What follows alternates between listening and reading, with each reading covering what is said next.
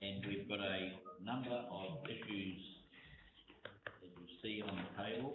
I should tell you that Farnworth Holdings will be presenting in committee, and they'll be coming on screen to make their presentation to us later on. And that's a lot of time. I want to before I say the prayer, or ask someone to say the prayer, I just want to acknowledge Mopo and the fact that it's, now if I don't get this right, he will correct me, but it's a recognition of Maori language. Excuse me, that's English. You're speaking in Maori. And he's got beside him a delightful young lady from his Kura, the seventh form is near, and welcome to our table. And when we go into committee, I'm going to ask, with the blessing of the elected members, that she be able to start, because we need to know what the proposal is. She's not here, we may not know. So, she's our saviour, and we will meet her as part of our in committee. What I'm going to do is, Subsidy, do you want to say the prayer? We'll start the meeting with our prayer, please.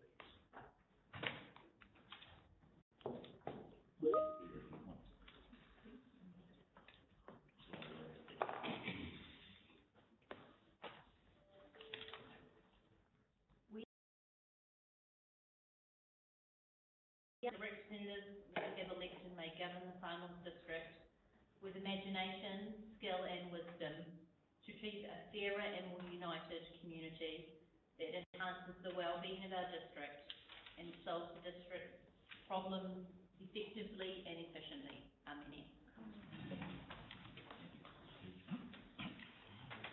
Now, once again, I want to welcome everybody, and also just to say that it's possible. There's a lot of special people in the room. We've got a number of deputations and staff, of course. Welcome to each and every one of you, elected members. We have media representatives here. Henry, thank you very much. And it's possible that we also may have Maori television come through at some stage, which and I'm giving consent for that to happen. So, what I intend to do now, however, is acknowledge, and just let me get my notes here, I want to acknowledge David Webb and Wendy Edwards and welcome you to our meeting today, and formerly Broad Spectrum, now known as Ventia. So they've changed their name recently. So apparently there's been an exchange. But why they are here, and particularly why I want to speak, is because David has been with Broad Spectrum or Ventia for some time. But you may know that he started with the Farnworth Water Alliance back in September 2019, David, I think I've got that right, and has been involved in a preventive maintenance program for us, so that rather than us suddenly finding that we have an emergency and something happens, the objective is to try and get ahead of it so we don't have the stoppages that we have been experiencing. And his real focus has been on health and safety and asset management. Of course, having started here in September, it wasn't long when the drought hit. And of course that, as you all know, caused some focus. Followed, of course, we just started getting our head round and our organisation around the drought, and COVID came along. And during both those crises, David's background and experience has been invaluable to us. And he has been instrumental in ensuring our communities continued with water over the drought period, and we're grateful for that. Numerous water breaks caused by dry ground repair, etc. But the reason why that we want to acknowledge David is that he actually is from Christchurch. Is Christchurch in New Zealand? Oh yes, it is. That's part of the country. But of course, what happened, as you know, when the COVID lockdown happened, there was a travel restriction. David's family, his wife and family are in Christchurch. He chose not to return to Christchurch, but to stay up here to work with us. And I've got to say, David, putting yourself out like that for our community, we really, really want to recognise that and thank you so much for doing so. It was a very, very wonderful gesture that you made for us, and we are extremely grateful for it. We truly appreciate it. And as a consequence, I'd like to present you with a certificate. And who did you say made this? Please. Who's the maker of the instrument? Does anyone know the origin? Go again. Nukira. Made this gift for David, and so I want to have the privilege and honour.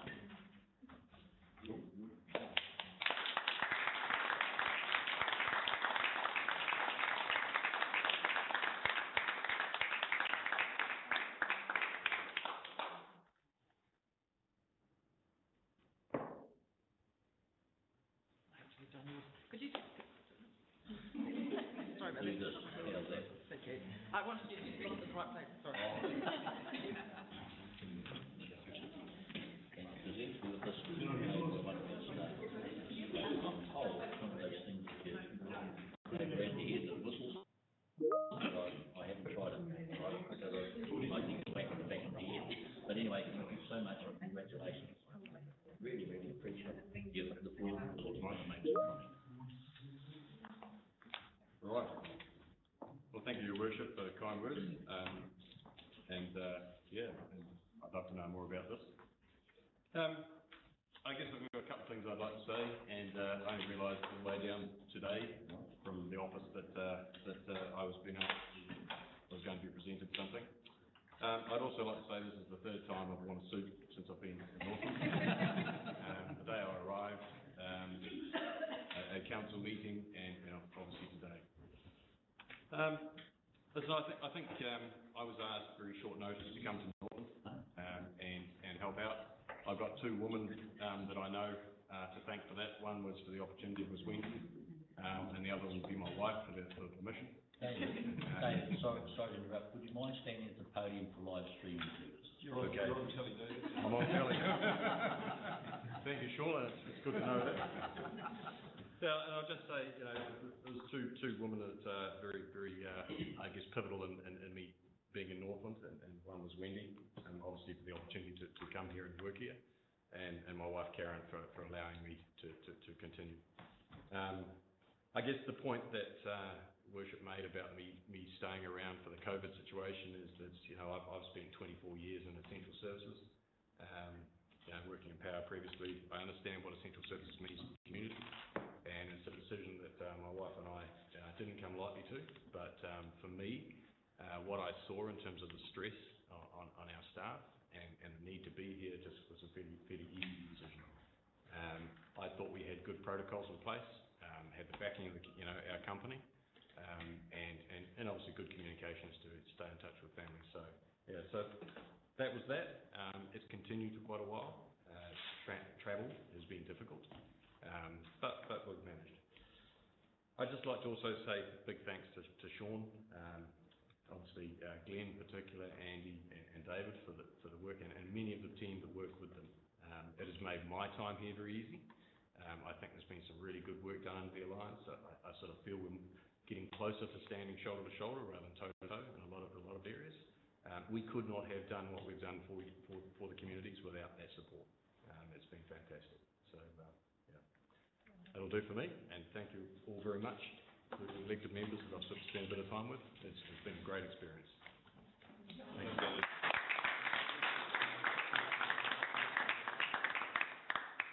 In closing that item for His Worship, Wendy, can I just thank you on behalf of our team for the operation that you're leading for Ventia, the team you run, the culture that's in that team, and above all for this alliance we have. It's not a normal contract where we sign a document each and then fight over the conditions for the next 10 years. This is an alliance. We formed a new entity between the contractor and ourselves called Far North Waters, and we stand shoulder to shoulder on the challenge rather than face to face. And it's an exceptional arrangement. Thank you for your leadership in that, and with people like David.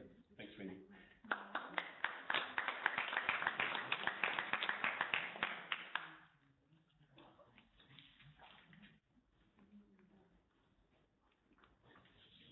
Right, ladies and gentlemen, so we'll now move to the agenda, and thank you, Felicity, for doing the opening prayer.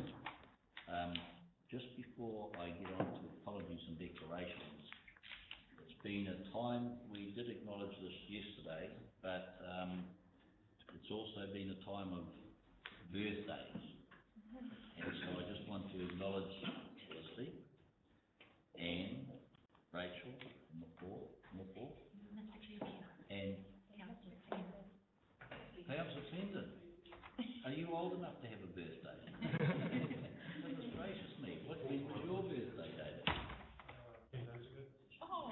Oh, well.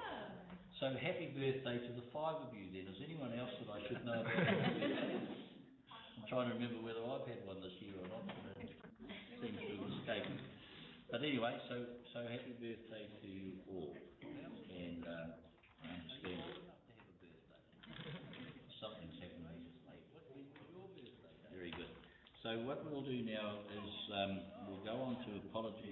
Sorry, I don't think there are any apologies. I think we've got a full team.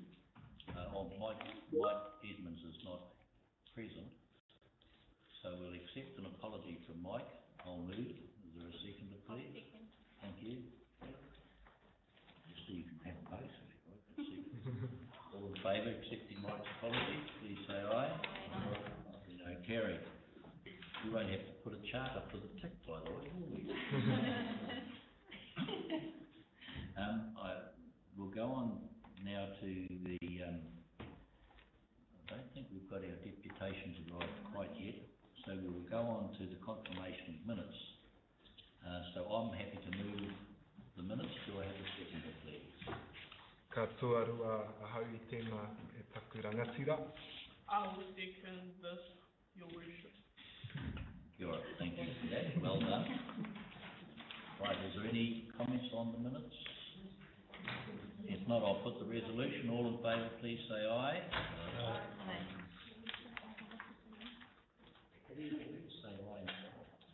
Aye. I just heard him say aye, and I thought, Aye, Māori.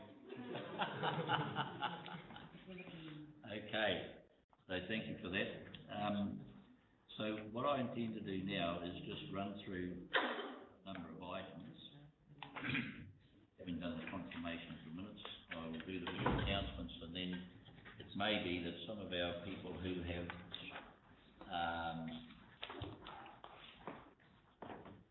presenting to us for deputations will be present with us. Yes, thank you. So, the first thing I just want to tell you is that the Underbassa program down in Kawakawa is making progress, and that I understand, yet to be absolutely confirmed, that the Prime Minister may be coming to do an opening. So I just wanted to alert you to that, and when we have more information, I will let you know the date, and those of you who are able to attend and wish to attend will be welcome to do so.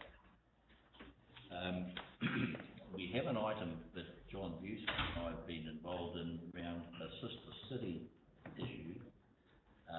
We have an email from a Ross Thornburn wanting us to make contact with a city in China to add to our list.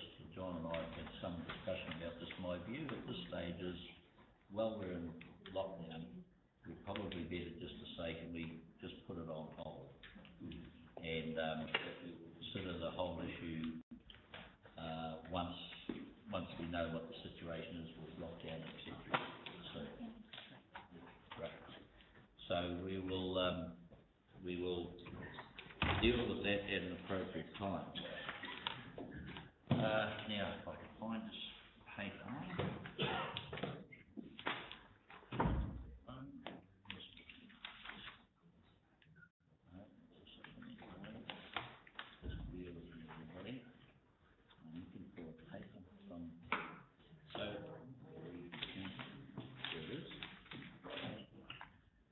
So what's happening with the establishment of a regional economic development service delivery working party? There's been a suggestion, as you know, we've combined to work with Northland Inc. You may recall we passed a resolution to be part of that. There has been some change which we'll have to consider in due course, and it's not no longer a fine at this stage to be part of, but Kaipara Regional Council and us are still party to, and so there's a discussion going on as to what level of involvement we have at the moment. But in the meantime, it's been suggested we put a working party up, and I want to move that we appoint John Busich and David Clendon as our representatives on that working party. I will move. Do I have a second, please? Thank you, Kelly. That's one side. So, is there any comments forward? Thank you very much. I'll put the resolution. All in favour, please say aye. Aye. Contrary, no. Carried. Thank you very much for that. Sorry, here I'll be with you just a minute. I'm just doing a few mural announcements. No problem.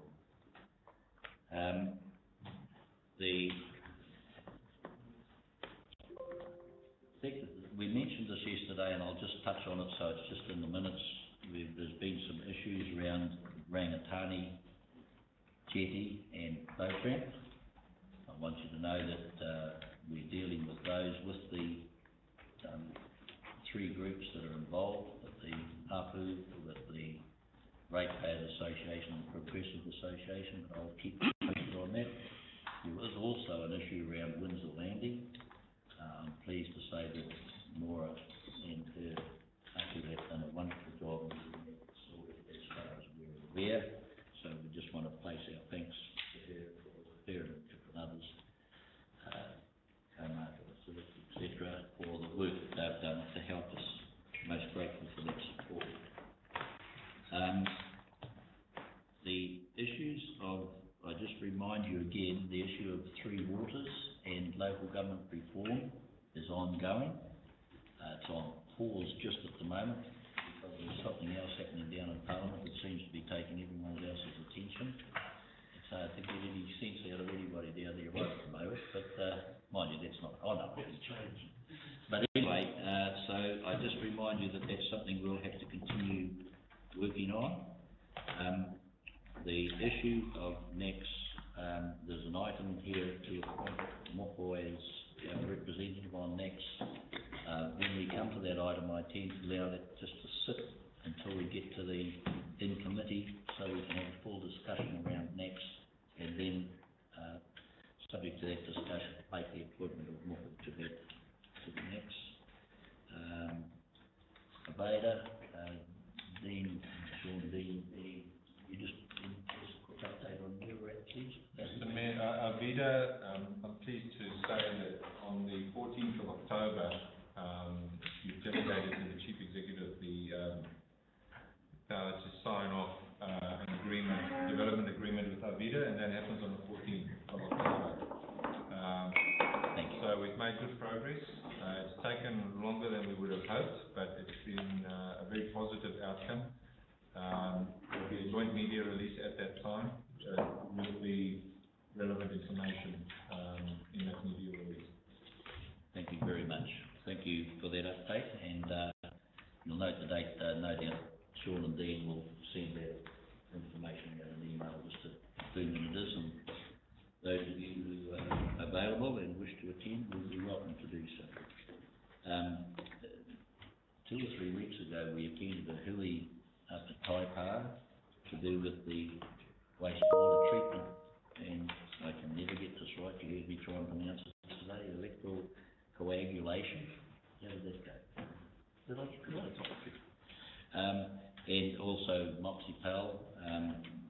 Sean, Andy, as a consequence of that hui, what I'd like to have is, for our next meeting, is just a short one-page paragraph. I don't expect 48 pages and 7 staff, just a half a dozen paragraphs of steps we were up to with the pilot scheme we did, the trials and all that sort of stuff. If we could have that for our next council meeting, that would be very helpful, because we do need to get back in touch with the organisers of the hui.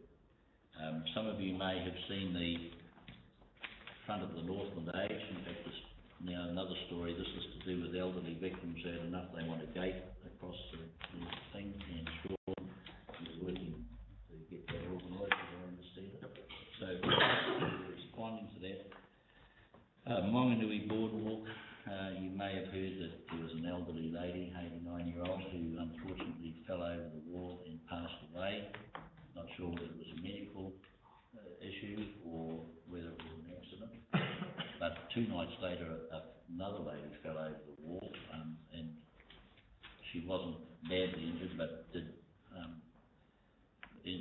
had some scraps and bruises when she hit the rock bottom. And so there's now work done by local person Danny Sims, working with Andy and Mark Osborne and the committee up there that are looking at it, to see if we can get a temporary fix until Monganui, the group, actually get their organisation. They've now just received funding to do the boardwalk, safety rail, lighting, trees, etc. And that's likely to start March of next year. So in the meantime, we're just looking for a temporary fix. The challenge is that we don't do something that fixes one bit and makes it worse another way. But Andy, thank you, Andy, for the work you're doing, you and the staff are doing on that. Emergency water supply, Sean, we talked about this yesterday. It's possible that we could end up in another drought. I know Matty, we were expecting a bit of rain over the weekend. We hope it's enough to get us through, but I've asked Sean, and Sean has got the staff starting to work on what alternatives we might need to put in place coming this summer if we end up in a situation similar. And Sean, if we can be patient, perhaps one paragraph on it, that would be helpful. All right, that's the mayoral announcement. So that's where we're up to with that. Thank you. So now we'll turn to our deputations, and it gives me great pleasure to welcome Daryl and the staff who are with you. Daryl, of course, and those, was just the two. Sorry, I got confused. I thought. And this is Greg. Right. Right. I thought so. So welcome, and just before I give you the floor and ask you to make your comments for up to 10 minutes, I just want to acknowledge the work that you've been doing for us during this, what's been a challenging time. You were involved and available during the drought. Of course, then the focus went to COVID, and then we had the floods, and of course, alongside that, we've had the PGF funding, which has sort of been a barrel of money rolled our way. And but the role that you've taken and the leadership you've given for not just our district, but for Northland, and indeed the contacts and the input you've had with Wellington have been hugely beneficial to us. Thank you very much, and I just want to recognise that. So welcome to the three of you, and pleased to have you with us. The floor is yours. Tēnā koe te koromatua, ke roto tātou I te mahuru Māori, no reira ka timata tēnei kōrero I roto I te reo Māori, no reira kia koe Sean, te kaiwhakahaka, koutou katoa ngā memo o te kaunihira, tēnei te me kia koutou. I'm conscious I'm on the clock, but I thought it's important that I acknowledge you in Te Reo, given we're in the wiki o Te Reo Māori, or the month of Te Reo Māori. Your Worship, I just want to acknowledge your call to come and visit your council today and acknowledge those kind words. In terms of, although we're short on time, I do think it's important that you know who I am, because I think we've got some shared interests, and those interests are in our community and our people, as well as the whenua. So I can assure you that although my head office is in Whangarei, we have offices throughout the north.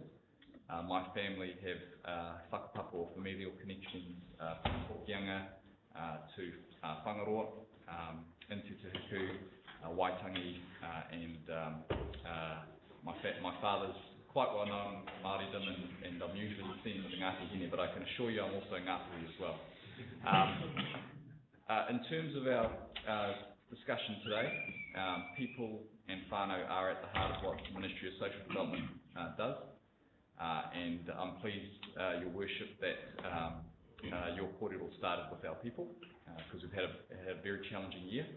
Some of the long run issues that face our region are still there, but we've got some new issues thrown up by COVID,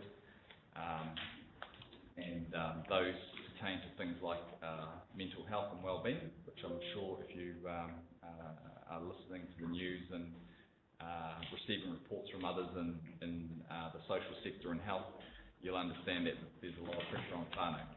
That being said, as you said, Your Worship, there's great opportunity on our horizon as well, and I want to acknowledge Sean Clark for the work that he's done, working alongside myself as the public service lead, so beyond just MSDI, and also the key contact for the public service. I'm apolitical, that's where where there are service issues or requirements, and Your Worship, you've been very good at bringing those to my attention, and I'll just put it out there that if there are issues that you're seeing pertaining to the way that public service is being delivered, if I could ask, rather than my mailbox getting filled any further, perhaps if we can channel those through you, Your Worship, but I extend that to your council as well. We do have some exciting information to report today, so I'm going to hand over to Daryl Lambert, our Regional Economic Development Manager, who's going to just walk you through the presentation that John and the other mayors, or Your Worship, yourself and the other mayors received, and I think you enjoyed it, so I'll hand over to Daryl now. Kia ora koutou. A tēnā tātai. Kei te tautoko au nā mihi ko whakapāriki hia, nā taku rangatira eru, i te tautoko hoki a kia rango ai tō tātou rau ki roto i tēnei o nā whare.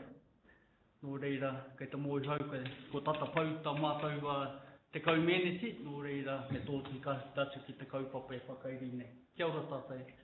Thank you all very much for the opportunity to come along and kōrero. I'll briefly be talking about the discussion topics that we have up on the screens this morning. We've got some statistics in here, but the idea isn't so much that you understand the statistics, more the trends in terms of the impact of some of the economic impacts on your constituents, and in particular as it relates to unemployment within the region. I will talk a little bit about investments in the region, and I'll also share some insights with you about wage subsidies and some of your businesses that have applied and have benefited from wage subsidies. We'll also talk a little bit about one of the priority areas and one of the concern areas for us, and that's Māori, and then we'll finish off with a slide talking about how we might be able to cooperate and collaborate to support each other in our region. So without further ado, hopefully we'll have a couple of minutes at the end for any questions. Kia ora tātai. So this slide here is a slide that identifies the job numbers in various sectors. As mentioned, the goal isn't for you to understand the numbers, more the trends.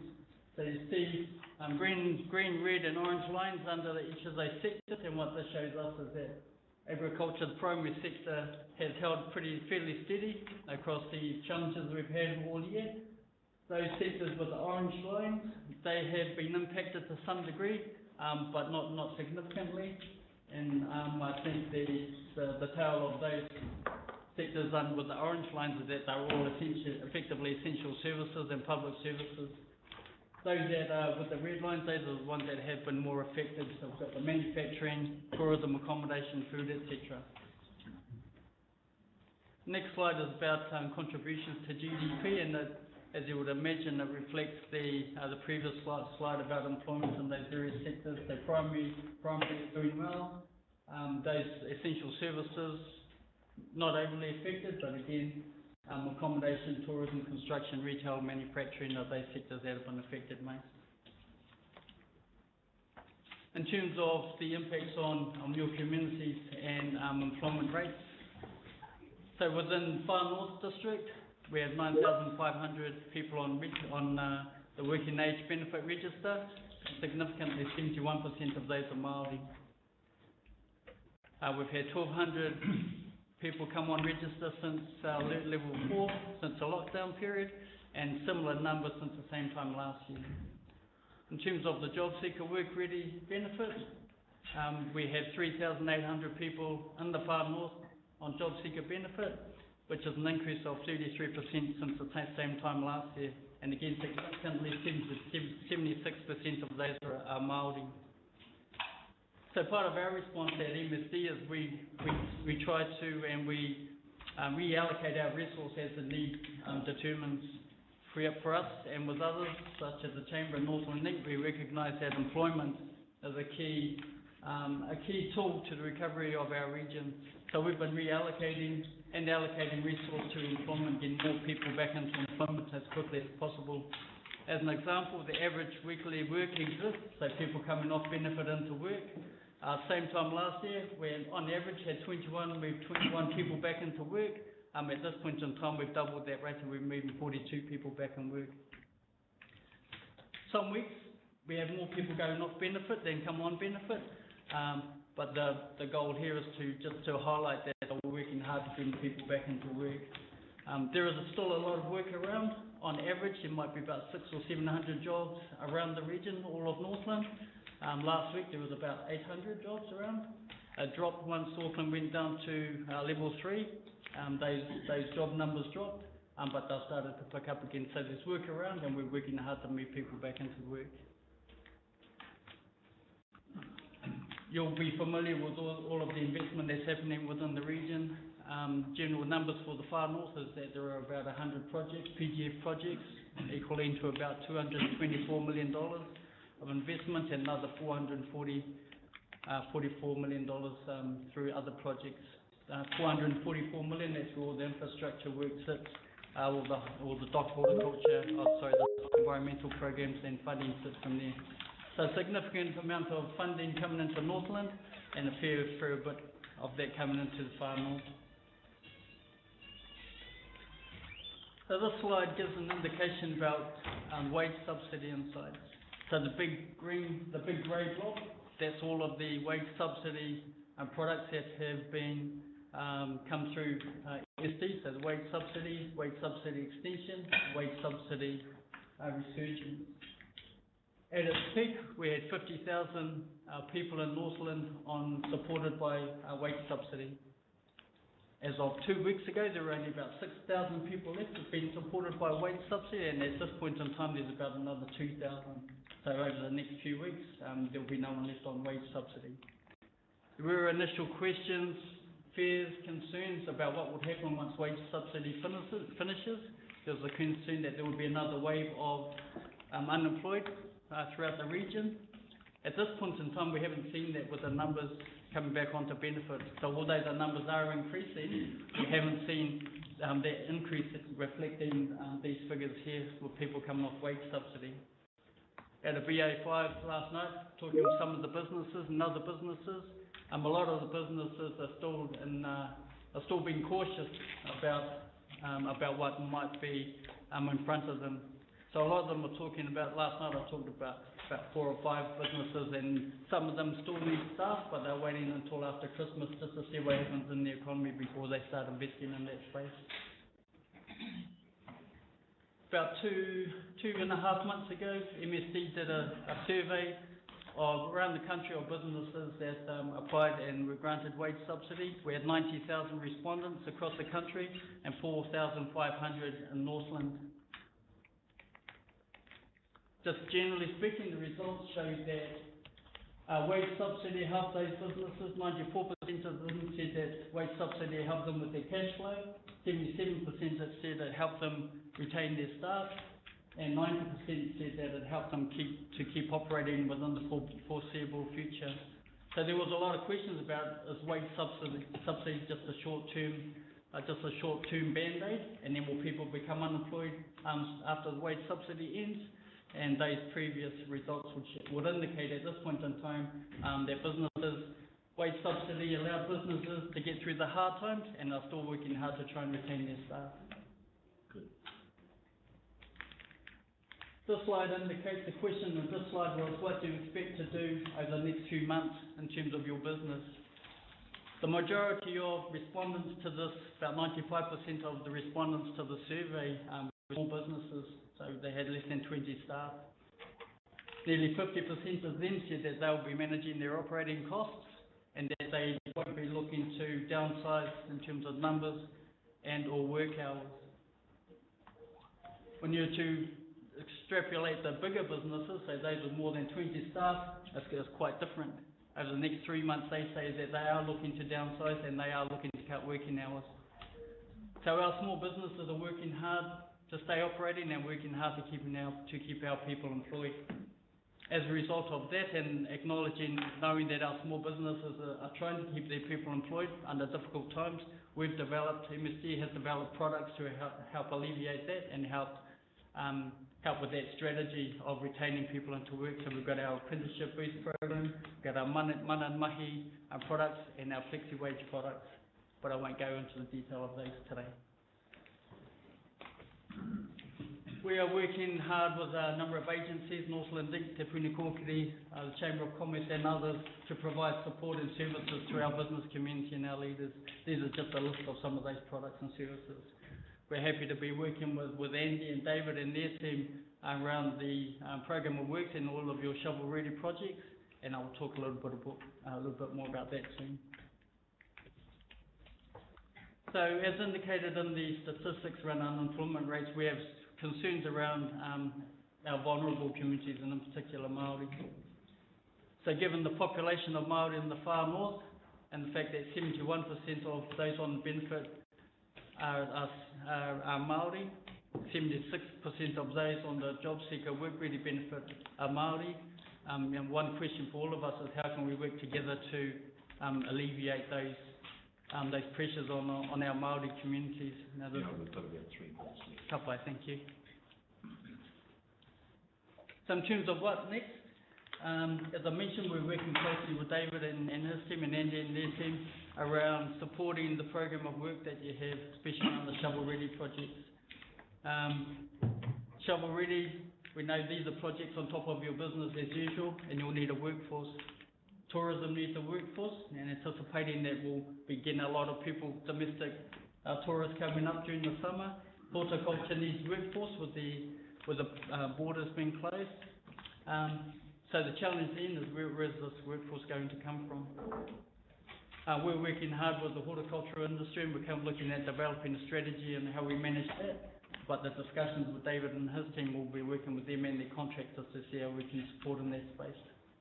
We know the council has strong aspirations around social procurement, and we're currently working with all councils on worker redeployment around social procurement. And again, those discussions are continuing, so we'd like to congratulate the council and all of your teams around the work that you're doing in that space. So as mentioned, we're working with David and his team with the workforce planning and helping look to see how we can support the development of contractors. And we also like to offer the opportunity for us to report back quarterly to you on some of these trends and some of the things that you might be interested in that we might be able to support. So that's the end of our presentation. Happy to questions. Kia ora, David? Dave, sorry. In terms of the wage subsidy, has there been a noticeable portion, which is a topical thing at the moment with the media, of returned subsidies in terms of that wage subsidy? I mean, unused subsidies that have been returned? Not that I haven't looked into that specifically, but in my discussion, there was someone last night that asked me how do they return their wage subsidy, but I haven't had a lot of those types of requests. Maybe for me to me directly, maybe 6 out of those that I've spoken to, but I couldn't give you a definitive answer or number, sorry. One last question. Yeah, you mentioned social procurement, something that certainly I've pushed hard to actually see. So from what I heard, you are working with council to actually help frame that social procurement, because that's something that we seriously need to look at, how we can target it specifically to the different areas and meet the needs that you've highlighted there. So that's happening. Yes, that is happening. We currently have, with Lord Councils and the Northern Transport Alliance, we have a small social procurement agreement, what MB and the councils do, and we've supported that. And that's around the worker redeployment fund, and that includes the number of Māori that will be employed, the number of women that will be employed, number of Māori businesses that will be used, and then the amount of the total contract value that will be used with Māori businesses. And that's working really well. We've got Calvin over here that's leading that space, and we're happy to continue to support with that, with all of the council work. Well, thank you for that presentation. Can I say, Daryl and Greg, thank you for coming and being with us today. And once again, sincerely say on behalf of our community, our council, our operation, we're really, really grateful for the liaison. And one of the great things, I guess, if there is any great thing that's come out of COVID, particularly, is the communications that we've set up. So we look forward to continuing those, and thank you very much. Bye-bye. Kia ora. Kia ora tātou. Travel safe. No.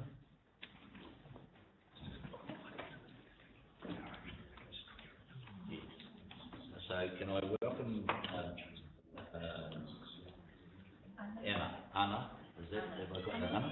Thank you, from Ako, here on behalf of Kaikoui Beautification Regeneration Plan. And thank you for being with us. You've got 10 minutes, and can I just remind you, you're being live streamed. Oh, so, okay. So I think it goes as far as the United States, but I'm not sure. So the floor is yours, ma'am. Thank you very much, and you have up to 10 minutes. Hi. The presentation. So I'm just going to share it. Okay. Tēnā koutou katoa, ko tūhanga tohora te maunga, ko mangatawa te awa, ko naitū te aru te hapu, ko nāpui te iwi, ko Ana Hiramaya tōku ingoa. I am one of the directors of ARCO. We've been based up in Taitokoro for 5 years now. Our kaupapa is all around engaging Hai Tamariki, our young people, in the design of our community.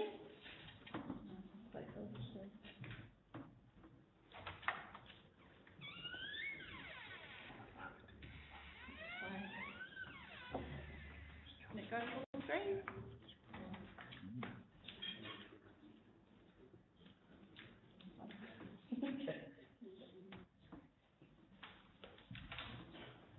Could you go up just one slide, or do I do it here? On my slide. So this is just some of the Tai Tamariki we've been working with. We do mahi all over Te Taitokoro, up in Kaitaia, Moriwa, lots of different communities. And this is in Moriwa.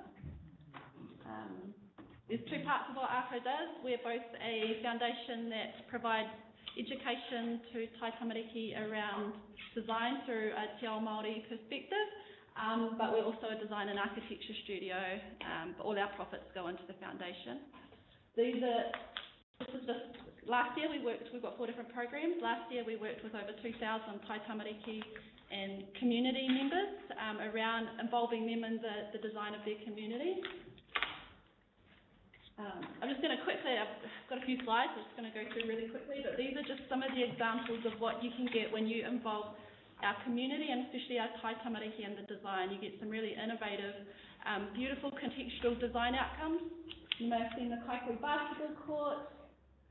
That's an aerial of it looking down, so that was designed with Tai Tamariki here in Kaikohe.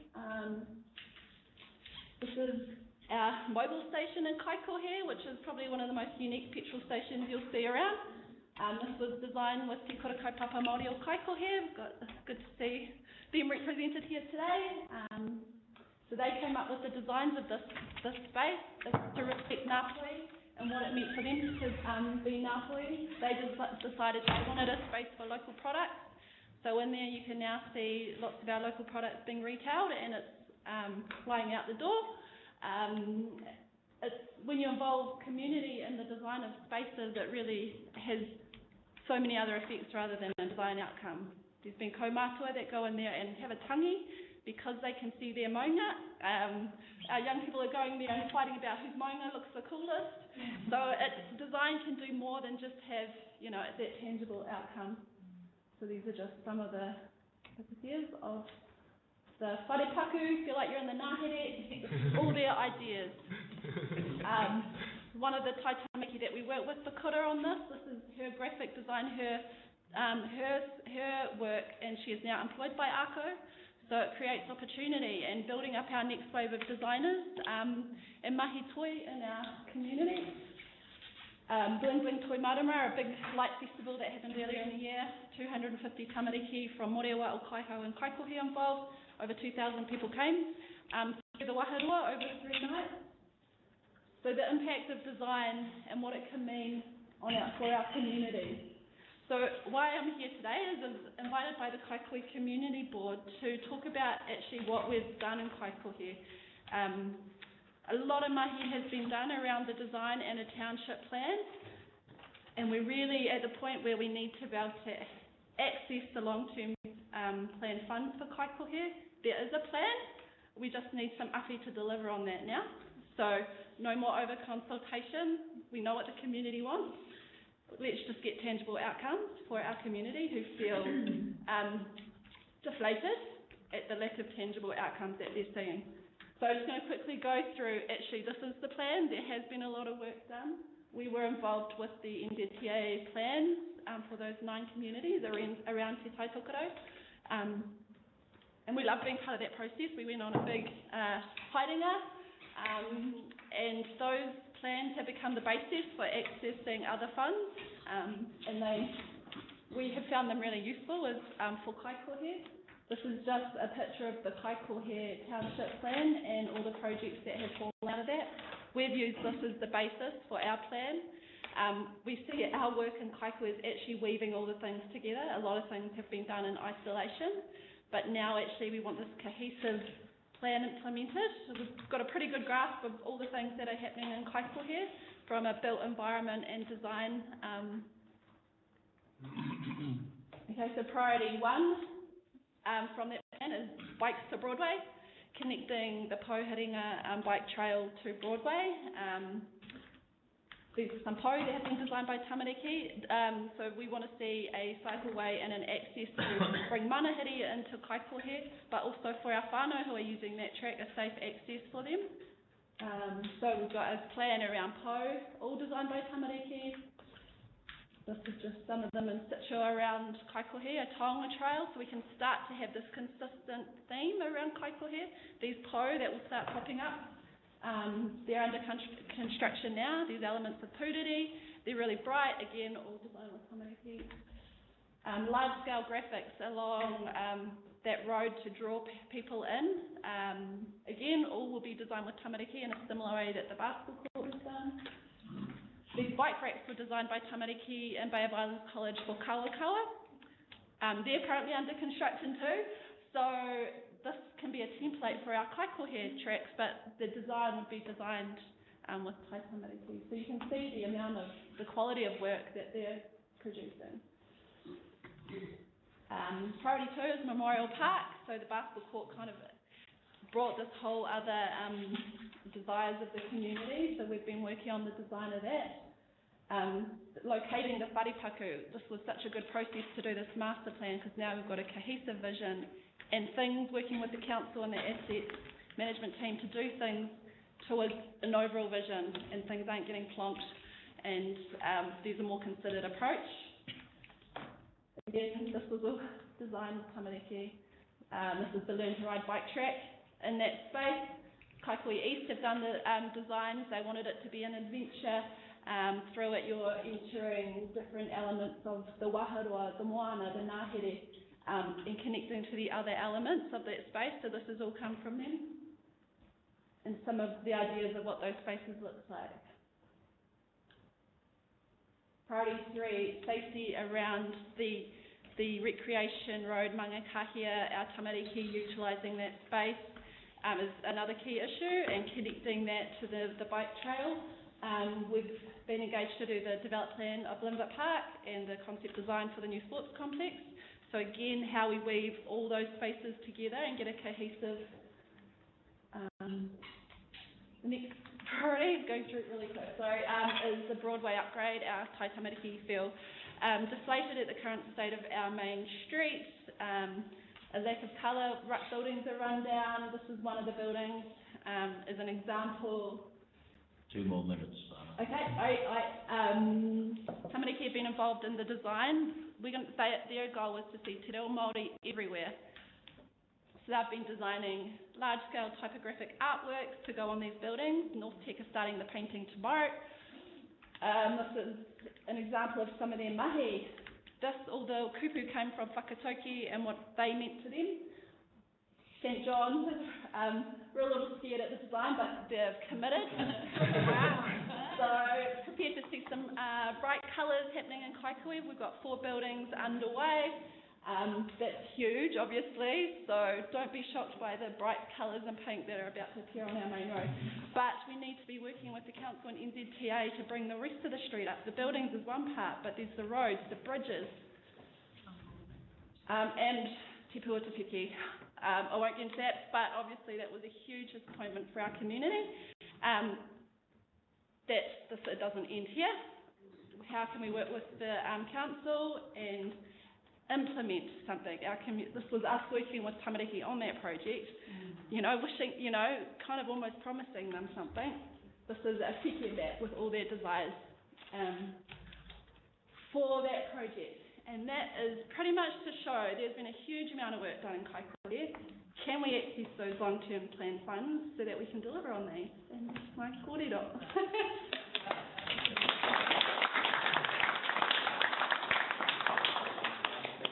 One quick question. Thank you, Anna. You're doing fantastic work, and it's fantastic to see the Tamariki involved. Right. And so the quick question, and no doubt all our councillors, I wanted them to see what has been done here and how far you've progressed, but a quick question is, given the funding, can you start immediately? Aye, totally. Yeah, we've done proposals and budgets for some of these projects, so we can tell you the budget line and how much they're going to cost. That work's been done. We're ready to start. No, thank you very much for your presentation, and also for all the work that I'm aware that you've been doing, you and your people that you're doing. Much appreciated, and I know right across the town and indeed across our district. So thank you for coming and presenting. Kia ora. And thank you for all you're doing, and you have a safe trip. All the way back to Kaikoura. And I was late. Aroha mai. Thank you very, very much. Ngā mihi kia koutou.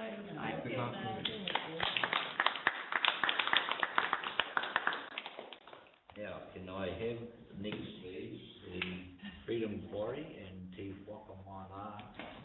It's just about right, but Rhonda will correct me on that. Rhonda, welcome to you and your team. It's lovely to see you again, as always. Rhonda and I have known each other for a good number of years, and it's lovely to have you with us, Rhonda. So thank you very much. Rhonda wants to talk about transitional housing issues. Rhonda, the floor is yours. We'll have up to 10 minutes, and if there's time at the end, there may be questions. Thank you very much. Tēnā koutou katoa, ngā mihi mahana kia koutou I tēnei rā. Ko Waio, ko Rhonda Zielinski taku ingoa. Ko Ngāpū te iwi, ko Ngāti Pāki te hapu. Ko Manga Imi te maunga, ko Kāinga Pupu ai te awa, ko Whangaro te moana. Ko Kaikohe taku kāinga noho, e mahi ana hau, ko Nāhia hau. Engari, also I run Kaikohe, Kaikohe's only 24/7 women's only gym called Influence. So I'd just quickly like to just introduce my team, Doug Healy, Pam and Timaringa. So they're part of our team. So we've got a quick video we'd like to show you first. Please do. I don't know if we have sound. Do we have sound? Should be sound, I think.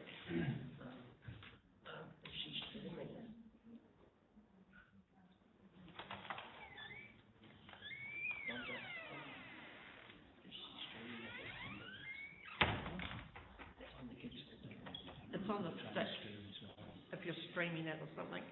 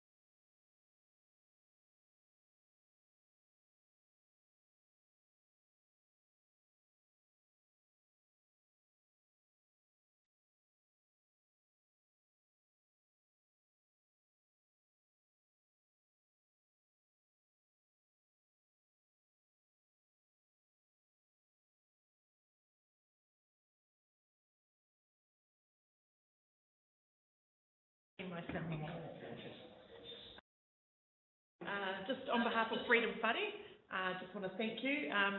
Like I said, there's 5 directors. We set up our own company, Freedom Whare, but we also have a charitable trust called Whakamanamai.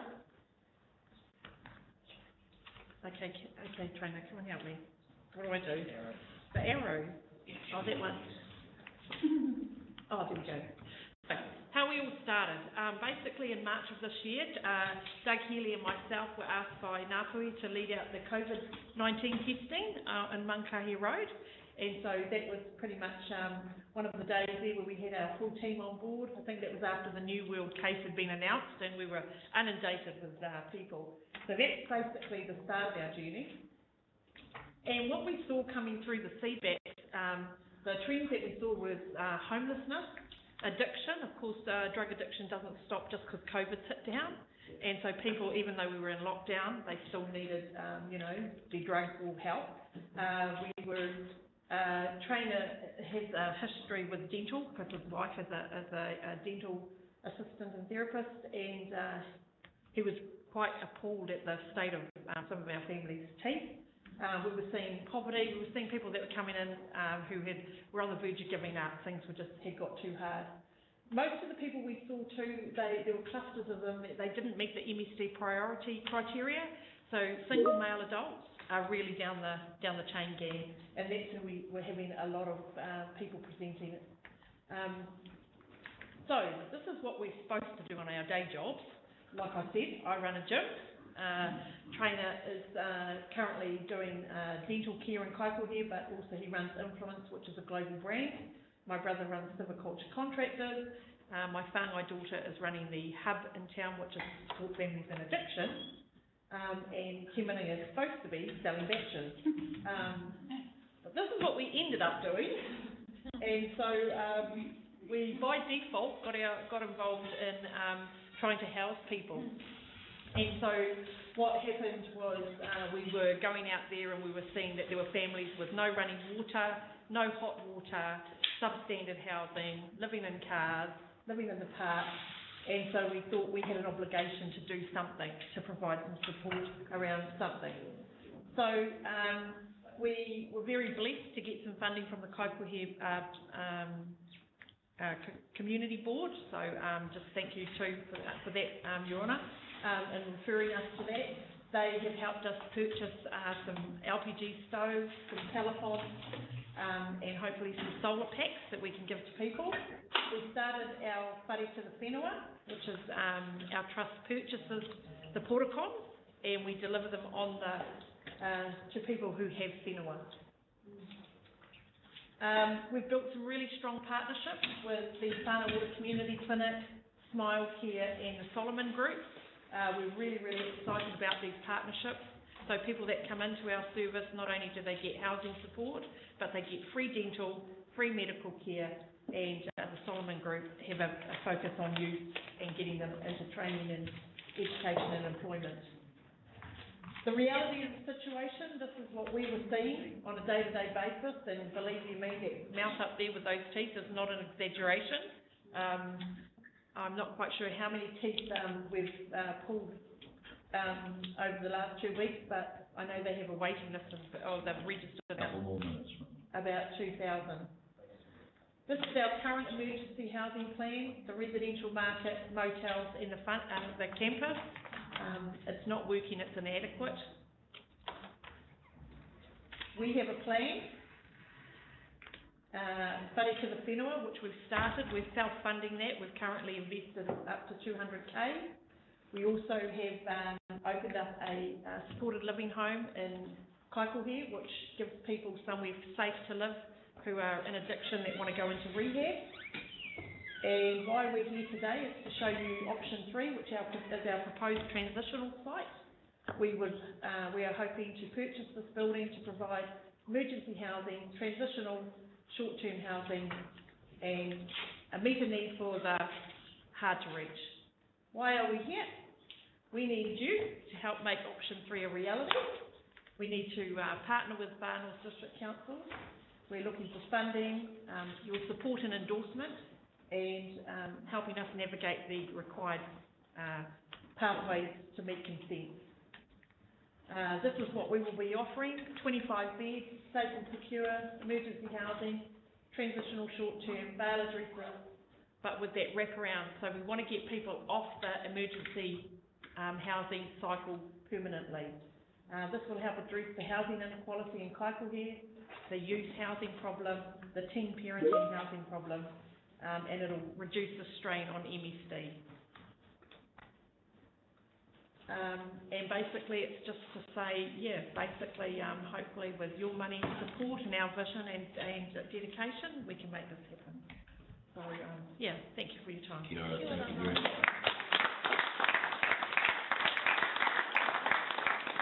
I'll allow one question from Don't make it a hard one, Moko. Tēnā koe e taku mārei kura. Hello, my estimated leader. E ki ana koe ko koe te koro matua o Kaikohe, ka tika hoki. You're saying you're the mayor of Kaikohe. E mōhio ana hau, rua te kau mano tāra I hoatu mai I te Puari Hapori o Kaikohe Hokianga. I know that the community board of Kaikohe and Hokianga gave you $20,000. He aha ngā hua o te rua te kau tāra mai I te Puari. He aha ngā hua ki ngā tangata I ki tēnei I te. What are the benefits of the $2,000, of $20,000 for the community board to the people of that region? What was the benefit to them? So it was practical solutions. So the people, the things that we bought were stove, calafonts, we're looking at solar packs, and we had hoped to get some flat pack ablution blocks. And basically whānau that come through us with a housing need, it is at our discretion, but if they don't have access to adequate cooking facilities, we have gifted them a stove. Excuse me. If they haven't got hot water and they haven't got water storage, we've been using the camping calafonts because they can put that in a bucket and at least have a hot shower. So, and our priority at this stage has been for kuia kaumātua and families, with children. Yeah. So making them self-sustainable. So it's gone hand in hand with our whare to the whenua, but of course you can't just dump a house there and have no infrastructure. So, it's giving them the infrastructure to be self-reliant. Hakawhi tai nui mai mātou katoa o tēnei kainihera. Kia kaha tonu. Thank you from all of us here today. Keep it up. Thank you. Can I just add to what Mr. just said? Thank you so much for your presentation. I thank the team. Very grateful for each and every one of you for coming and being part of today. When you start thinking about what's happened, we just had Anna just present just before you did. We've got a number of schemes, of course. We're aware of the power station, the industrial park, the water retention, and things I've got to say, well, it's not going to happen tomorrow. It's starting to happen, and this is starting to look really positive for Kaikohe and for the Mid-North. And we're all working together. What I would ask is the last you had with the building, I'd like you to make a presentation to me and to us, or a paper to us, please, of what your expectations and aspirations are in that regard, so we can consider a long-term plan. So if you do that for us, we'd be really grateful.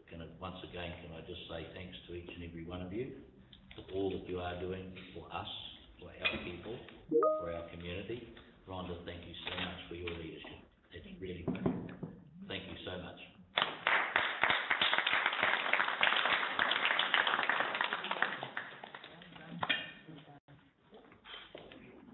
Now, can I ask Jane to take the platform? And thank you, Jane. We've got 10 minutes to make two presentations, or a presentation on behalf of Kai here and on Kerry. Yep. Can I just remind you, if you are unaware, you're being live streamed, so there's people out in the community who will be taking an interest in what you have to say. But thank you for taking the time. Really appreciate your presentation. Thank you, Jane. Well. Thank you.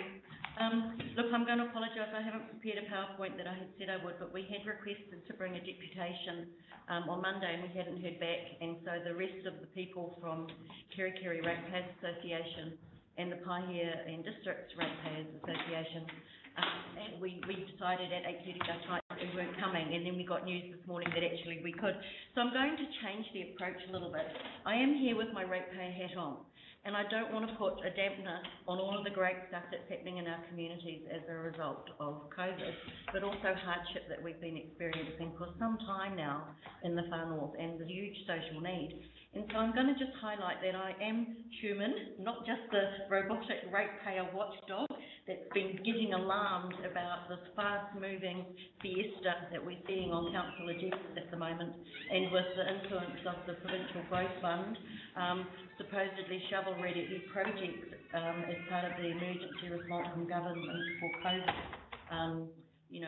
stimulus packages, as well as the infrastructure fund and various other things that are influencing council at the moment. And so I'm going to talk on that ratepayer hat, but I do want to say, as a fellow human living in my community, I'm also involved with a community centre that have put together a business case around in the Bay of Islands, and we've been to the community board and we were declined an application for funding to assist with paying our rent in our community space. And that was after a 2-year experience in a piloting our community centre in the War Memorial Hall in Paihia, where we were so restricted by rules. We couldn't operate our youth club, we couldn't operate our food bank. Now, during COVID, our food bank access, we were supplying 70 families with food out of our community centre, and we have no assistance with funding from the community board. So you will be seeing some applications and work on that. On another angle, because we've had such dire need with housing, and I've been very aware not only of housing affordability, but quality of housing, and I've mentioned it to council before. So I'm just going to remind you that back in the considerations of LTP 2015 or 16, when you were coming up, you were allocating $6 million to Far North Holdings Limited for the development of the Kaikoai, what was then called Industrial Park, and I questioned about the funding for it and the other options that were available, including at the time we were being wooed by people to deliver a $1 billion investment around the far north. We have, and there are other providers, and you said, what other options are there? I said, if Far North Holdings Limited is a commercial entity trying to manage assets and save money, and I remember, John, you put me on the spot and said, what else could you do? And I said at the time, social housing. We have a chronic social housing deficit in the far north. In the interim, because it wasn't done, I've become a registered social housing provider in my own right. I'm now personally supporting 3 families and developing a property in Kerikeri to be able to support another 2. It's not something I wanted to do. I put my own business development plan, my own business has been on hold for 5 years while I've been messing in the social space, because it's what actually I've came to work for council for 7 or 8 years ago. I am professionally a strategic policy and project planner. And I have been advocating for a long time around the leveraging that councils can do to deliver better outcomes for communities. So now I'm going to put back on the ratepayer hat. I don't know how much time I've got left. Didn't notice the clock when I started. So the ratepayers, what we've been looking at in the last few months, because obviously a lot of your meetings have been in virtual meetings. Originally we couldn't see them, and I remember making the submission to the long-term plan that was actually Zoomed, and it was recorded, and you uploaded it, and I see that now happened since then, which is fantastic. So more people can access, and I see your August meeting of the 25th, 97 people have watched that video when I actually got around to watching it yesterday, which is excellent because we can't get 97 people in here, particularly in the pandemic. That's a Freudian slip because I'm talking about planning. I do not believe in pandemic. Anyway, getting back to ratepayer. So look at our agenda from the 25th, and a lot of it was surprising to us as ratepayers. We've got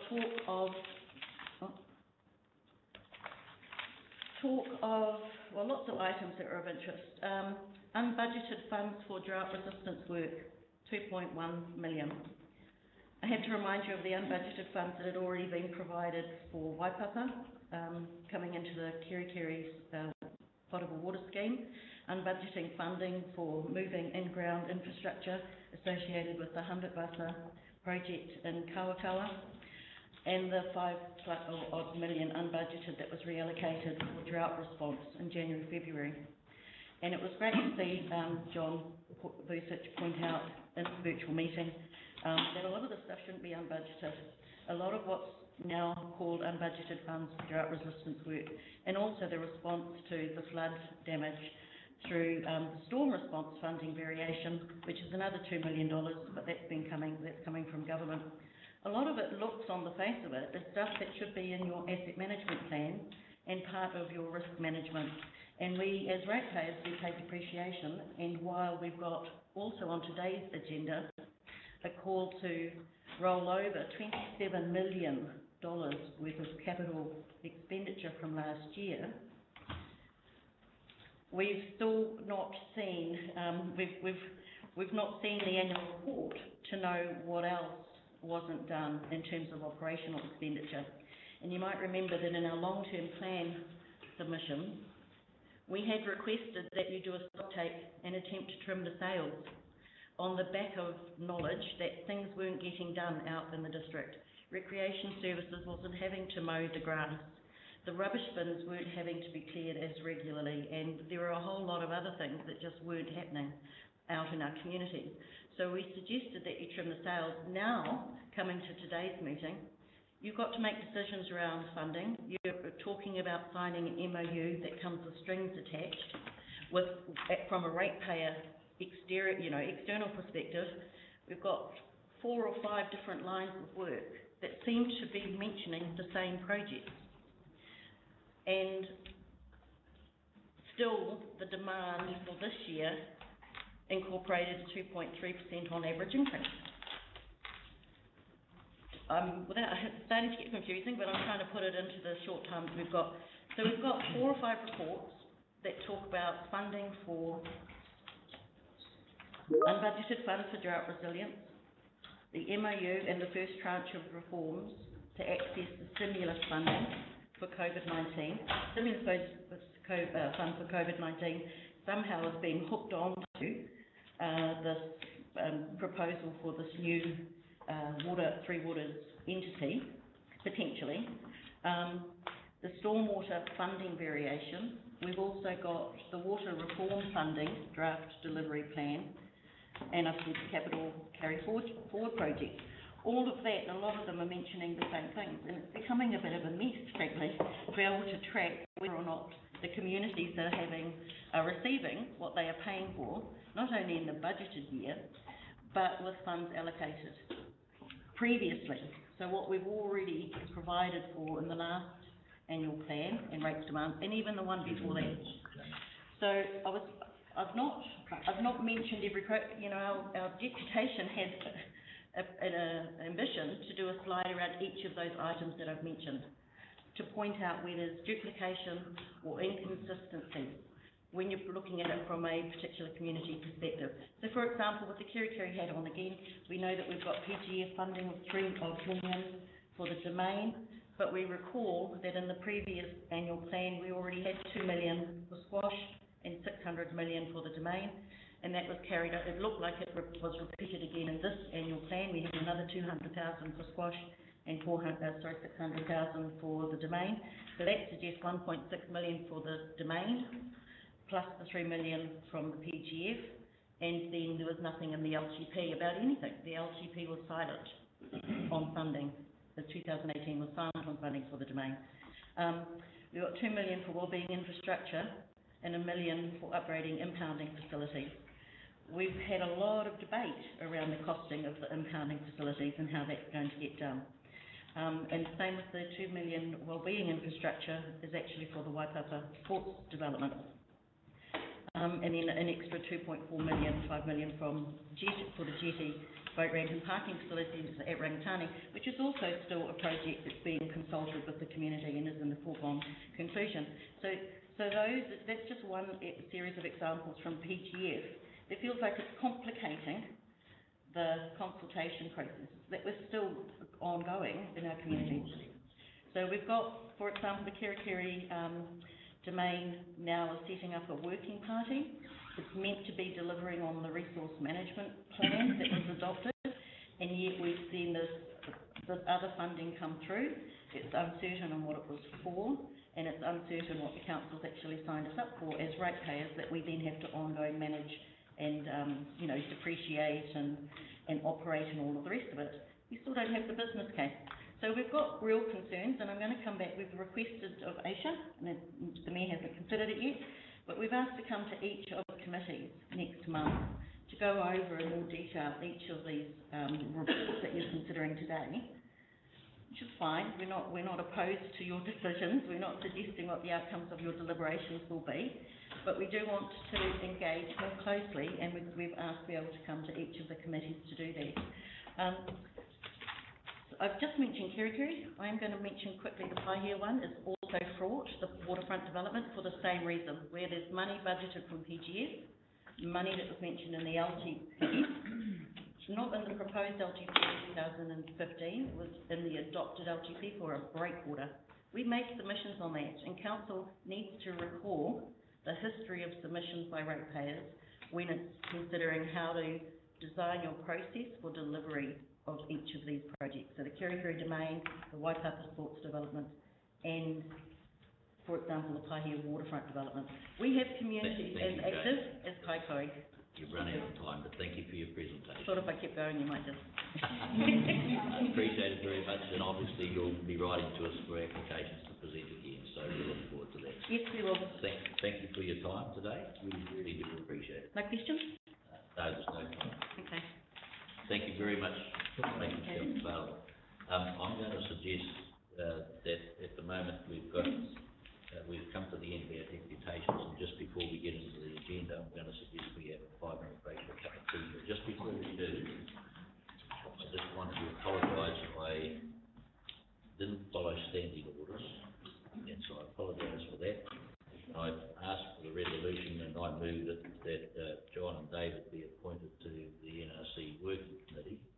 What I should have done first was get the permission of the council to move the resolution. So what I intend to do in the standing orders is to now ask your consent for me to move a resolution to appoint. I'll move it. Do I have a second? So the Subsidy? No, this was NRC, Economic Development, that we moved and passed. Okay, so thank you, Felicity. All in favour, please say aye. Aye. Contrary, no carried. I will now move that David and John be appointed as our representatives on the working party for the NRC committee. Do I have a second, please? Katua roa hawi tēnei. I will second this. Thank you very much.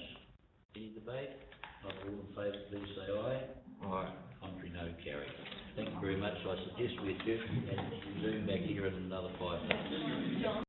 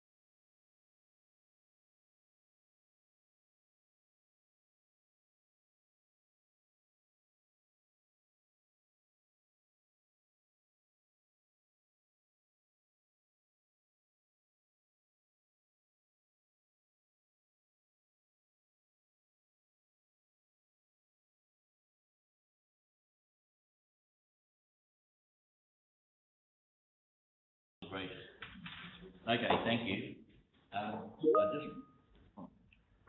We'll now go to the agenda, and we'll be starting off the report, which started at item 6 and page 33.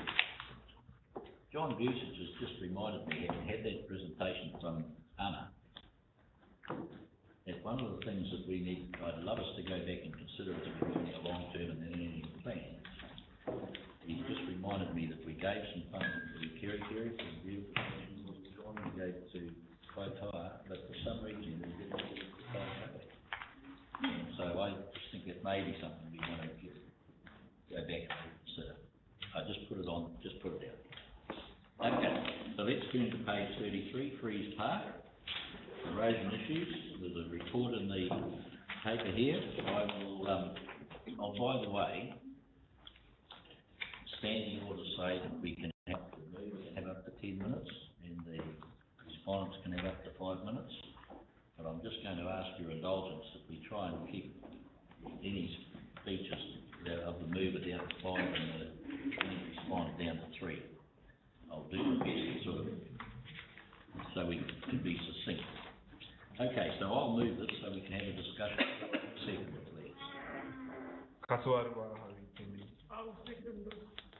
Very much. Okay, the floor is open. I'll start. This is an issue that's been there in 2018. Some of those pictures you see are the pictures that I put there. Prior to that, the community board went out, they raised the concerns, they also went out and got a quote, which was less than the 200K to fix it.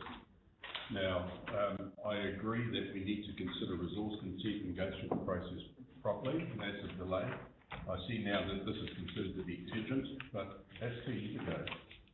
And now we only now starting to look at it after we've lost 5 metres of the front. It's taken out, as it mentioned there, it's taken out a basketball court, it's taken out various things, and now we've got the toilets and the park, everything else, a lot of it taken out. I raised at that time and said there's been seawalls that were put up that were probably not consented, and that's where most of the issue lies, because it's created a reflective wave which has funneled those waves into the Freeze Park. I'm going to agree with this because it's a start.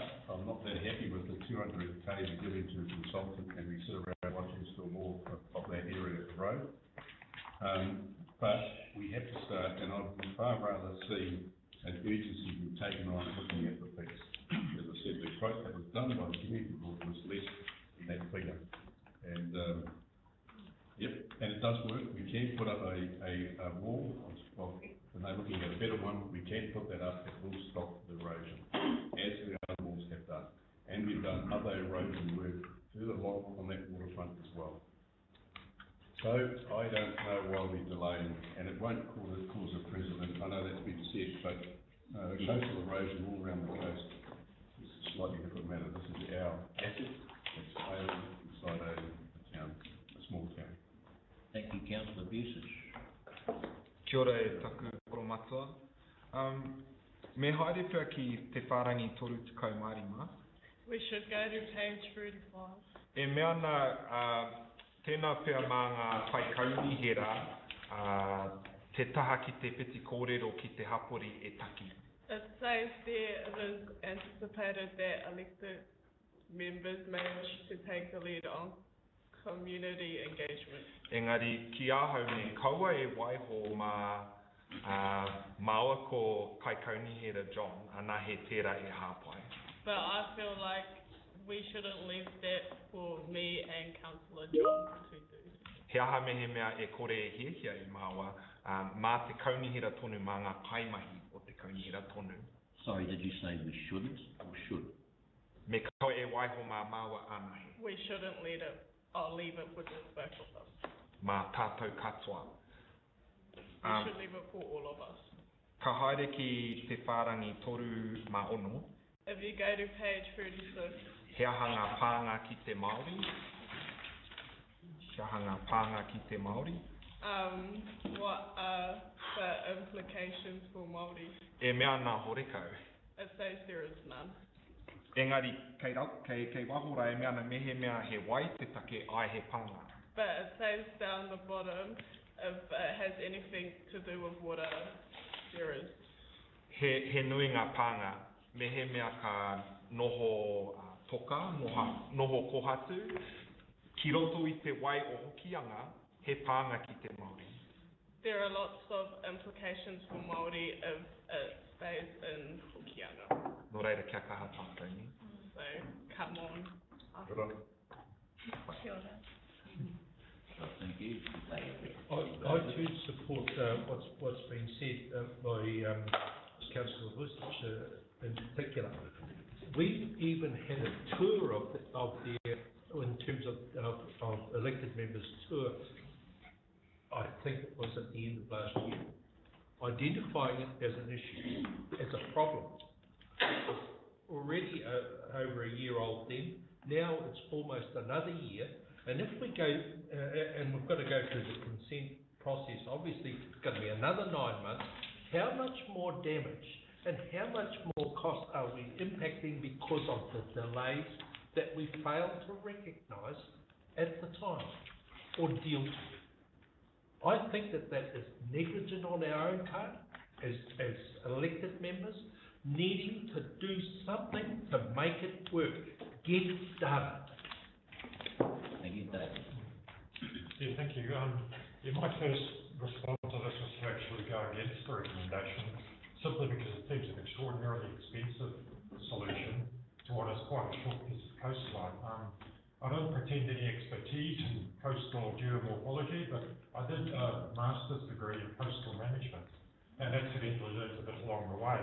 And any sort of just a casual look, it's blindingly obvious that the problem has largely been caused by those possibly illegal works that have been done either side of the park. I'd be really interested to know if they were consented works. I'd like to know if those works were done with any sort of assessment of any tidal movement. Was there any science behind the installation of those works? And if not, why are those people responsible for it not being taken to task? That may be a job for the NRC, I suspect, or even not, I'm not entirely sure.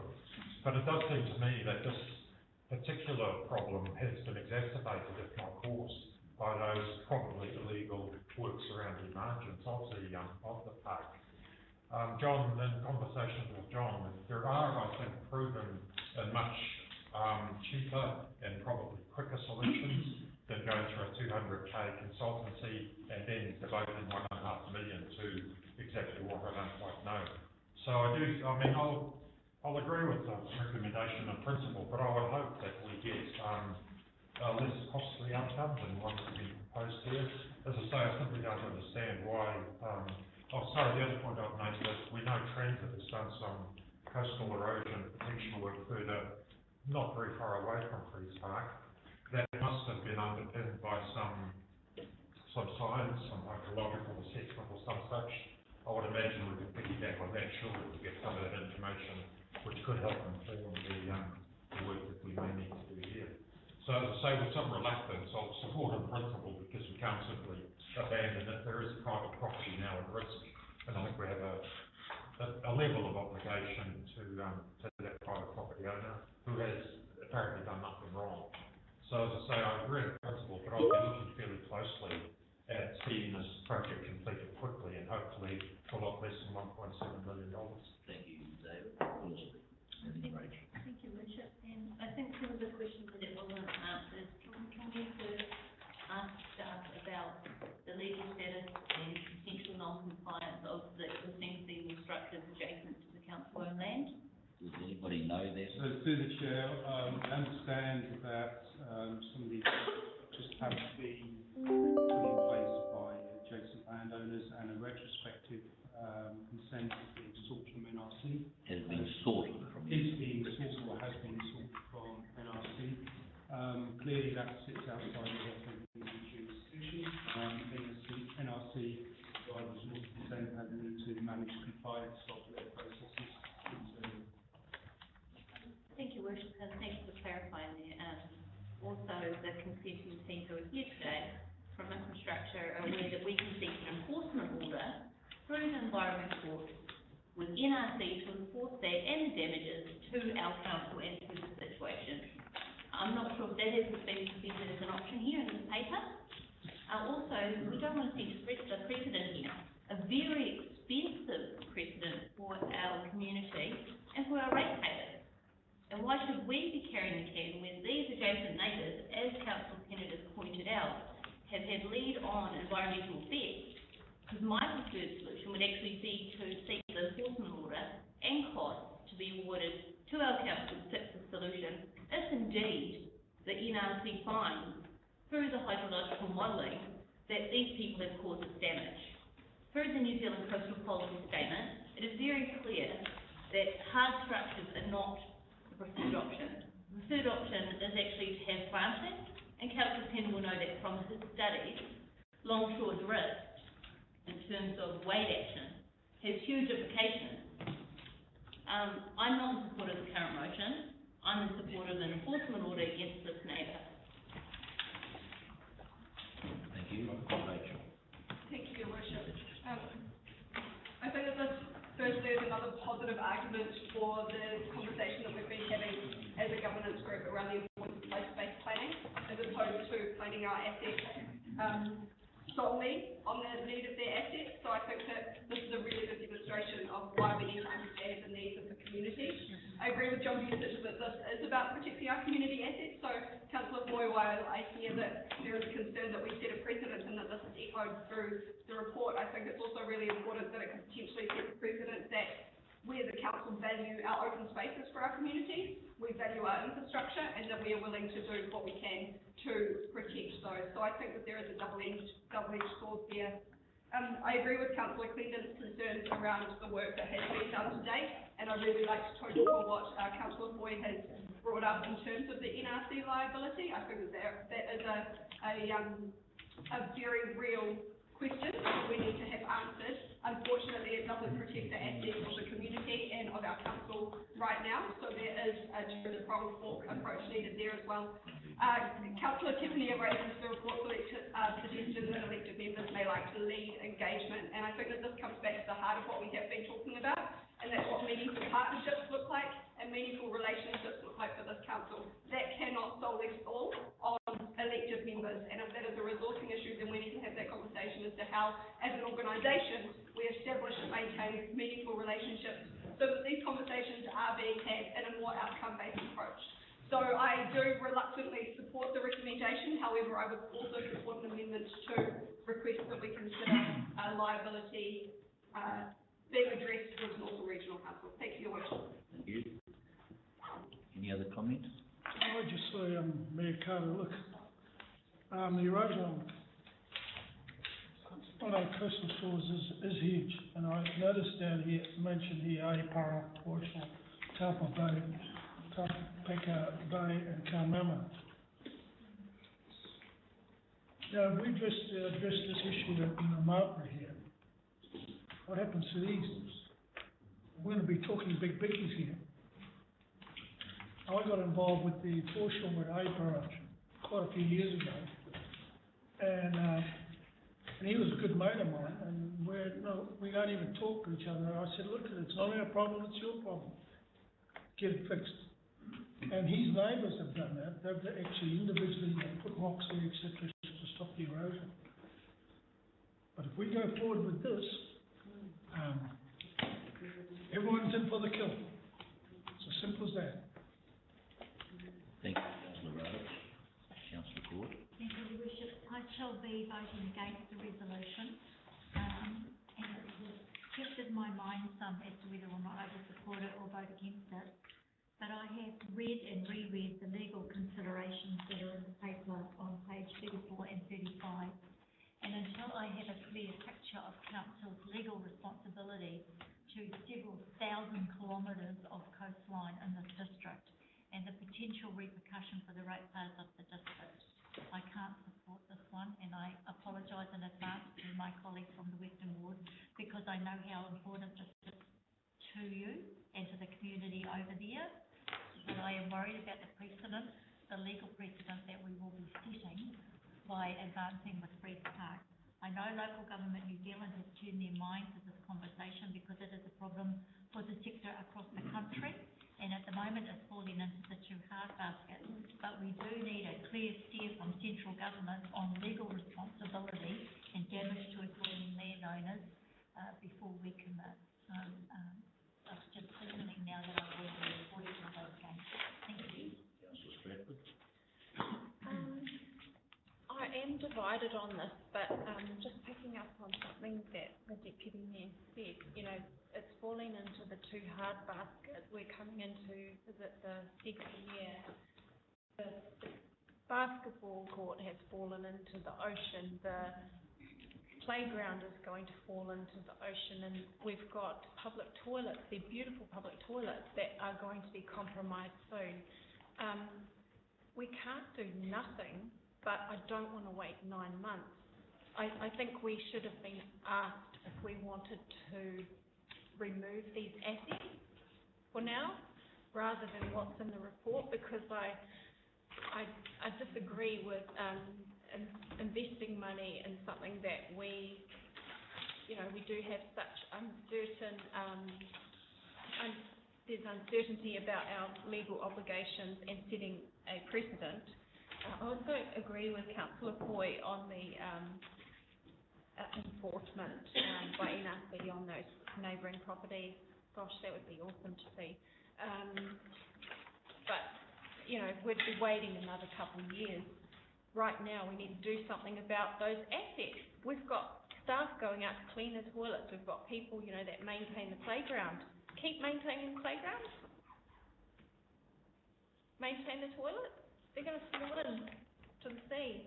I think that's the question that we need to ask if we're going to be waiting another 9 months to 18 months to do something about it. Kia ora. Thank you. Yeah, thank you.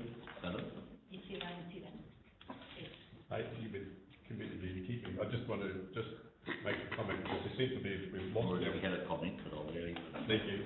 I just want to remind our elected members, this is a do nothing. This is actually a do nothing recommendation. There's no legal precedent here because we're not doing anything.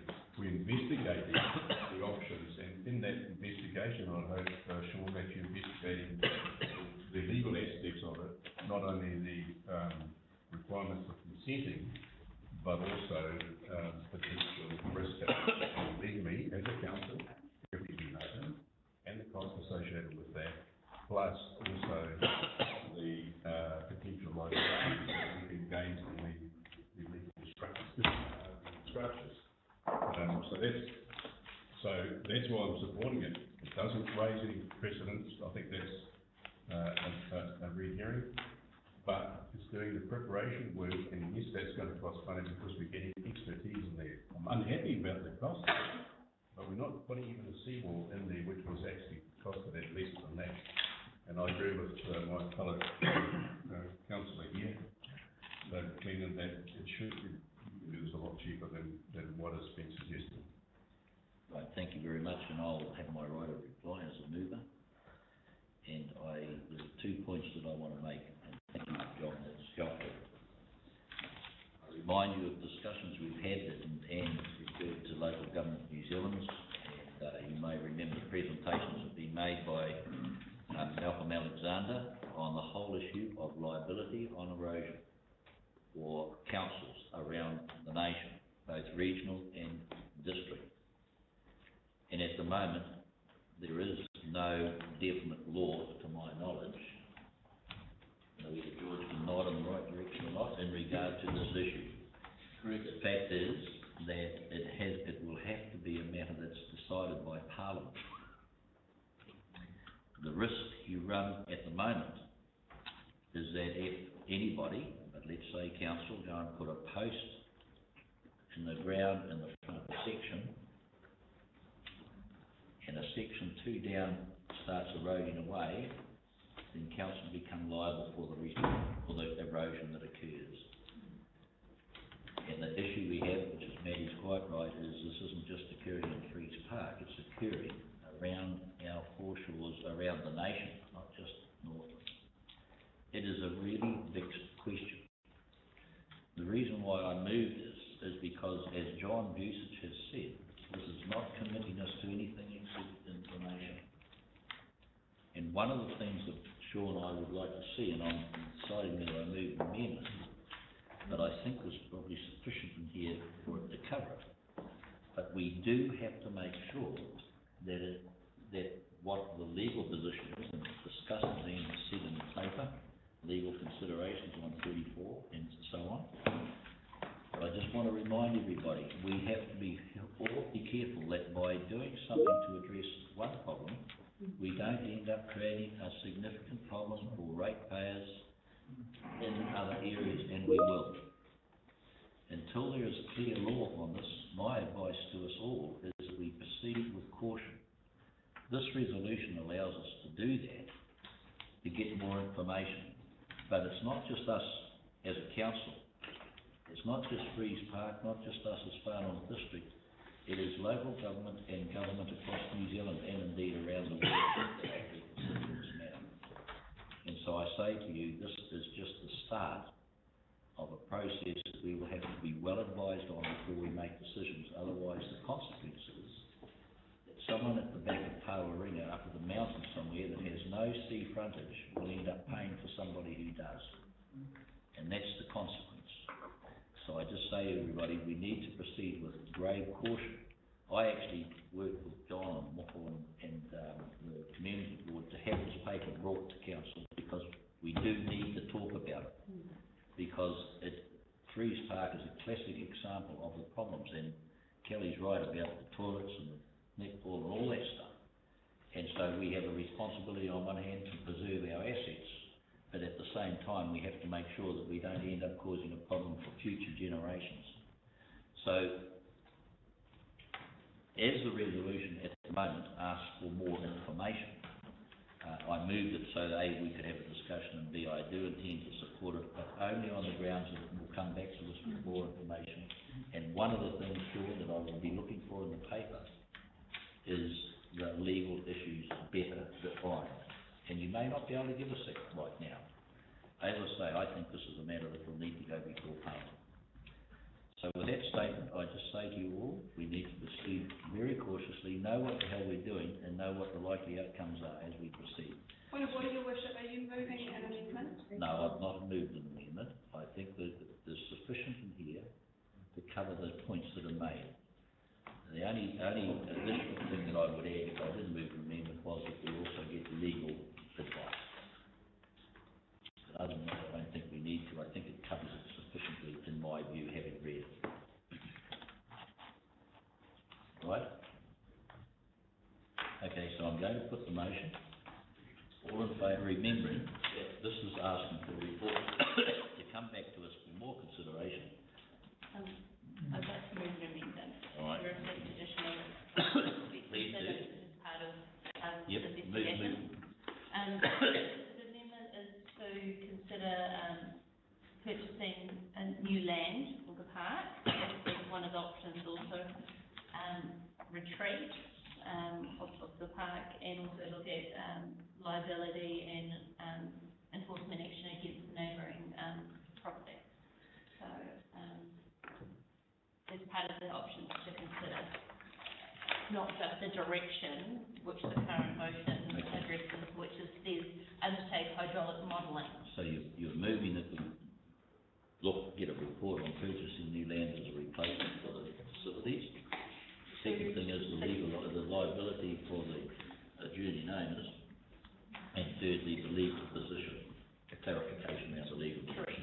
And so, because the current motion says appoint a consultant project manager, the second point, which it says undertake hydraulic modelling, that should come after we've considered the options for the site. If we need to. If we need to. And then it says and community consultation, which is fine to address in terms of the options and the legal consideration. So the hydraulic So modelling would you'll come move after. that. Do I have a second? I'll second that, Your Worship. Rachel, thank you. You wouldn't have that written down. Yes. We'll get it. Andy wants to come in? And I would comment on that too, but sorry. Right, speak to the resolution. The Chair, I'd just like to comment that hydraulic modelling will inform the various options, and we need to do that to identify the implications of whether we do manage to hold the line, advance the line, or do nothing. And the hydraulic model coastal hazards already undertaken by NRC, which will show the anticipated erosion rates for that area. So I'm not sure why we need to do that when we can access that information for free from NRC initially. So through the chair, that doesn't address the specific location, and clearly, one of the concerns I've heard from elected members today is that we don't actually have any impact on other adjacent land uses, and the hydraulic modelling really needed to do that. Point of order, NRC will require that as part of their consenting, and the neighbour should pay for the hydraulic modelling. Anyway, let's just take that quietly. I'm just going to ask Sean to make a quick comment, and then John wants to respond to the... I think what ideal would look like from us, and I'm suggesting for decision supporters to come back to you with the modelling having been done, the information about the value of the fix, the likelihood of the worsening of the situation, and so on, and in that same paper, our own internal work on what the alternative offerings are, including retreat versus remediation, and anything else that, and including legal responsibilities, and further including legal liabilities of neighbouring properties if they have, if through the hydrological study they've determined to have had some influence on this. We would like to bring the whole package back to you, and therefore we seek your leave to get the study done as part of the total consideration. That's what the minutes say, John. So, I just commenting, Andy, you stole my thunder there. You're saying exactly the same thing, that really you can't do a piece to make an assumption on what the options are. So all of those things need to be considered. And I don't mind that being mentioned, it's just spelling it out. But ultimately, all those options need to be considered and the cost. Me kaua tātou, me kaua tātou e ware he ruarau mano tāra te utu mo tēnei kaihaka haere me whānui I tāna tirohanga. Kaua e te tiro pēnei me pēnā ki. If we're paying 200K for a project manager, why not get them to do more widen the brick? Okay, thank you. All right, I think we've had enough discussion on the amendment.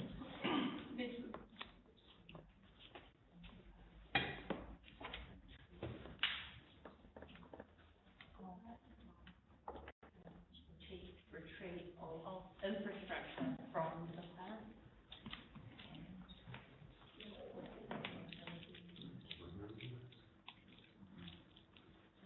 Look at investigate. Neighbouring properties. Investigate, not liability investigate. enforcement action against the neighbours. If liability enforcement action against neighbouring properties is relevant. Against neighbours and neighbouring also properties is relevant and get legal advice. And then get legal advice on the whole issue. No. Against neighbours. Neighbouring properties. Parking investigate, put against neighbours. Neighbouring properties. Neighbouring properties? Yep, just neighbouring properties. You've already got, take and seek properties out. And then, and further, seek legal, comment on the legal position relating to erosion.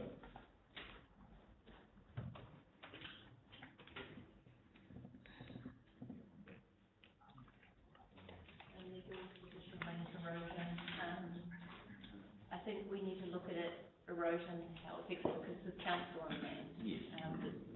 These ones relate to erosion of council owned land.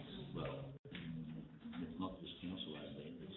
I think there should be the legal position, we should look at our council owned land, and then it's a separate Right, privately owned land. You can assume we do that if you read it like this. I think that confines it to this, we better just get legal position on erosion. Yeah, in general, Take- I want a separate part of it. Just leave it like that. Okay, so that's the amendment, so it means we get legal position on erosion, look at what neighbours, and also whether we seek further land and shift the infrastructure. For clarity, I believe that's paragraph B, so A is the approval, and then B would be the second part of the approval, and all these other notes would slide down. Okay, so I'm going to put the amendment, all in favour please say aye. Aye. Against? Okay, that's carried. Now the motion becomes a substantive motion. All in favour, please say aye. Aye. Contrary, no. Right, that's carried. Thank you. I must say, given that when I started this meeting, I thought the freeze part would probably take at least 2 minutes, if not shorter time. So we're doing well so far. Right, district-wide housing for elderly, page 39.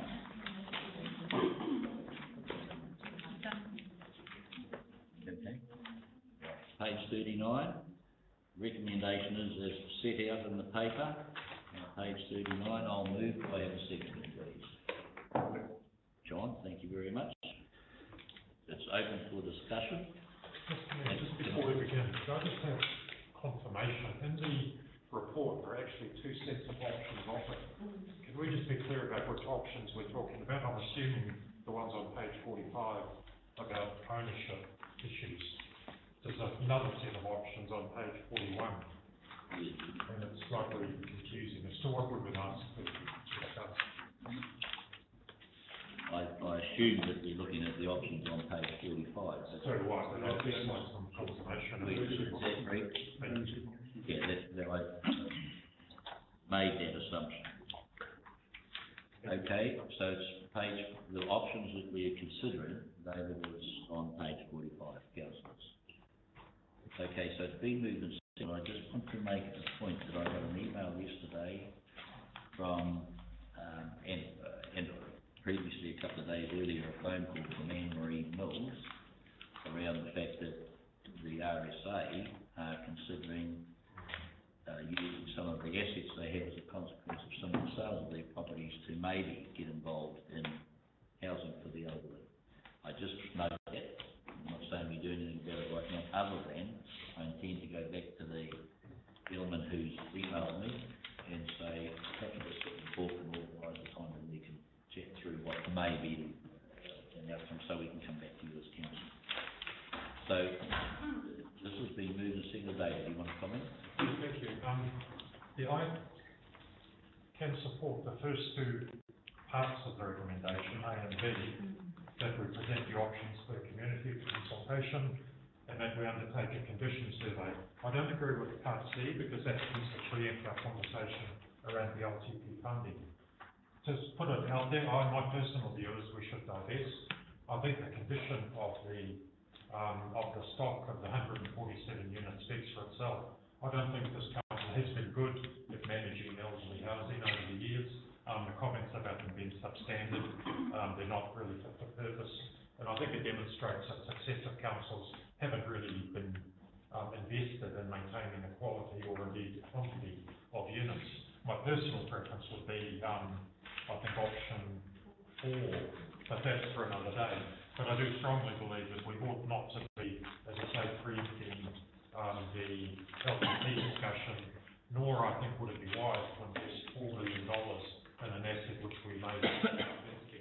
I entirely agree we must spend I think $400,000 to bring those units up to the healthy home standard by June 21st or whatever the date is. I'm sorry, June 21, June next year. We're legally and morally obliged to do that, and we should do that. But I really am loath to see us invest $4 million. To me, it's a bit like throwing good money after bad. So I propose an amendment to the recommendation that we remove the item C or the part C of the recommendation. If I can just comment before. Point of order, it has to be seconded before you can comment. It's been seconded, John. No, councillor Sundin just moved. Oh, I see, I beg your pardon. I'm sorry, and you're quite right. So David's moving an amendment that we take section C out. Do I have a seconder for that, please? Felicity, you're seconding? Thank you. Okay, so it's been moved and seconded. John? If I can comment on that. From what I understand, there's some reasons I'd like to hear staff give the reason why C is actually in there. And therefore taking that out leaves us in a bit of a hole, as I understand. So I'd like the clarity around that. I actually agree with what David Clinton is actually saying, Councillor Clinton. I think we are not doing pensioner housing well, and there are different options. We saw Wanda Zielinski do a presentation, and there are many private social housing groups that I'm sure we could partnership with, and they've expressed interest. So the options certainly are okay, and we should be looking at that. That's a discussion for a later day. But just before we're not getting to that, but I'd like to actually hear from staff regarding why that seat was put there. I'll just leave and then hand up to Andy. The mode of operation is that we do have 147 and we do have obligations legally and morally to the tenants, and even if we do divest ourselves of these through a subsequent decision, we would want the stock to be in the right shape to sell or to move. So this is it's a budget over 10 years just to carry out the normal work that we would on $22.5 million worth of stock. It doesn't remove any of your options. It's just a matter of keeping that option and all others alive by, for the meantime, planning to carry on current status quo. Would you add anything? So good as you have, Sean, your summary was spot on. I think we've heard as staff feedback from both our tenants and elected members around the condition of our housing for the elderly stock, and clearly we do need to spend some money on the renewal plans, keeping them at a reasonable position as we move forward. This paper is just looking for a consultation as part of the long-term plan engagement process around the future options, and clearly we can't prejudge what that consultation will give rise to. So we're just really suggesting that the feedback that you've given us, that we do need to keep investing in our housing for the elderly portfolio, needs to sit alongside the need to engage around the future direction of governance and ownership. Kelly. I'm going to speak against the amendment because whilst yes, the pensioner housing is a rating burden, housing for the elderly isn't about social housing, it's about our elderly being looked after. And I've been in the community the last time that we consulted on divesting the portfolio of housing, and I use this in an endearing way, they revolted at council and wanted us to retain the housing then, and I do not think that they will be ready for full divestment, and so it's awesome to go out and consult with the community about what the future of the housing for the elderly is going to be like, but I do not see it as a part of the addressing social housing, because there is a different need. There are pensioners who can go into rest homes, they can afford it, but there's a large number who cannot afford it, and that's why we have had this portfolio of housing sat with us. So we need to talk to the community and collaborate with them about how that's going to look in the future. We need to keep the money in the budget, and I see the potential for us partnering with a community housing provider, but I don't think they'll be doing it without us. They will need ratepayer funding. So, thank you. Thank you, Your Worship. This is speaking to the amendment. Yes. So that's good to hear that question. I have the same question. I note in the report, bringing the houses up to house home standard, which is essential, is $338,405. Totally agree, required by legislation. Exactly what we should be doing. However, spending $3.87 million in year one on buildings when we haven't considered, number one, increasing density and to provide more housing. Number two, looking at options to get government subsidies, which currently our council cannot get $1 of, when any other social provider for housing accesses fully from central government. In terms of our current sites, we've been looking at standard building. This report doesn't include the options for the site in terms of the zoning, in terms of density, availability of on-site infrastructure, availability in terms of options for creating more housing, because housing is a huge issue, as we all know and as we've heard today. It might even be up there along with the other statutory obligations that we have. water and sewage, and this is a cost our ratepayer, and if we can get central government funding for it, why wouldn't we? Therefore, in terms of the budget, and the current, motion, that I've seconded, it confirms that we include asset renewals in the 2021, 31 long-term plan. However, having that in year one, I disagree with. Having that further out so we can consider options and consider that actually some of these houses may not be of a good standard, and doing youth housing may be better use of over $3 million, so $3.4 million to build a lot of houses. So why invest in something when it may be demolished anyway to create new and new housing in a better standard for our community? Does anybody else wish to speak to the amendment? Councillor Smith. Thank you, Madam Chair. I'd like to speak against the amendment in total for what Councillor Stratford has raised. I think that having that line in there signals the intention from governance that this is a priority regardless of the outcome of our consultation, and that we are making a commitment to housing for the elderly going forward. I'd like to think that that will be adjustable as we go on, but I would like to see line C retained in the motion for that reason. I think, again, this report highlights the importance of partnerships within our district and what those look like to our organisation. FNDC haven't yet taken a stance on what our role is in the bigger picture housing conversation, and again, to Councillor Boyd's point, we heard about that this morning. We heard about that at our strategy committee recently, and we are continuing to hear that from our community. So there is a bigger picture situation that we do need to consider alongside housing for the elderly. How we do that without complicating the process through the long-term plan, I'm not entirely sure, unfortunately.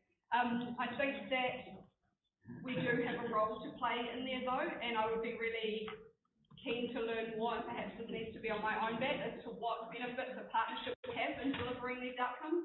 The principles that we've highlighted in this report that we want to be delivering with our housing for the elderly stock are simply unaffordable from a district-wide perspective. And to Councillor Boyd's points, we can't do this alone. We simply cannot afford the long-term investment that's needed in our stock to not only bring it up to legislative requirements, but bring it to a standard that I know that everybody around this table would like to see within our housing for the elderly stock. So I fully support going forward with this consultation, but I am a little bit hesitant as to how we shape this and what the scope of this needs to look like. I think that it's really important that we learn from the past engagement that we've done through the long-term plan process. We focus on the outcomes that we're wanting to achieve rather than dictating the direction that we take. Thank you. Thank you. Councillor Collins. Yeah, what I wanted to say is, here we've got the edge to housing. Why does it get into the state that we have a problem with it? Why do we allow that? We've got real people living in these places, people that can't help themselves. So I just look at deferred maintenance, and we wouldn't have the issues if we just kept up with that. And whether it be because of the of what we've decided to do in the end of it, doesn't matter. It's got to be up to speed while we're waiting for a decision. I agree with Kelly. Must be my day to be nice. I'm going to let Kelly have one more comment. I just wanted to add that I know people that live in some of these, and they're not all we've seen some photographs of some of the worst case scenarios. They're not all like that, and people, but majority aren't, and a lot of the people that live in them are very proud of their little whare that they get to occupy. And remember that they were in the hands of the borough councils before, so what's happening up north is different to what's happening in the west and the east. They were looked after by communities before they came to Farnham District Council. That's my last part, being nice today. Your Worship, I too am going to speak against the amendment. We are going out to consult with the community on what the options are, and to remove the budgets from years 21 to 31 in the long-term plan. We determined at this point that we are going to agree to abandon elderly housing, and that is ultra-virus in the Local Government Act to go into the deliberations with an open mind. Having said that, at the end of the deliberations, we will receive a deliberations report from staff and we will have a debate in this chamber. If at that time the signals from the community are that they wish us to proceed along the lines of transferring the ownership of the housing portfolio to other agencies, at that point in time we will also have a debate about what the budget and the long-term plan should be. And they will not divest overnight. So we must have some contingency in there to maintain the stock, if that is where we land. So I'm just a little bit concerned that the resolution predetermines the outcome of a public consultation process. Thank you, Your Worship. I'm going to ask Sean to make a comment and then Dave, your right reply. Very briefly, because Councillor Cook made a very similar point, is the way this goes out is the budgets would be kept intact, and on the points that we want to consult on variations to our former planning, it's the variation that's put up to the public for consultation, and which they come back and make their submissions on. So it's not really of any real effect to amend this out. We know what we would need to do along the lines of Councillor Cook's outlined. Thank you. Councillor Kingdom, your right reply. Yeah, thank you. Thanks for the commentary, even those who disagree with me. I actually take an exact opposite view to Councillor Court, that I don't understand why we're overlapping two processes. We're in the middle of an LPP conversation, and it was a reactive conversation yesterday, and there's lots more to come. I think to the contrary, by leaving this line in, we're actually assuming that we will commit to retained ownership of the assets such as they are. It's almost misnomer to call them assets at the minute. In a perfect world, my long-term solution would be for council to lease the land to social providers, or a number of them, or one, at a peppercorn rental, and sell the asset for $1, which is probably all it's worth, which would enable a provider to invest money into improving the quality long-term of those assets. But having said that, as I say, I just don't understand why we are uniquely locking in one line out of thousands of lines in our long-term plan by way of a motion, which is fundamentally about thinking about what is the future of these, of this asset and our ownership or not of them. So as I say, I take exactly the opposite view, the same point in a sense, but why are we locking ourselves into this at the point we're beginning a conversation about where we actually want to go? Because I'm quite sure, whatever view we take, we're all interested in the well-being of the people who are living in those units and who in the future will live in them. There's an extraordinary demand building up. There are a lot of people in the north who are never going to be in the position of buying an $800,000, $900,000 license to occupy in a retirement village. There is a need for this sort of low-cost, quality housing to elderly people in the north. But I really don't understand why we would commit money to, in our long-term plan, in a motion that's fundamentally about assessing what's our future role in the provision of that housing. Thank So you. on that note, I'll simply rest. Thank you. Make two assumptions that Ian will vote quite opposite to what David. Secondly, I just want you to know ourselves, I take great interest in this. Anyway, I'm now going to put the amendment. The amendment is that we remove item C.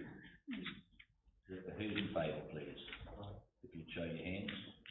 1, 2, 3. Who's opposed? 1, 2, 3, 4. Right, the motion is lost, so C will stay in. Is there any discussion on the substantive motion? Can I just comment, Your Worship, to the Chair, that until such time as Council arrives at a decision whether or not to divest an asset, it is our asset and it is prudent governance to budget to maintain that asset. Thank you, Your Worship. Thank you. Right, I think we've probably had sufficient debate. I'm going to put the resolution. All in favour, please say aye. Aye. Aye, contrary no. The motion is carried. Mr. Mayor, can I be listed as an extension? Indeed you can, just for this motion. Not with if you like. Just to change.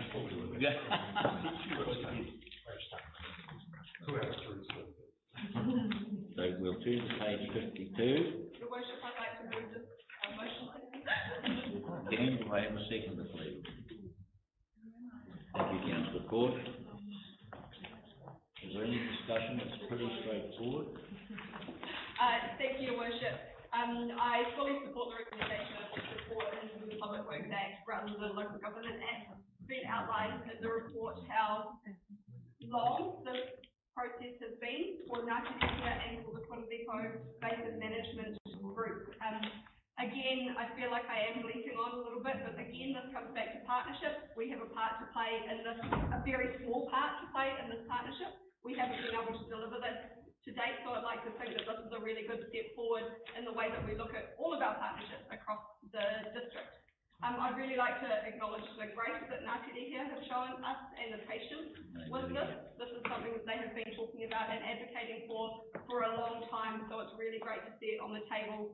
I'd also really like to acknowledge the mahi and commitment of the author of this report, Anna Mules. She shows an incredible commitment to our community through the role that she plays to the Whānau District Council, and I think that this report is credit to her in enabling what is going to be a phenomenal project for our country, not just for our district, and recognising and preserving the history that it is within the Kura Depot Basin and paying absolute respect to the partnership that is already in existence down there between Ngāti Rehia, Heritage New Zealand, Whānau District Council and Whānau Holdings Limited, as well as the Department of Conservation. So on that note, thank you, Your Worship. Thank you, Rachel. Well, but Lyndon, unless you want to comment here. No comment, thank you. Yeah, I'd just like to also echo the commendation for Anna Mules, who's done the hard work on this. I suspect that for 10 or more years, this issue has been dropped into numerous too hard baskets, because it has been strangely complex. It seems straightforward. Because of the location and the history of the site, it's been anything but. So Anna's done a great bit of work to get there. I represent the council, of course, on the Kura Depot Heritage Park Management Group, and it's remarkable talking to members of that organisation how this failure to uplift the road reserve status has actually impeded some other actions. I mean, the simple matter of putting a sign to direct people to the footbridge was stalled because you can't put the sign in the middle of what is nominally a road. These silly little problems have cropped up for years. So the group, in fact, has just in the last month or so determined that the 2007 Sustainable Development Document has been a success. There's excellent work in it. The ambitions of that document signed off in 2007 have largely been fulfilled.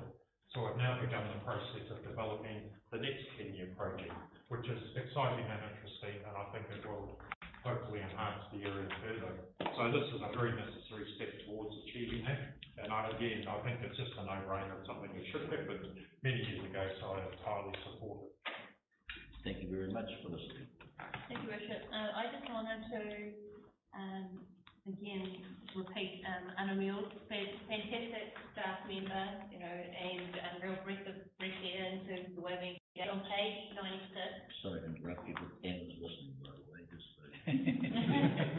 Kia ora, Anna. Tēnā pai te mahi, tēnā pai. And on page 96 and 97 of the report, which I'm sure you've read every word of it. What I really loved about that report there is how it had a table of action for implementation. And I just wanted to highlight that to council in the way we write our reports. And further to that, it also has timing, priority, actions and outcomes in the table.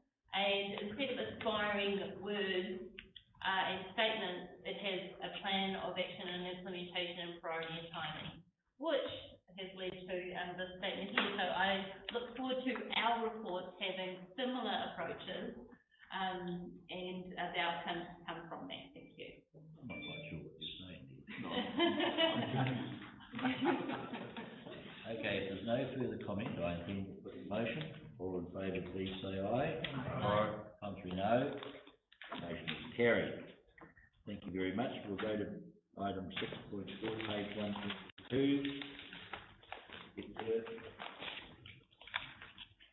Katoa tahi ahau I tēnei. I'll move this. Yeah, I'll second it. I knew that.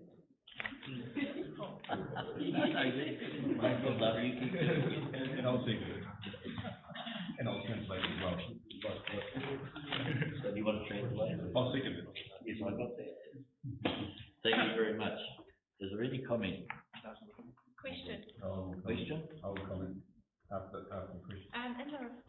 are on number 6.4. Yes. The report says that it's not enforceable to bring it down to 6 weeks. And I just wondered why that was. I mean, in the past, like a couple of elections back, it was enforceable. People would put election signs up on, say, Johnson Park Reserve in Kawakawa, and somebody would go around and pull them down when it doesn't complain, because they're not allowed to put them on council reserve. Will. Your Worship, to say that we've gone over the legal books on this would be an understatement. And if members will permit, Caroline, would you just quickly walk us through the key points as why we've arrived at the position that we have done? Yes, thank you, Will, and through you, the Chair. The legal advice that we have received is that the Electoral Act takes precedence, and the timeframes for the display of signs take precedence over any local government rules, whether they be on private land or public land. And so therefore that's why we are seeking to align it with the Electoral Act, so there is no ambiguity. I cannot speak to what's happened in previous elections. It may be that we have enforced where we didn't necessarily have the powers to do so. Okay, thank you. Yeah, Councillor Bradford actually asked the same question. I was wondering whether it was enforceable. I just might make a comment. Both Councillor Bradford and I got pink stickers on the roundabout in Kerikeri there. I just wondered if the current signs there going to get pink stickers. Different. It might be a different election. Yeah, general election.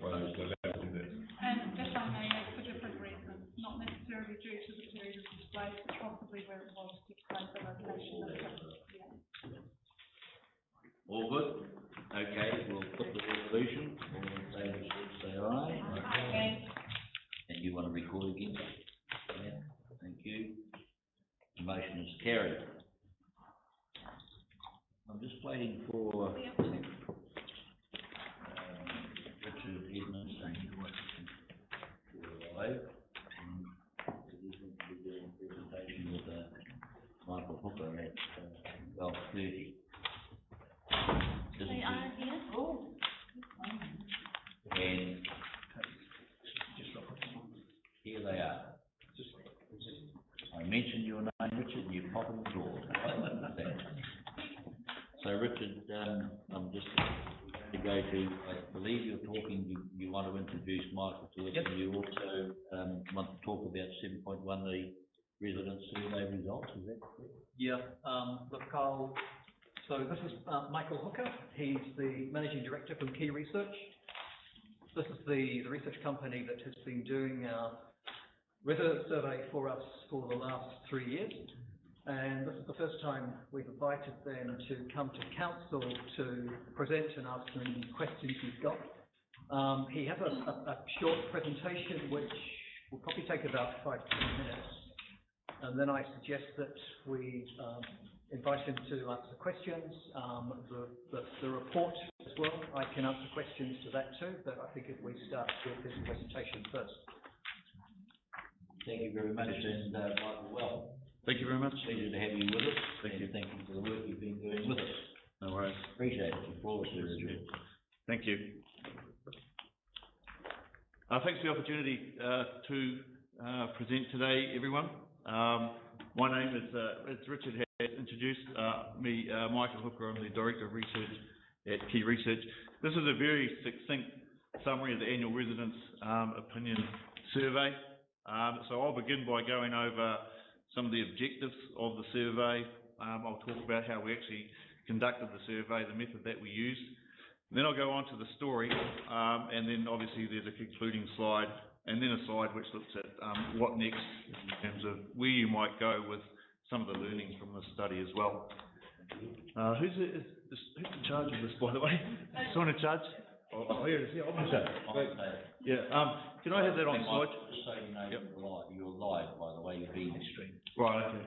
Whatever that thing is that these young people do all the time. Nice. Hello. Can I do it on slideshow, please?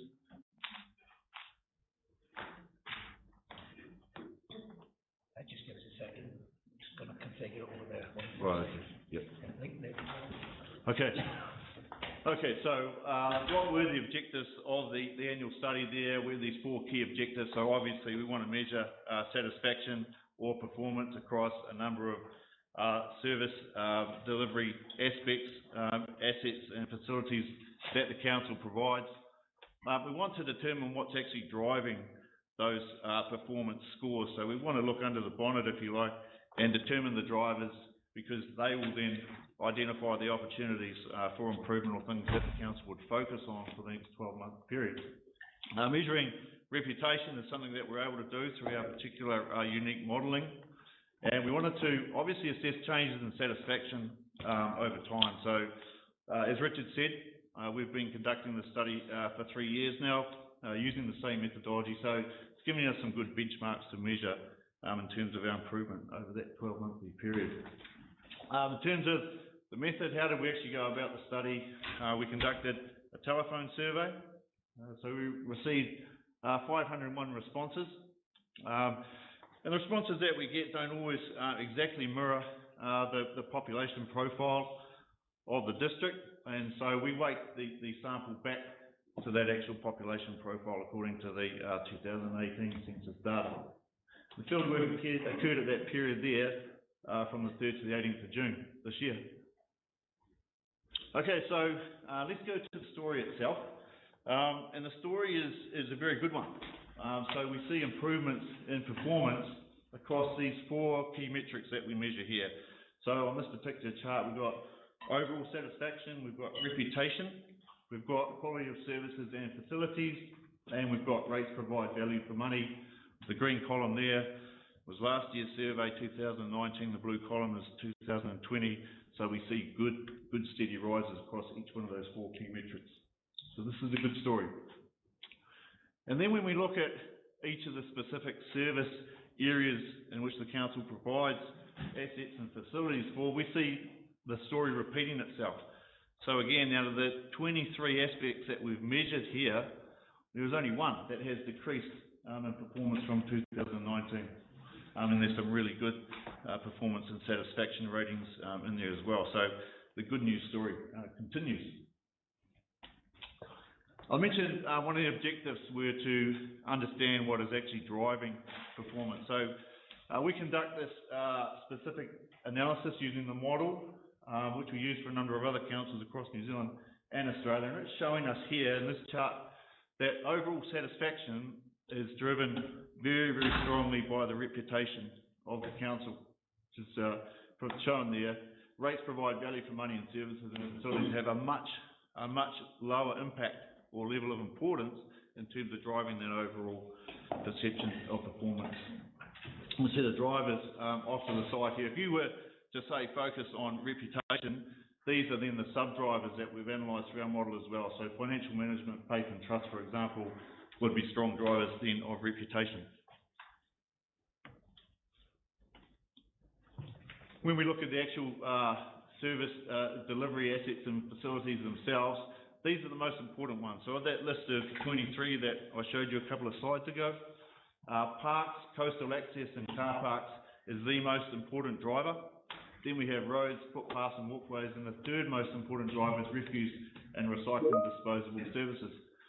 So the purpose of this analysis here is to give you a bit more focus in terms of what should we actually look to improve upon. These are the most important things, but we can see when we look at the performance levels on the side there, roads, footpaths and walkways is comparatively quite a bit lower than those other most important attributes. So we would say that that would be the area of focus based upon the results that we can see here. And we say that because you've got a bit of room to move in terms of getting the performance rating for roads, footpaths and walkways up. And if you do that, you're likely to get a much bigger return on that overall perception of performance. As part of the model that we provide, we're able to do 2 things. We provide a reputation index and what we refer to here as the reputation profile. I mentioned earlier in the presentation about measuring reputation, where you can see how important it becomes to the overall perception of the Far North District Council, because there are far too many people sitting in the red box there, which are referred to as skeptics. These are the people who are rating you below average on every one of the 4 key elements which comprise reputation. And we know from all of the modelling that we do across the country that it's very, very hard for you to get a good overall performance or satisfaction rating if you have too many people sitting in that red box. So one of the goals for the organisation would be to try to elevate people out of that red box. I take it the 6% are elected members, are they? You're not allowed to complete the survey.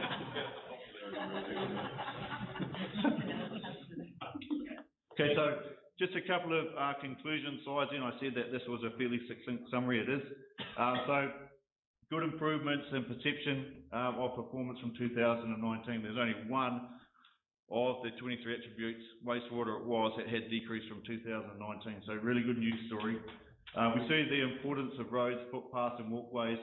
If you wanted to get a better return on that high level perception of performance, you'd focus around that particular area there. As I've also just said, the reputation of the council is really critical in terms of that overall perception of performance as well. So you look at the competence and capabilities of the council and how residents are perceiving those two things will be really critical to getting that measure improved. And then the final slide here, just our thoughts about what you might look at going forward. Focus on continuous improvement. So even though this is a pretty good news story, Far North District Council still has some room to move in getting towards the levels of performance that we see with lots of our other clients across New Zealand. The benchmarks are still reasonably low. Improved roading, the sealed roading network in particular, that's a big driver of how people perceive that element of roading. As I said, we want to get as many skeptics as we can out of that red box, because that is significantly holding back that overall perception of performance. Biggest driver is reputation, so work on the 4 key facets of that. And the final point that we've got here is a shift in quarterly data collection, which helps to account for seasonality and the effect of topical issues as well. Okay, so that's the summary of the presentation. Thank you. Thank you, Michael. Thank you for that presentation, and Richard and Steve, thank you for that. The others may want to make some comment, but I just want to make a point that we're very conscious of the issue of roading. And one of the discussions we had yesterday was that there was a challenge we have as affordability. That's a challenge for us, and it's not only us, but it's certainly a challenge for us. And one of the things we talked about in our long-term plan may be that we will go out to our community and say, in your hands, would you wish to us to spend more so you get a better roading network, which means, of course, then there's the issue of the tax. So thank you for bringing it to our attention. It helps to support the comments and the discussion we had yesterday. Yes, well, thank you one at a time, rather than all 3 all at once. Tēnā koe taku rangatira ki te manuhiri, tēnā koe e te manuhiri kua tai mai I Tauranga Moana. Thank you, Your Worship, and thank you for coming here today. Ko taku pātai, he aha I 500 ngā tāngata I roto I te patapatai nei. He aha I 500 kaua ko te 500 te aipenai. I have a question. Why was there 501 people that done the survey, not just 500? That's a good question. We obviously set out to get 500, and what happens is we get closer and closer to the end of that fieldwork period. Say an interview is taking around about, say, 20 minutes on average, and we're trying to fill hard to reach groups, as it were. And so we've got a big team of interviewers, and you will have more than one interview going on before the supervisor has a chance to stop it. And so we ended up with one more. I'm sure of it. Thank you. Thank you for these. I don't know, but maybe I look at things differently, but when I went to university, 38% and 33% and 33% but never mind, I think there's a whole bunch of 65. Question I've got is, when you do, so the questions you actually ask there, how does that influence the decision? And what I'm saying by that is if you look at water supply, and this year we had a drought and there were a few towns that were in dire straits, in fact many few towns were bad, and yet the water supply shows it's actually increased 65% satisfaction over the previous year. Is that because we were taking action, making a lot of noise in the paper, or is it based on some real improvement? So is it a perceived improvement, a real improvement, or, so just that, that's a bit of an anomaly to me, that I would have expected a different response there. That's one question. And the other one was, there was another one. What I'm disappointed in is awareness of change in district plan. District plan, I think, is quite important, and yet it's actually way down. It's been way down for some time, and I'm just making a note. I suppose, from my council, I don't think you can answer that, but certainly the question. And then there's that big drop in wastewater. So those two, are we measuring real stuff, or is it something an incident occurs, or so I'm a little bit concerned about what appears to be an anomaly. Yep. You may want to. So I certainly give my perception of that. I'll answer your question with regards to engagement around the district plan. That's not unusual to have scores down there. We know from our large amount of work with other councils that the level of engagement around such documents would be very low. We wouldn't expect to get high levels of satisfaction with performance in that regard. Okay. And your other question with regard to water, this is a high level survey that's conducted at one particular point in time throughout the year. We're measuring, with 23 things that we measure there, but there's a load more questions in the survey. What you're referring to there, we would need to do a lot more detailed analysis and ask a lot more questions about in order to determine if in actual fact that is an anomaly. But these are almost like benchmark numbers that give us year on year how are we tracking with our performance. Thank you. Yeah, I was just curious of the methodology. You said by telephone. Is that just landlines, or do you phone mobiles as well? Yeah, mobiles as well. Yep. So we get a sample of both. And you do correct age distribution? Yeah, we do. Yeah. So what will happen is that you'll get, we'll set our quotas at the front, and so the 65 plus feels like that, and so then we have to put the brakes on that one, and we go about filling up all of the others, and then when we can't quite get enough, and 18 to 34 is always a big challenge for us. We don't quite get enough, and then we'll weight back the other way.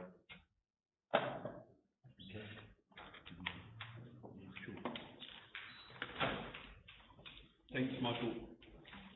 This is obviously really pleasing for us as a council to see what's happened with the maintenance. I'll just point out to Councillor Bissett that there's a lot of 90s and 80s and 70s in the top part of the list as well, Councillor.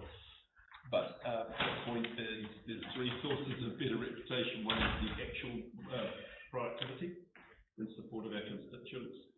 The second is the communication of that, not just through Richard and his team, but mainly through Richard and his team, and obviously Councillor Smith is a direct witness of that. The bit that Michael was not thought about in here, and that's probably because it would be inappropriate, is just a representation from councillors. I won't be specific as we get broadcasts here, but I just observed that social media activity and just the ease of positivity amongst our civic leadership about just how much effort is going in council from staff up right through this group to make it better for the district. It does make a difference on how people perceive our work. So there's a real teamwork going on here that I know is material in the way the market's trending. Now I'm scared as hell because with this sort of leap in performance right across the board, the next test is harder to, Councillor Court's cracking the whip here. The next test is even harder for us to improve on. So that's our undertaking. Thanks very much for the survey results. Thank you. Thank you, Michael. Really nice to meet you. Thanks for coming. Nice. I just have a question around, and I'm not sure if you can answer it, but I noticed that there is a lot of low-level satisfaction with vision and leadership and with faith and trust in the council. Yeah. And I guess my question is around the work that you've done with other councils. Yeah. Activities such as live streaming and improving transparency and public accessibility a good step forward in improving those levels of satisfaction? Yeah, I would say most definitely. And you're right in what you're saying here, is that the reputation score for the Far North District Council is low. And it would be one of the lowest that we measure across the councils that we work for in New Zealand. So there is work to be done there, without a shadow of a doubt that almost anything that you will do in that respect would help. Great, thank you.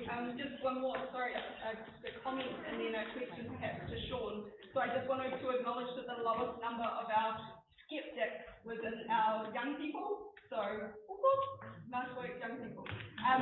My question, Sean, is from this report, what is the process here in terms of taking learning from it and ensuring that that then informs governance decisions going forward and operational decisions going forward so that we can continuously improve? What's the process look like to understand? Thanks. I mean, Michael's alluded to some recommendations around, especially around one of the three drivers, for example. But I'll pass over to Michael and Richard just in terms of where we're going in Zoom. Yeah, I'll take that.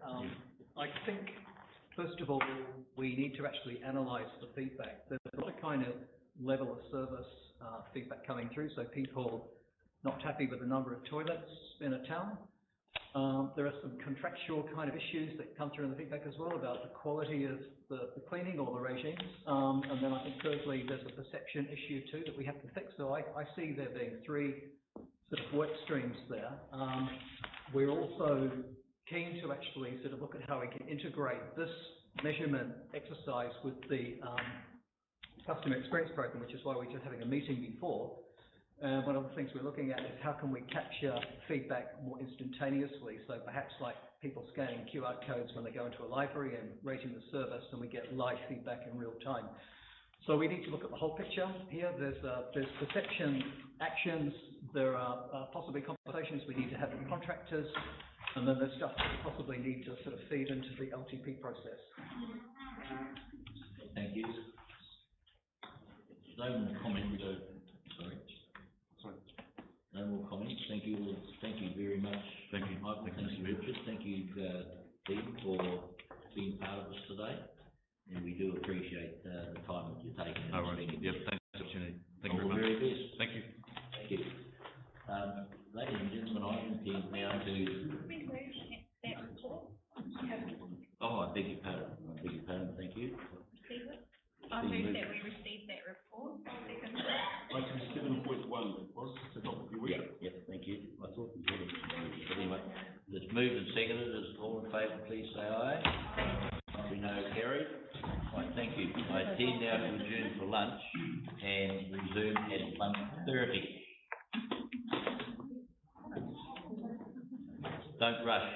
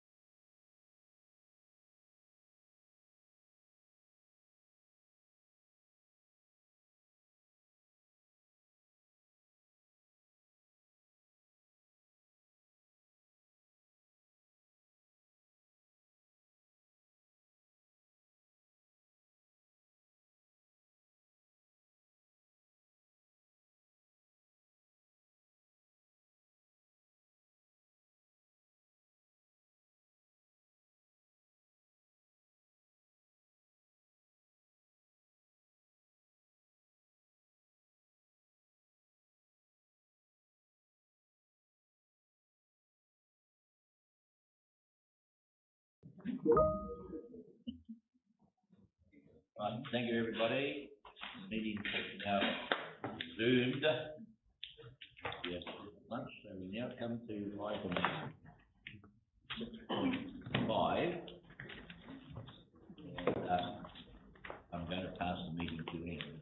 I just want to note that for this item, 6.5, 6.6, I think I'm correct, Felicity, you will be reading the room because you're conflicted. We just note that.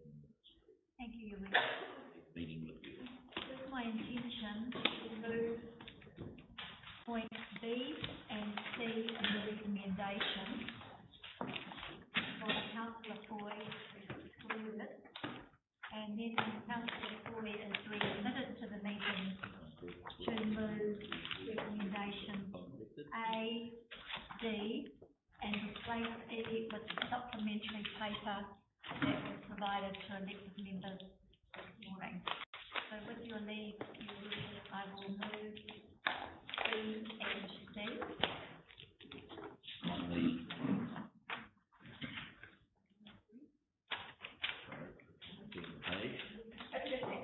B and C has been moved. Right, so it's moved and seconded. Thank you, Your Worship. Last year, in response to the development of the dust matrix prioritisation tool, the council submitted 3 programs of work under NG 1604. They were subject to a business case. NZGA required traffic count data validation and some other supporting information to be built into the business case to support the applications for Church Road and Koropira Road. That took some time, and subsequently we missed last summer's construction season. We're now in a position where the traffic data validation work has been completed, and the justification for proceeding with field treatment for those roads still stacks up as our top priority. And the resolution here before us today seeks to reaffirm the resolution to proceed with that work. This was workshopped with the elected members on the 16th. I don't feel that there's any need to rehash all of that here today. So I will rest my case at this point. Thank you. Seconded. Rachel, do you want to comment? No, thank you. I just want to remind people that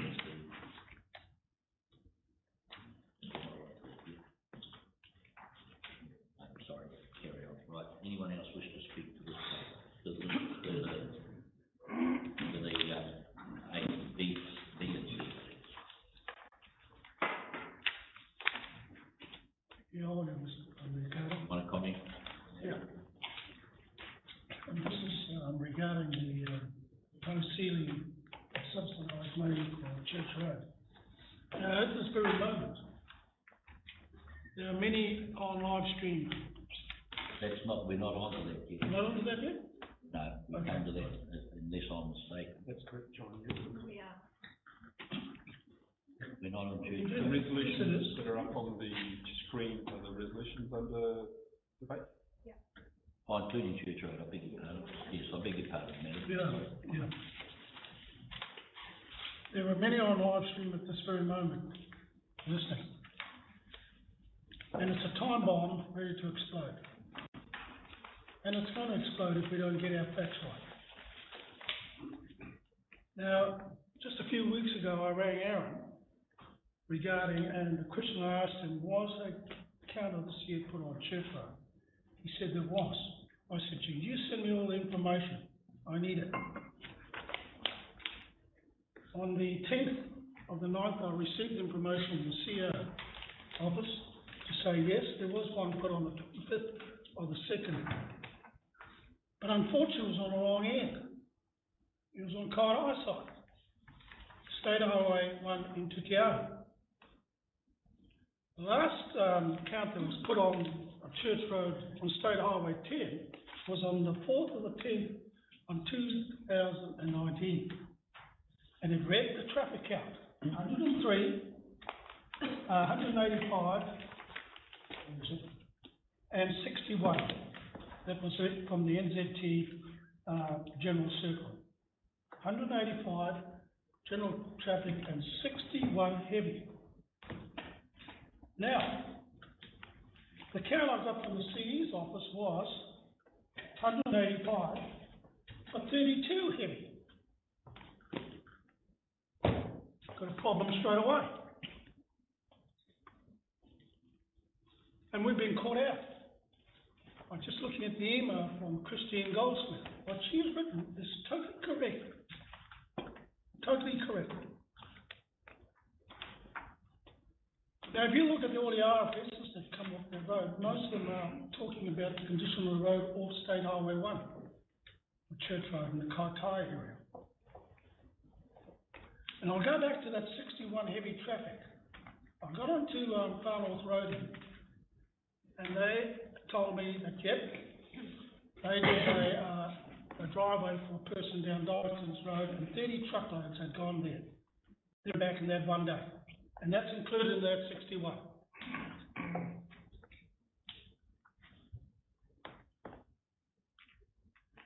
Now the other thing is, they say about Church Road, it is a important road if State Highway 10 is closed from Church Road north.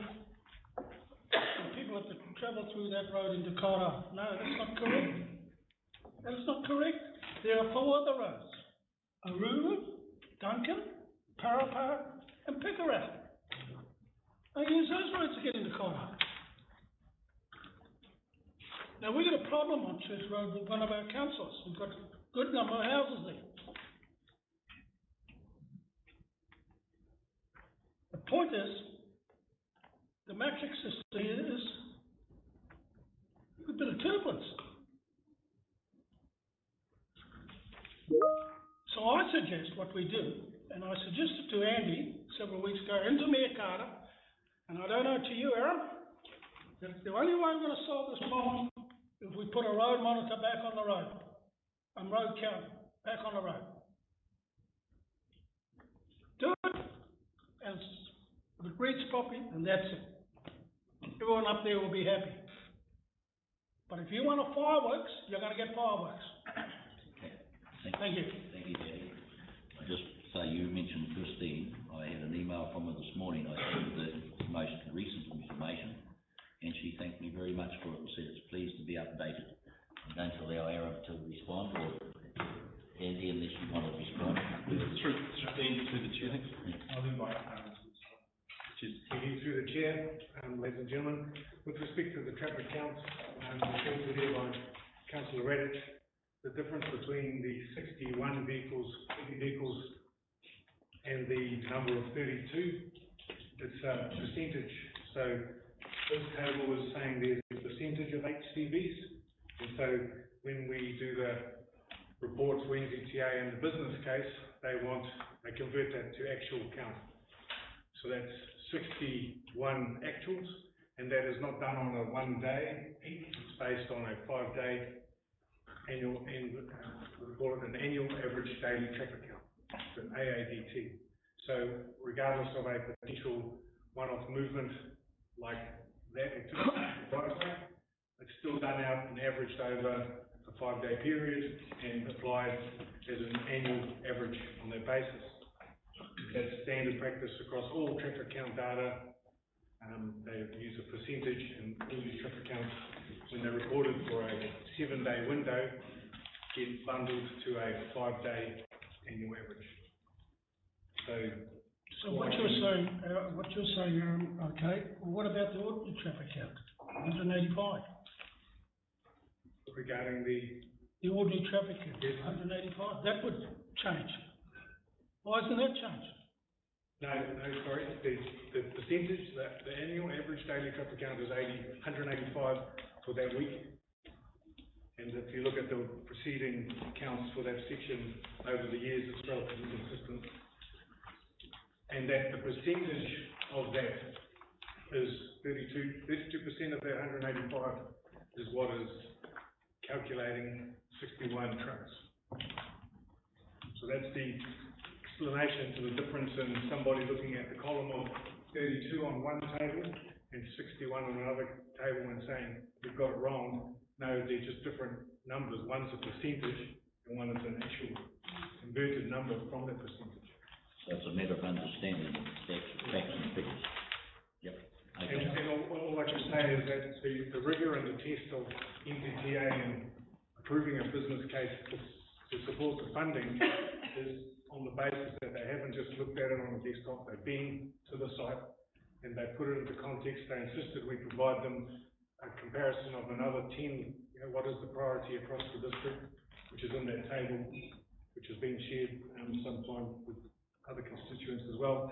And they still stand by, even with those trip accounts, looking at that in the context of the whole network, that it still stand up for a business case, and therefore they would be, and they currently stand behind giving us the 67% towards sealing of that road. In addition to the same for Koropiwa, when they tested Otangaroa Road with the change in heavies, it's failed the test and therefore is not being done. So I just want to be clear that this is not just a arbitrary numbers game and just look at data and assume it, accept it. It's given validation, it's asked for testing.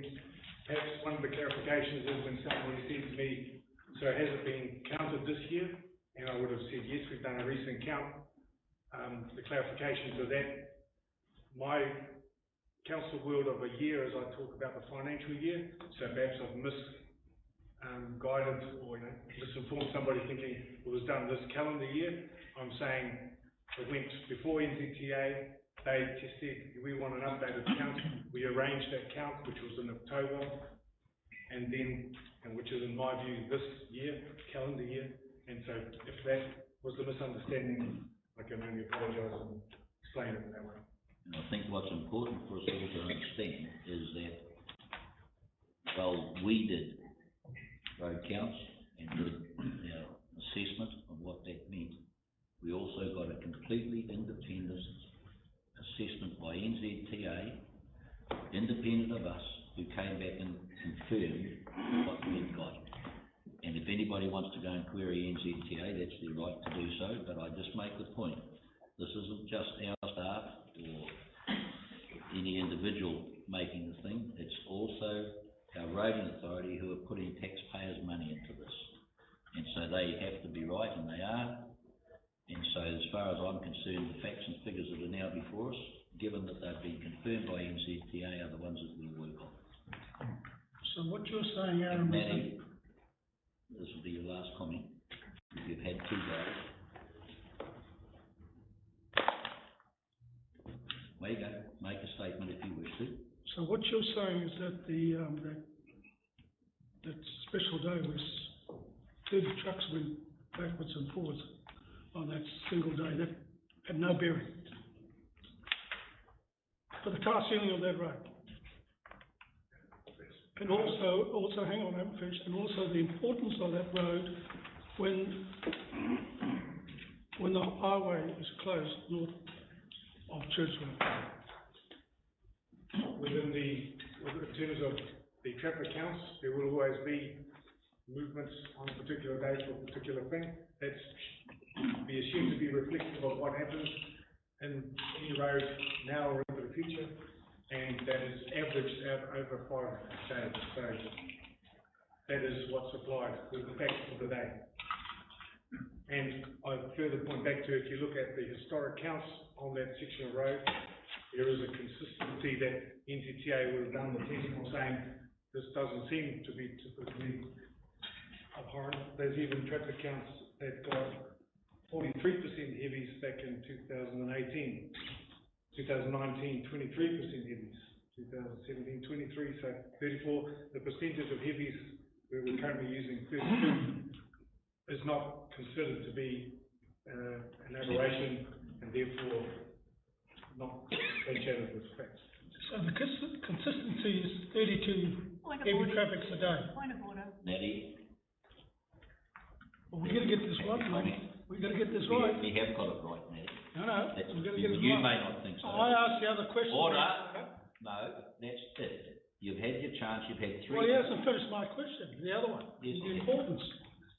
Beg your pardon. With respect, thank you, Councillor Rich, with respect to the resilience root factor that's applied within the FNDC matrix, that Church Road is acknowledged as being a lifeline or a resilience route. It has that function that should there be a blockage on the highway, an alternative way through to Kaitaia is through Church Road. It's not to say it's the only one, but that is an option for the road user. Thank you, Chairman. What do you do with it? Are there any other comments on What do you do with it? B and C? What do you do with it? So, thank you, Aaron. I think it's crucial that, you know, we trust the staff to be looking and doing the research at NZPA, backing it up, and it's absolutely crucial that the matrix has accurate information. I realise that the chance because we're doing a sample at different times of the year, and I think I asked you a question about that, if you are doing your dust mitigation sampling of traffic at a similar time of the year. So I'm actually satisfied that you're doing everything you can to measure at the right time, so not causing any skews. Those are my questions. So I'm pleased to actually have this challenge because people will ask those questions, and I'm pleased to see you've got some pretty solid ways of verifying that is in fact correct. One thing that I do, and I believe you are doing that too to a certain degree, is when you're looking at, say you take forestry for example, and why I'm taking that as an example is you can do a traffic count and the harvest is about to begin in a month or 2 months or within the year, and obviously it's going to make a significant difference to that road. So I'm just wonder how we fit in the forward planning into that whole scheme of things. One thing, and so I'll get an answer from whoever on that one, and the second question I want to ask as well, which tends to relate to something we said before. Now I know, and that's the conversation we had when we had that workshop, and I'll reiterate it. This is really about some funding with a very specific goal, and that is dust, and we're looking at trying to get the weighting based on just the dust. So it's no idea, it's not an ideal solution. I'm hoping for, before that question is answered, Andy, I'm hoping for some, I'm thank you that you're doing this work. I'm hoping for an overall strategy which starts to take other factors into account. Like in the same report, if you go further down, you'll see it says, questions like compliance requirements, and you've got state the possible implication since Māori Language Week has been for Māori, and how does this provide with the opportunity to contribute something like that? And you might think, well, where does that come from? But look at some of the reports later on that you're seeing, and you see what the government's pushing, the NZPA is pushing. They're saying roads have a social impact as well. But in this is a dust strategy focusing just on dust. I'm hoping to see another piece of work where we can actually start looking at a good long-term plan so that the roads are meeting well-being as well, and pulling that into that factor into it. I think there's good ways ahead of that. So there will be anomalies that come out of this, and I'm willing to accept them because we've got a piece of work to do, and I'm hoping that things will tidy themselves up in a wash as we move to, Thank you for those comments, John. Yeah, but Andy, I did have a question and all of that, if you still remember it. And just, appreciate that, and we all recognise that this is the goal. So that was, you're absolutely right. That was to do with a bit of forward planning, maybe a year or two ahead with a potential, whatever it be. Did you get what the question was? Because I'm maybe to follow. Through the chair, I believe the question was around traffic counting and how the sensitivities of traffic counting. So traffic counting is effectively for the Untitled Road network, the installation of pneumatic tubes across the carriageway, and they basically activate each time a vehicle passes over them. The NTA are working on a package that allows them to cover our entire Untitled Road network over a period of years, and I'll happy to take advice how many years that will be. And of course, the network is not stagnant. So, potentially there were developments taking place, there are changes in usage. And the traffic count in 1 year may not necessarily reflect what is actually happening in years 2 and 3. And we have to be mindful that we engage a traffic count consultant. It's not effectively a guy with a chair, goes down and manually records the numbers on each of the roads.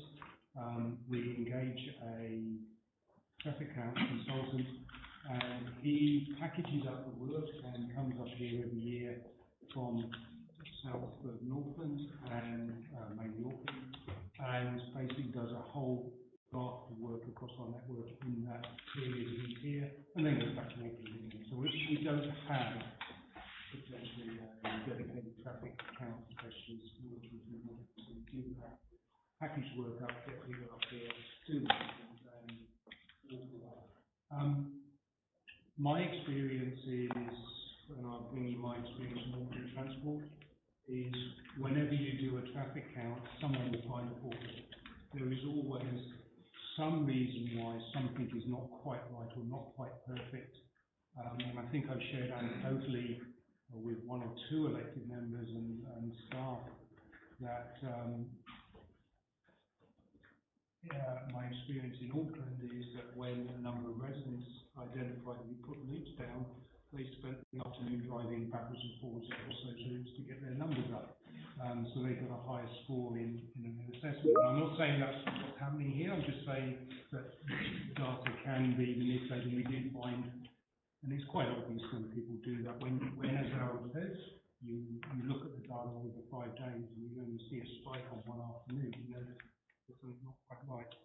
So what we're really trying to say is traffic counting is never going to be 100% perfect, and it will change over a period of time. It's the best we have around assessing the usage of the road. And you're quite right, I mean, a road can change because it might get subdivision that it didn't have 12 months ago. Kelly? Yes, thank you. At the risk of being repetitive, I missed Deputy Mayor's kōrero, got out of the room. I was on the council when we first confirmed the matrix, and there were no road names on it, and it wasn't until another meeting that we realised that certain roads, such as Church Road, were at the top of the priority matrix. So I'm comfortable with where we have landed in that respect, but I do question, like with the truck movement for Otamarua taken out, it still sits in the, by my calculation, 29 to 30. So I'm hoping that we can converse on, you know, the unsubsidised deals for Otamarua, because even though there's no truck movement, there's still a lot of traffic on Otamarua Road that contribute to health risk and dust issues for community members along there. But other than that, I'm happy with where we are at with these. Thank you, Kelly. I'm certainly comfortable with the explanation that Aaron's come up with in terms of the discrepancies between numbers, but I would ask that we have some consistency with numbers that are available to the public, so they are comparing apples with apples, and they're going to get the right answers. With and this is what causes the dissension that we're currently having, and the negative comment every week. And you know, I would have this, I had the same thoughts myself. This is bloody bullshit. This is wrong. It is imperative that they be numbers that are comparable and accurate for that reason.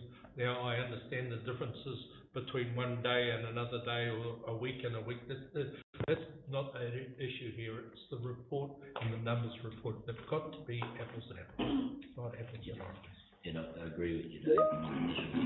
And we've got to remember that this hasn't been with us long. The whole objective was to take the politics out of it, and that will achieve. We do know that it's still being evolved and will continue to evolve. It will never be absolutely 100% perfect. 1 year has got 3 houses on it, next year might have 3, because it fits subdivision on it. Just a fact of life. Okay, is there any other comments?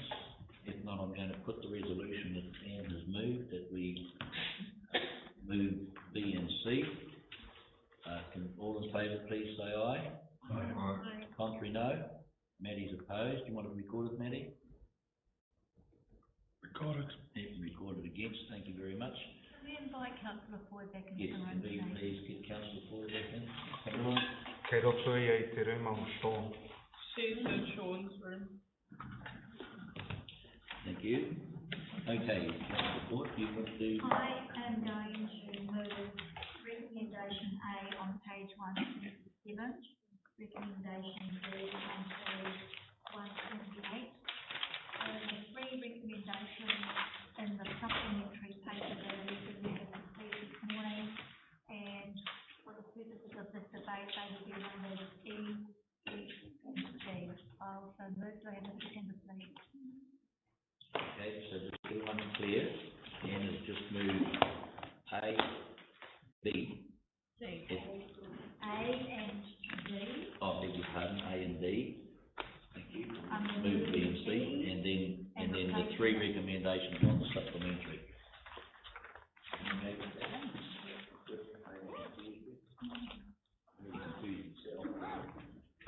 All right, I'm happy to second that, and do you wish to speak to it?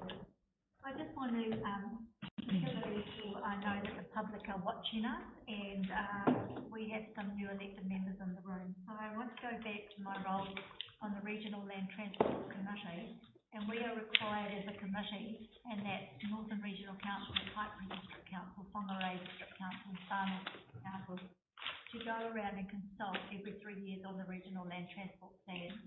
The public come along and make submissions to that areas, and we have finally adopted a Regional Land Transport Plan.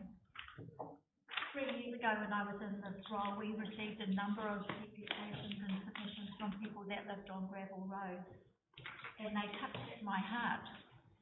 So I spoke to them there and I said, I'd like to do some work in the dust space, and I'd like to move a remit for local government New Zealand that, as a country, we do something about the impact of dust on human health to the people that live on gravel roads.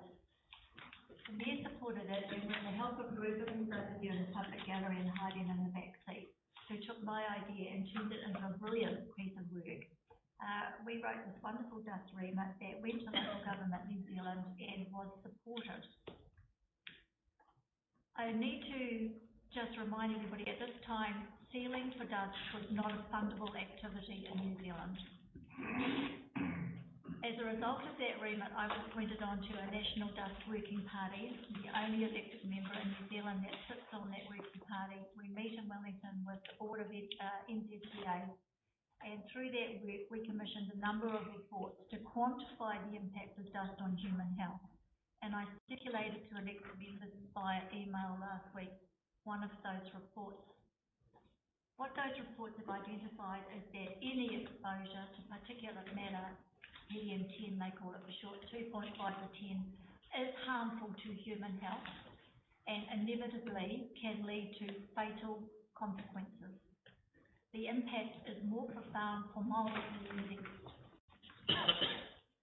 Following that research document, NZTA introduced dust into the funding instruments of the National Land Transport Plan, and Will Pillar, who no longer works for us, worked on the first dust matrix, which was the forestry one, where we were successful in obtaining $12 million for sealing forestry routes, and then we were successful in getting funding for sealing the Pipito and Pipito roads, which were the roads that were most represented by the residents who came along to our formal submission process.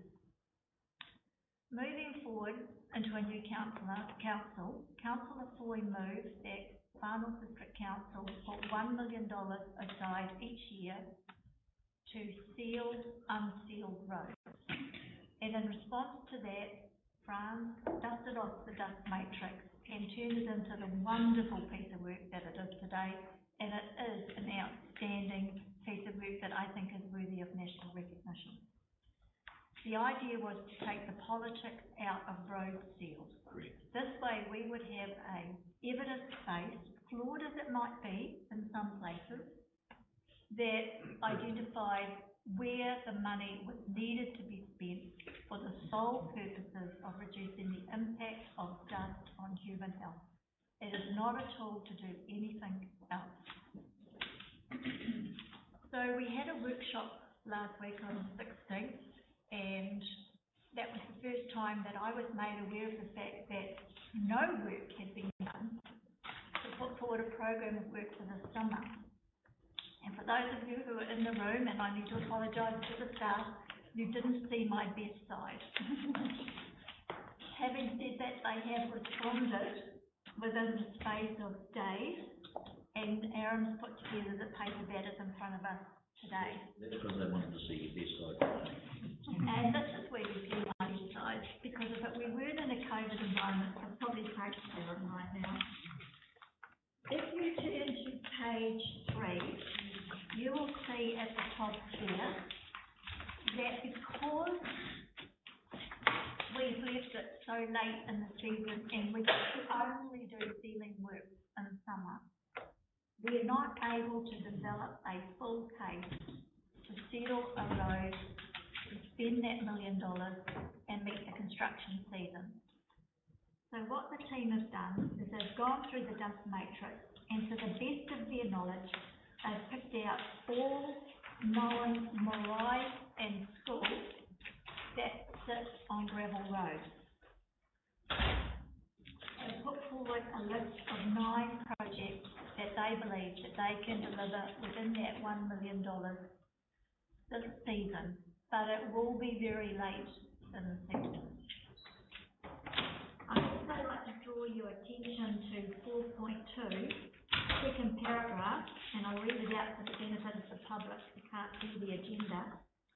NZTA is considering the possible inclusion of the short, approximately 400 metres, sealing on Parapara State Highway 10 end in lieu of Otangaroa Road, with Manoni Road still eligible for consideration subject to updated traffic counts.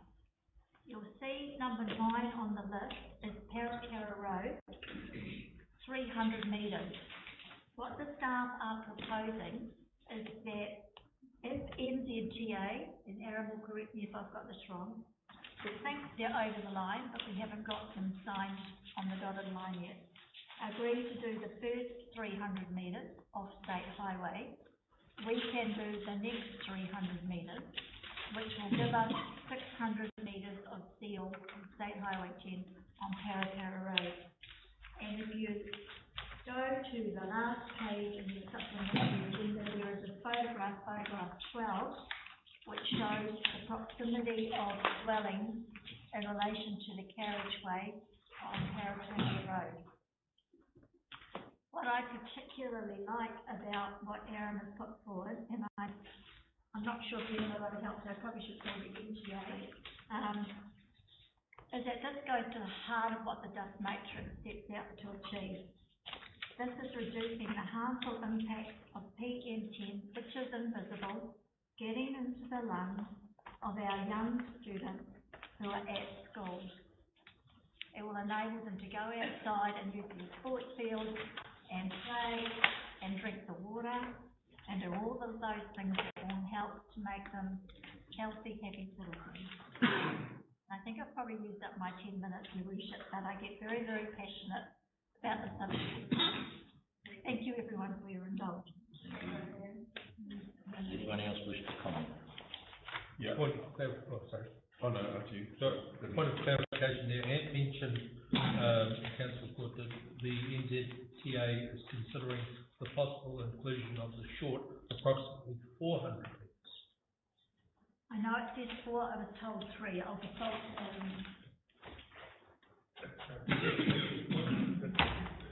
The table was actually identified as 550 metres, okay, and the actual dust matrix treatment length. Within our discussions and negotiations, we're proposing that in terms of managing their expectation and investment contribution with people's skin in the game, that they can come to the party and we can equally contribute to a nice high-end finish. And then speaking to Councillor Lucich's conversation around a strategic approach to those into the future, and the fact that Parapara Road, as Councillor Radin pointed out, does have some other arterial and resilience routes. We then look to the future of a tractional seal, which would be in future years potentially line up from that 600 metre mark down the 1 kilometre incline to the bridge. And so, while you have not got visibility of that, we want to reassure the community and the members that we do have an overarching plan, a longer term plan, strategically lining up things not just about dust, but about traction, about bridge approaches, and so on. Thank you. That followed up from the conversation that Matt and I had with the residents down at the very bottom of that hill. So, while it's not going to be done tomorrow, it's certainly now in mind way, and certainly will be part of the plan as we move forward. Yeah, thank you, Aaron. That's great. That's the sort of stuff I like to hear. That thinking ahead there. So just clarification. So we're saying we're including those 3 roads on page 3 on this. That's going to be included in the seal. That's what we're doing. Sorry, Councillor, I'm referring to the graph at the top of page 3, which Oh, starts with the nine things here.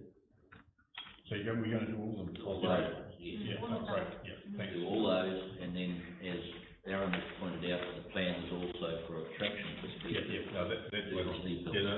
That's my clarification. That's great. And thank you. I know the report was rushed, because on page 2, I'm just looking at the price of some of the cost of some of that roading. I'd love to do one of those roads. You can pick the top 3. I'll do whatever one of them, but I can do it for piece of price. $6.7 billion is a lot of money.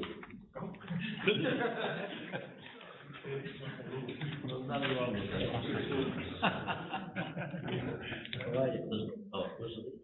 Thank you, Richard. And thank you for bringing this paper to us, again, in particular the 9 there, school and marae. Worship will be aware of Oturu Marae as well, which had a large group in the Tiahu Centre that did voice their concerns about the very close proximity of that marae on a network road as well. I would love to see central government come to the party with schools and marae. Their current policies align with things to encourage those activities, to support those activities. However, we need the funding in order to have the good environmental outcomes that we're wanting to achieve and with what they're wanting to achieve. So, under the new GPS from central government and within our business cases, I'm sure that we're highlighting that issue. Thank you. Gil, do you want to? With respect to the chair, we have, since tabling this paper, identified at least 2 other marae sites that weren't contained in the prioritisation matrix. And going back to the message we talked about during the workshop, we need to draw a line in the sand at a certain point to make a decision, but what we are requesting is if elected members are aware of information that would contribute to a marae being added or needing to be done, then please make that known to us, because as we mentioned in the workshop, the survey of houses and buildings near the road was a desktop Google Earth survey, so sometimes they may not have picked up a school or a marae. Secondly, with this, just to note, and this needs to be very clear in the messaging, what we're proposing here is 300 metre dust strips to mitigate the dust. So the expectation is not these roads are getting sealed, these sections of road. Yes, thank you. If we do have that information, we'll make sure to share. Kelly. I just wanted to take the opportunity to make sure that Taupara Marae on Whakataha is looked at, and also Kura o Te Waikare on Waikare Valley Road, and also reiterate that it's not only truck movements on Otangaroa Road, it's the fact that from State Highway 1 or 10 to just about where the marae is, it goes underwater, so all that loose metal, you know, ends up in the swamp and everything, and so sealing the road is not just about dust there. Just singing O Whangaroa's praise again, I'm not going to forget about O Whangaroa. Thank you. And of course, both Felicity and Kelly will be doing an email, won't you? No, he's writing it down now. No. No.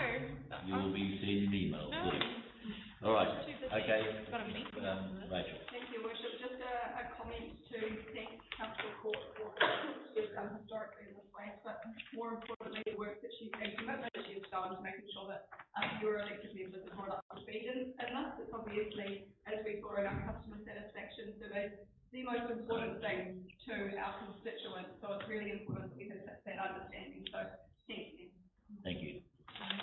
All right, I intend now to put the motion. Do you want to reply for me?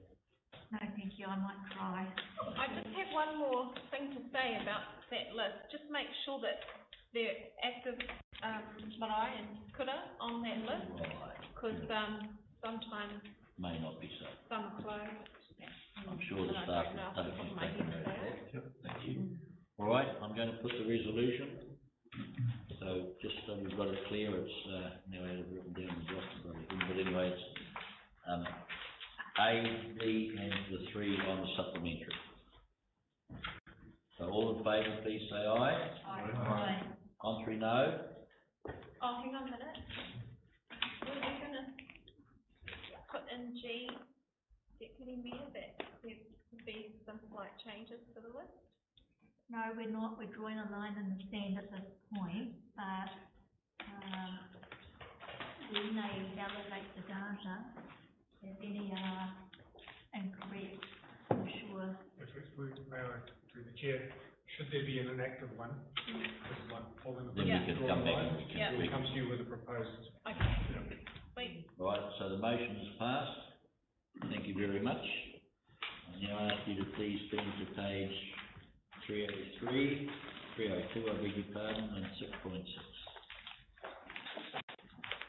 I'll move. Do I have a second, please? Thank you, Councillor Court. This is to give us an update on the dust matrix. Comment?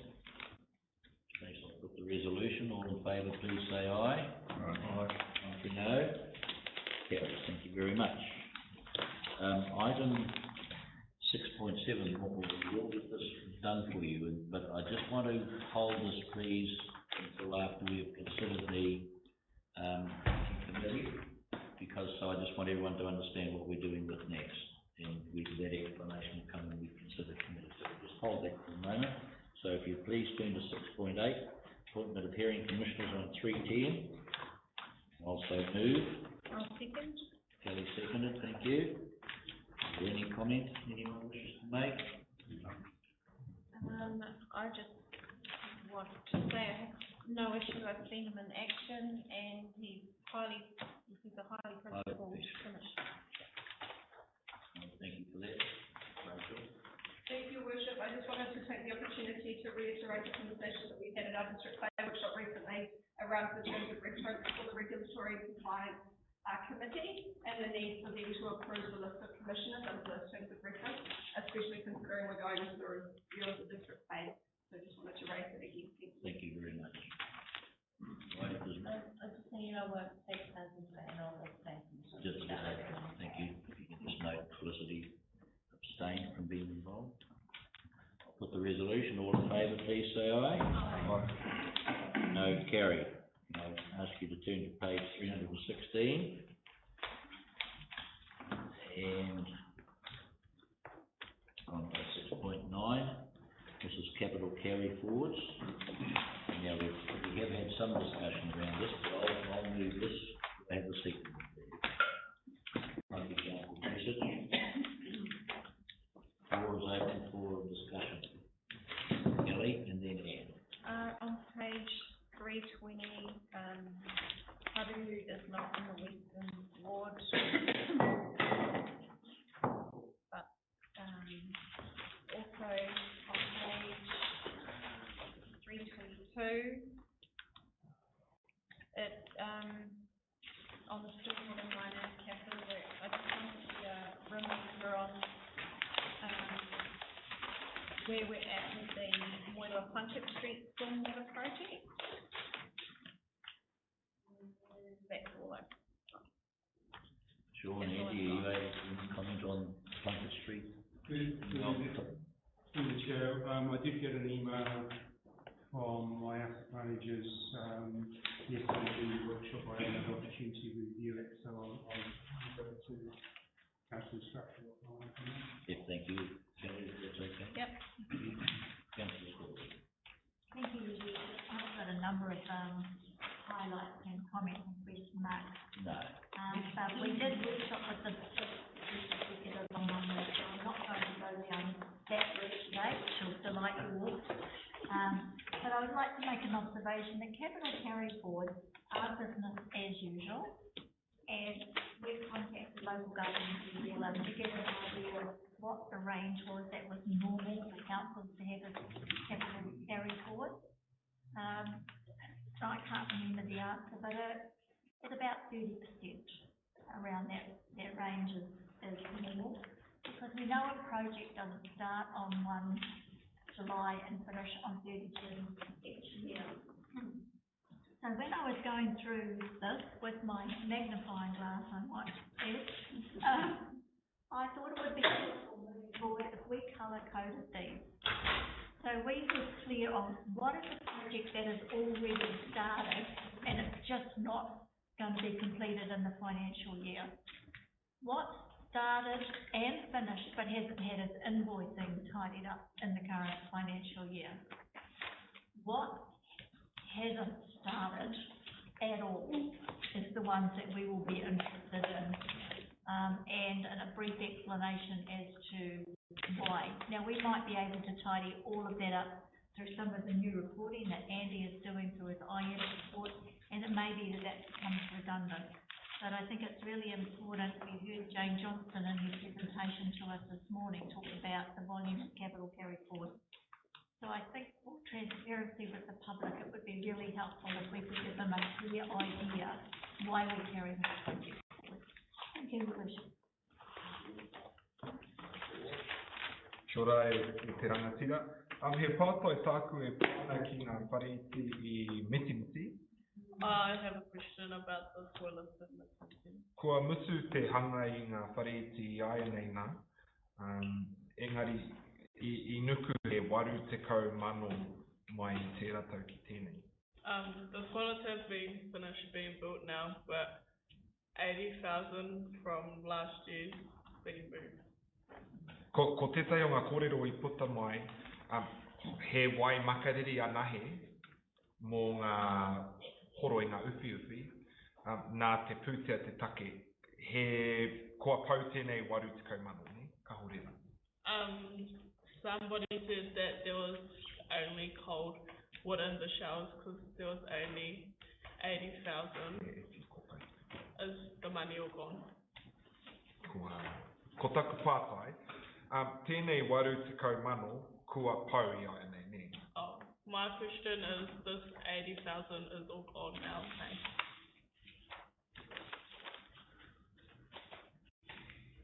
Anybody? Mehe mea he waru te kaumano tāra e toi ana, mahi anga te waiwera ki rato I ngā uwhi. If there's still 80,000 left, put hot water in the showers. We may have to come back to you and find out about that, because it's a detail doesn't look like we've got. I've got Felicity and then David. Thank you, Richard. Thank you. I just wanted to, first of all, I can speak to Moku's point. Another example would be the footpath from North Park to Whangatani Rising Kaitaia. It's actually mostly been completed, and it will just show here until the project's being completed, so it's the timing, just like timing through, and the Tourism Infrastructure Fund funded. Just for next year, I did have a question for the asset manager for reserves about some of the northern highlight this at the long-term plan workshop, that when the item is so generic, we don't know what the renewal is, and it's such a high number, the $680,000, that when we ask a question, and it can save a lot of time for the staff if there's more granularity in the line items, particularly around renewal. So I can't answer that question. Not deal with there another staff member. We'll take a note of that. Take a note of the question. It just says clarify renewal. So I have no idea what it is for reserve. If we can find that out, please, and come back to Felicity. And it has already been brought up about district-wide sludge management as well in our workshops. I know that this is a huge issue for our district and a huge cost, and it's really only an issue when people can't flush a toilet, and sludge is really expensive. So, but that's a huge amount of carry forward for sludge, 791,000, and that's 253,000, and it talks about a lack of resourcing. Is there any feedback about that's on page 324? Because I do know that we're doing a lot of renewals for plus 2 million and 44 as well.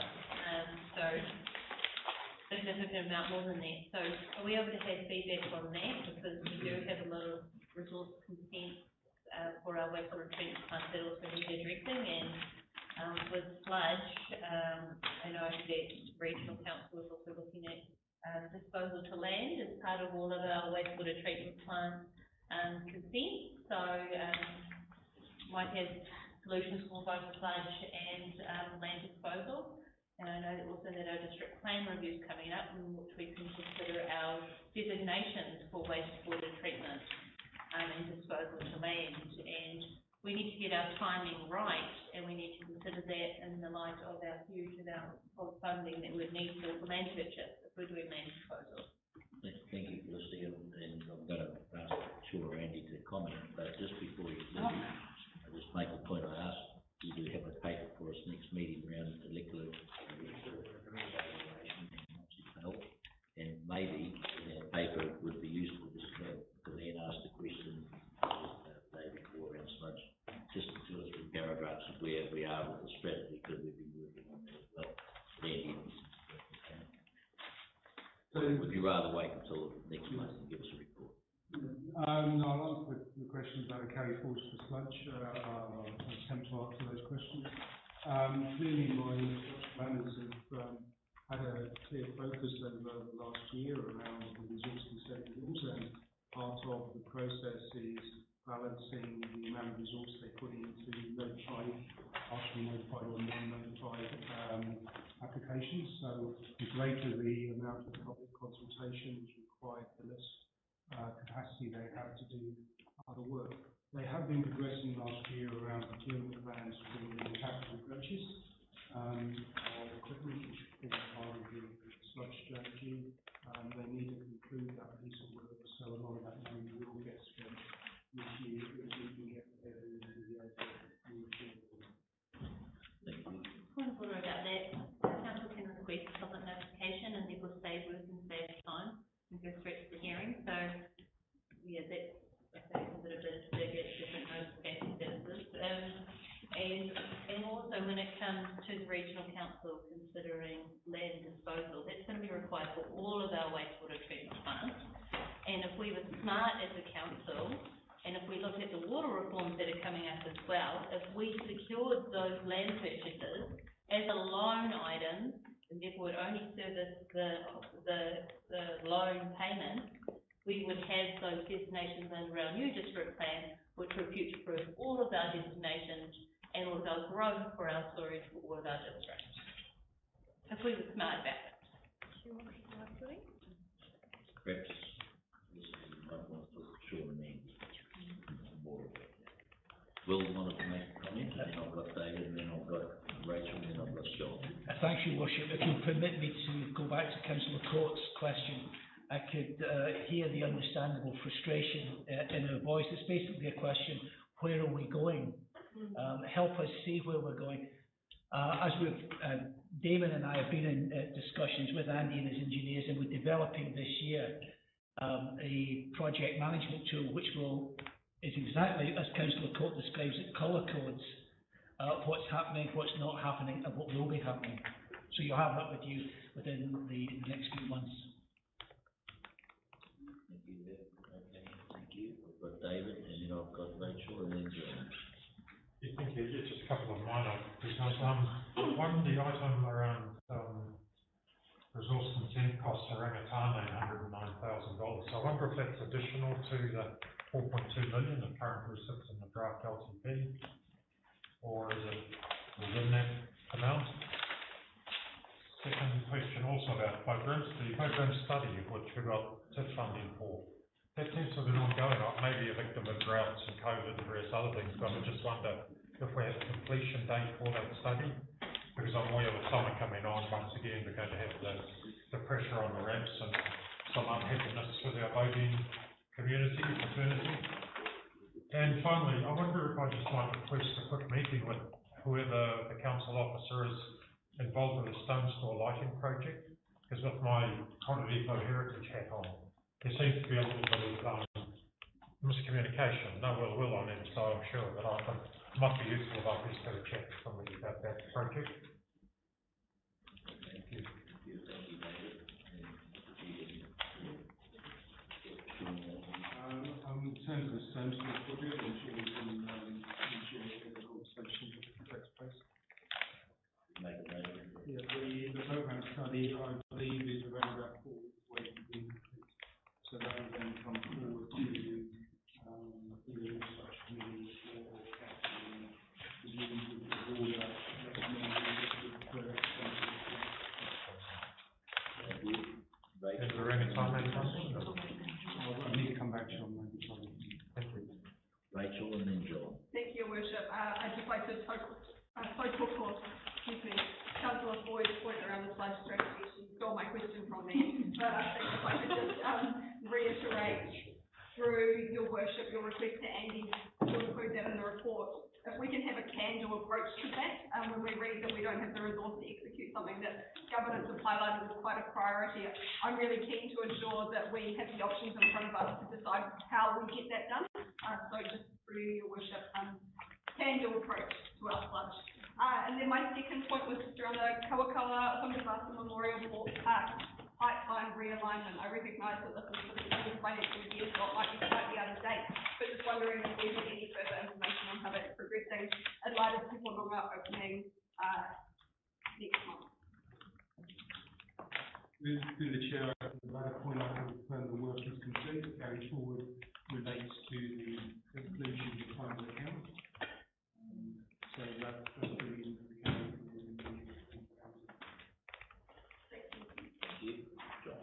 Yeah, thank you, Mr. Chair. I just wanted to, Councillor Cook point out, this is BAU, it's been approved, it's sort of working on, it's pretty carried forward, so we shouldn't be asking questions about that, it's for another matter, but specifically on visibility,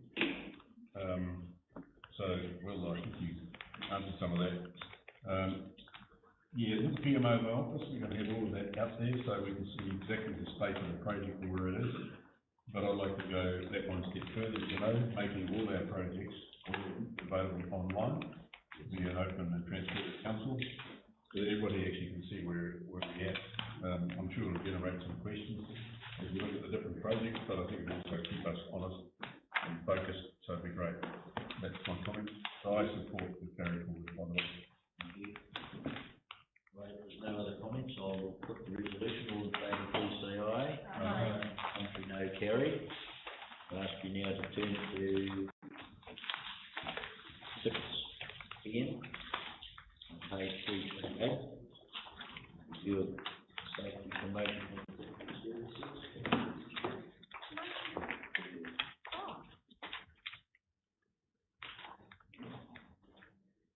The reference from the resolution to page 4 doesn't really lead to a page 4. Like, I think that the report page number fell off. Oh no, it is there. Okay. No, page 4 is blank in the report. So I'd just like to confirm what page number of the agenda or page of the report, please. There's, I think, 2 reports in that agenda item. Sandy, can you help with that? What the original reference page 4 was? And that's in the report. Yeah.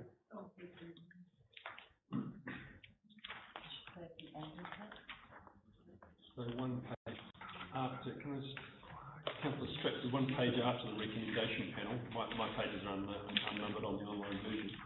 A section called reason for the recommendation. Is that not in your copy? It's on page 330.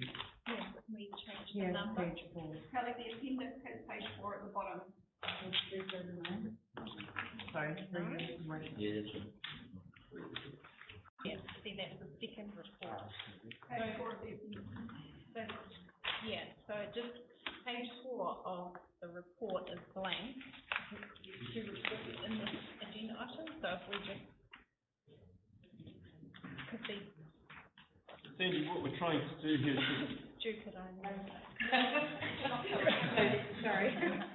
Sandy, what we're trying to do here, you guys are on, we just need the motion to read correctly so that there's no ambiguity about what we're So it's page 4 of the rationale report, which is page 339.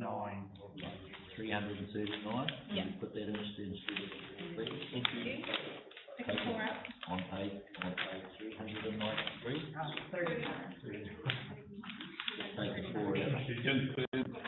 The right number, 339, did I get that right? 339.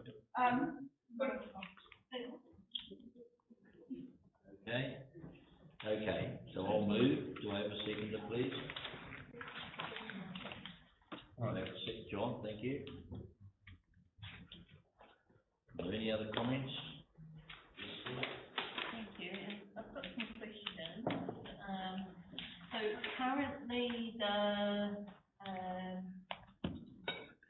one of the contracts based in Kaitaia, REE, provides a significant number of people with employment. As you know, that's 2 hours north of Whangarei, where the NTA is based. My question is about the location of the future contract holder. I know that there's still going to be 2 private contract holders, but with the NTA as an overseer. Could the contract still remain with a contractor, such as REE Space, which is 2 hours away with this proposed change in third option? Through the chair, I'd just like to respond. The location is actually something, and travel time is something that's really important, and obviously being available to the community. So in the review and going forward, that is one of the crucial criteria of our annual assessment as to being available to undertake the delivery of the program. So we can't predetermine who's going to get the contract, but we do need to go through that process, and that will be one of the attributes that we'll be assessing. That was my main question, thank you. Yeah. I have a question. Danny knows what this is because I've preloaded it. In the report, it talks about population, about Kaikoui population, Kaitaia population, the Kirikiri population. It looks like a little thing at first glance, but it's critically important because, like a lot of funding, it is related to the population. And you would have all in this room heard me talk before about the adverse outcomes we've had with driver licensing in Hokianga, because they don't have access to fit-for-purpose networks to drive a vehicle on. They don't necessarily have access to a fit-for-purpose vehicle. Part of the driver's licensing requirement is that you go through a roundabout. That isn't one. So we're seeing this throughout the district that to get your licence, you're actually having to go to Kirikiri or Whangarei. I'm not sure if you can do it in Kaitaia. I haven't made inquiry.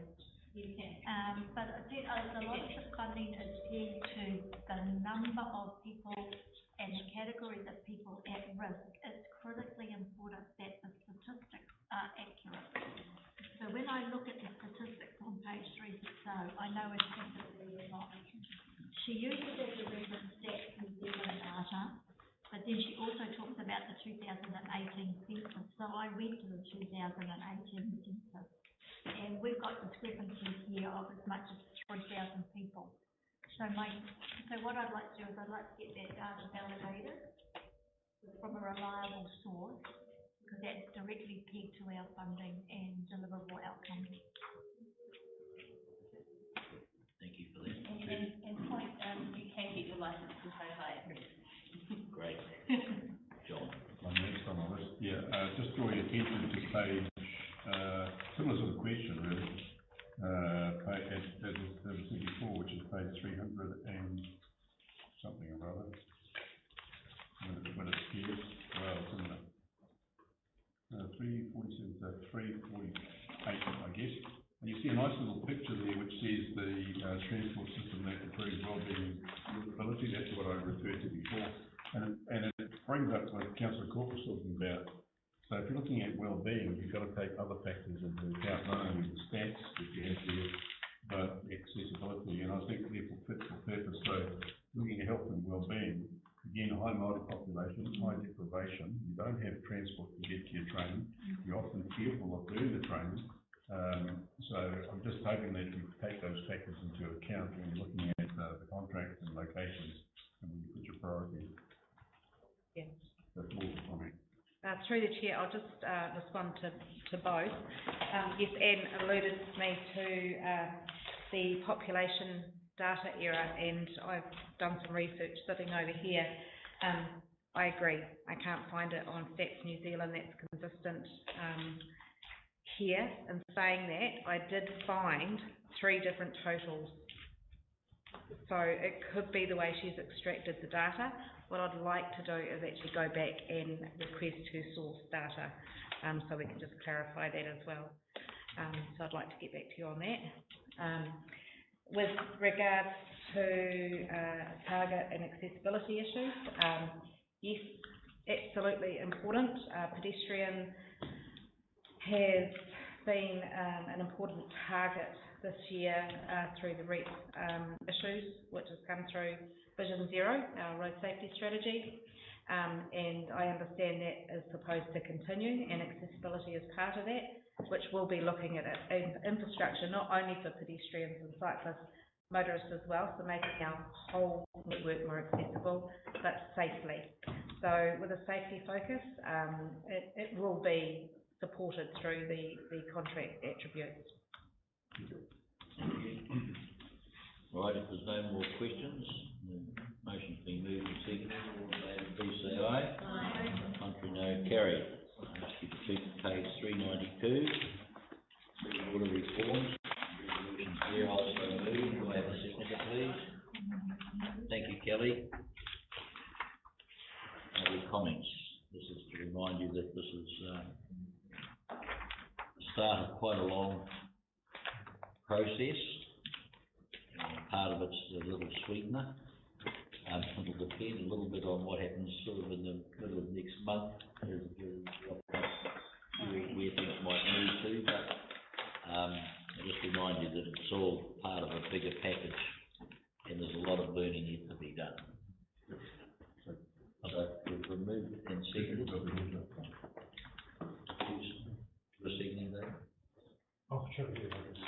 Oh, Kelly already did. Okay, thank you. David, right. Yeah, I just wonder if we could have a little bit of interpretation of this, dare I say, it's scarcely measurable chart we have, just at the size. We've got a green bit, a yellow bit, an orange bit, and a sort of a pinkish bit. I'm assuming that everything in the green is sort of a go, and the rest is option. As I say, I'm struggling to interpret exactly what this is telling me. Partly because I honestly struggle to read it. Yeah. Well, not that bad, but it's, Perhaps we could ask, Annie, should we ask Melissa to give us a bit of an executive summary of what the chart's talking about? Just that, Melissa? Sure.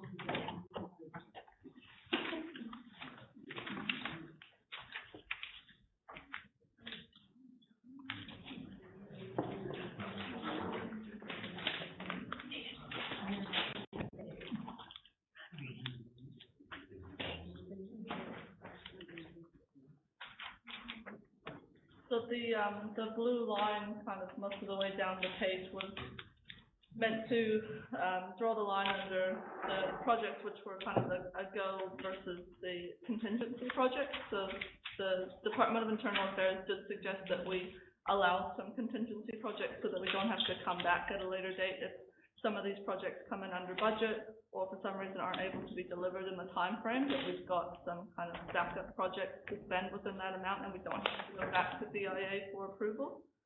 So the green projects were the ones that we had intended to kick off to reach the $11.8 million, and the other ones below were kind of contingency projects. But I've left them there if we want to swap some. Yeah, I guess I'm just, the workshop was not very kind of detailed maybe, and this is a good opportunity to look at some of the different. So, question. Sorry. Yes, sorry, just one other question. Network model updates, an amount of, I read it right, at $3 million. Yeah. I don't know what that means. What's this? So we don't have any up-to-date network models. So it's a computerized model of our networks. So they're quite out of date, meaning that there's a lot of pipes either missing or misinterpreted. Maybe they're the wrong size. They may physically being replaced since then. So we need to update them. We also need to calibrate all of our models. So that means physically going out, putting meters on wastewater pump stations and meters on throughout the network of the water network, pressure testing, that kind of stuff to verify the models as much as possible. And then we use those models. We haven't really been able to use models for the last 10 years at least to make good decisions around where development is, how we can most easily increase fire flows or increase pressures in a certain area or decrease, where we can support development or what work might need to be done in order to support development. So there is some physical work involved. It's not just a computer model being developed. A bit of both, yeah. Quite a lot of the cost is calibration. Okay. I might just, a final comment, in the orange bit, which I presume is an optional alternative, I mentioned yesterday that it would be nice if we use some of this money to do something a bit creative. I think the idea of supporting apprenticeships in plumbing is a very creative idea. It's a little bit left field, it's not actually a pipe or a pump. And I do think it would add value in all sorts of ways. Thinking about the four well-beings notion, that would be an active, a really positive outcome, I think. So recognising if we do that, something else has got to come out. I do think that's one we might want to give some more consideration to. So the network models aren't an all or nothing, for example. We could do 2/3 of the network models in the high growth areas, for example. I have John and then Felicity. Thanks, Mr. Mayor. My question really is, I understand this funding is given as a bit of a sweetener for the signing of the MOU. Others call it, right, yeah. The question I've got though is part of the MOU, we actually said we will give the asset assessment, we'll update our asset so that we are providing that to whatever eventuates or not.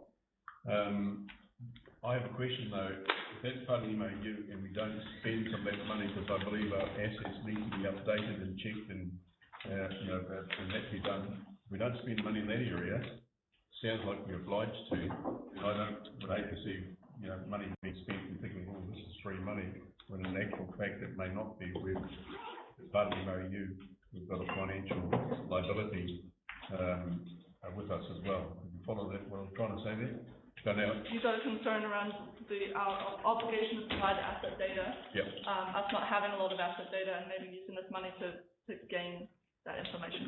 Well, no, I would say if the government is making money available as part of the MOU, and we don't spend it on getting good, accurate asset information, which seems to be we're obliged to under the MOU, then that's spending on something else is not being prudent. It's an unwise use. So as long as we can update and meet the obligations of the MOU with this money, which is given to us, it's not going to be a cost to ratepayers, then that's what I'm saying we should be doing. Are we doing that is the question. Yeah, I'm not overly familiar with the existing program of asset data information, but I know there is a significant amount of money in this year and next. Andy, do you want to speak to that? Through the chair, Glenn's got a view around, I will keep throwing it across to Glenn. Glenn has a view or has trained an opinion around our requirements with this funding to do asset work and what the requirements are to provide asset data to government in due course? Yeah, through the chair. So I think there's two answers to the question. One is that our obligation, our good faith obligation under the MOU is to share what asset data we have, in whatever form it is and however old it is, which is what we'll do. But the money that's been allocated to us to use, there's a whole lot of criteria that they've asked us to consider as part of it. And obviously they will look favourable upon some of that money being used to improve our asset data, which is what Melissa's, for instance, talking about in terms of updating the models, doing that piece of work, is going to improve our asset data. So it will seek favour with the Crown Infrastructure Group, but the next stage is when we deliver the plan to them as a draft, that's when the conversation will happen.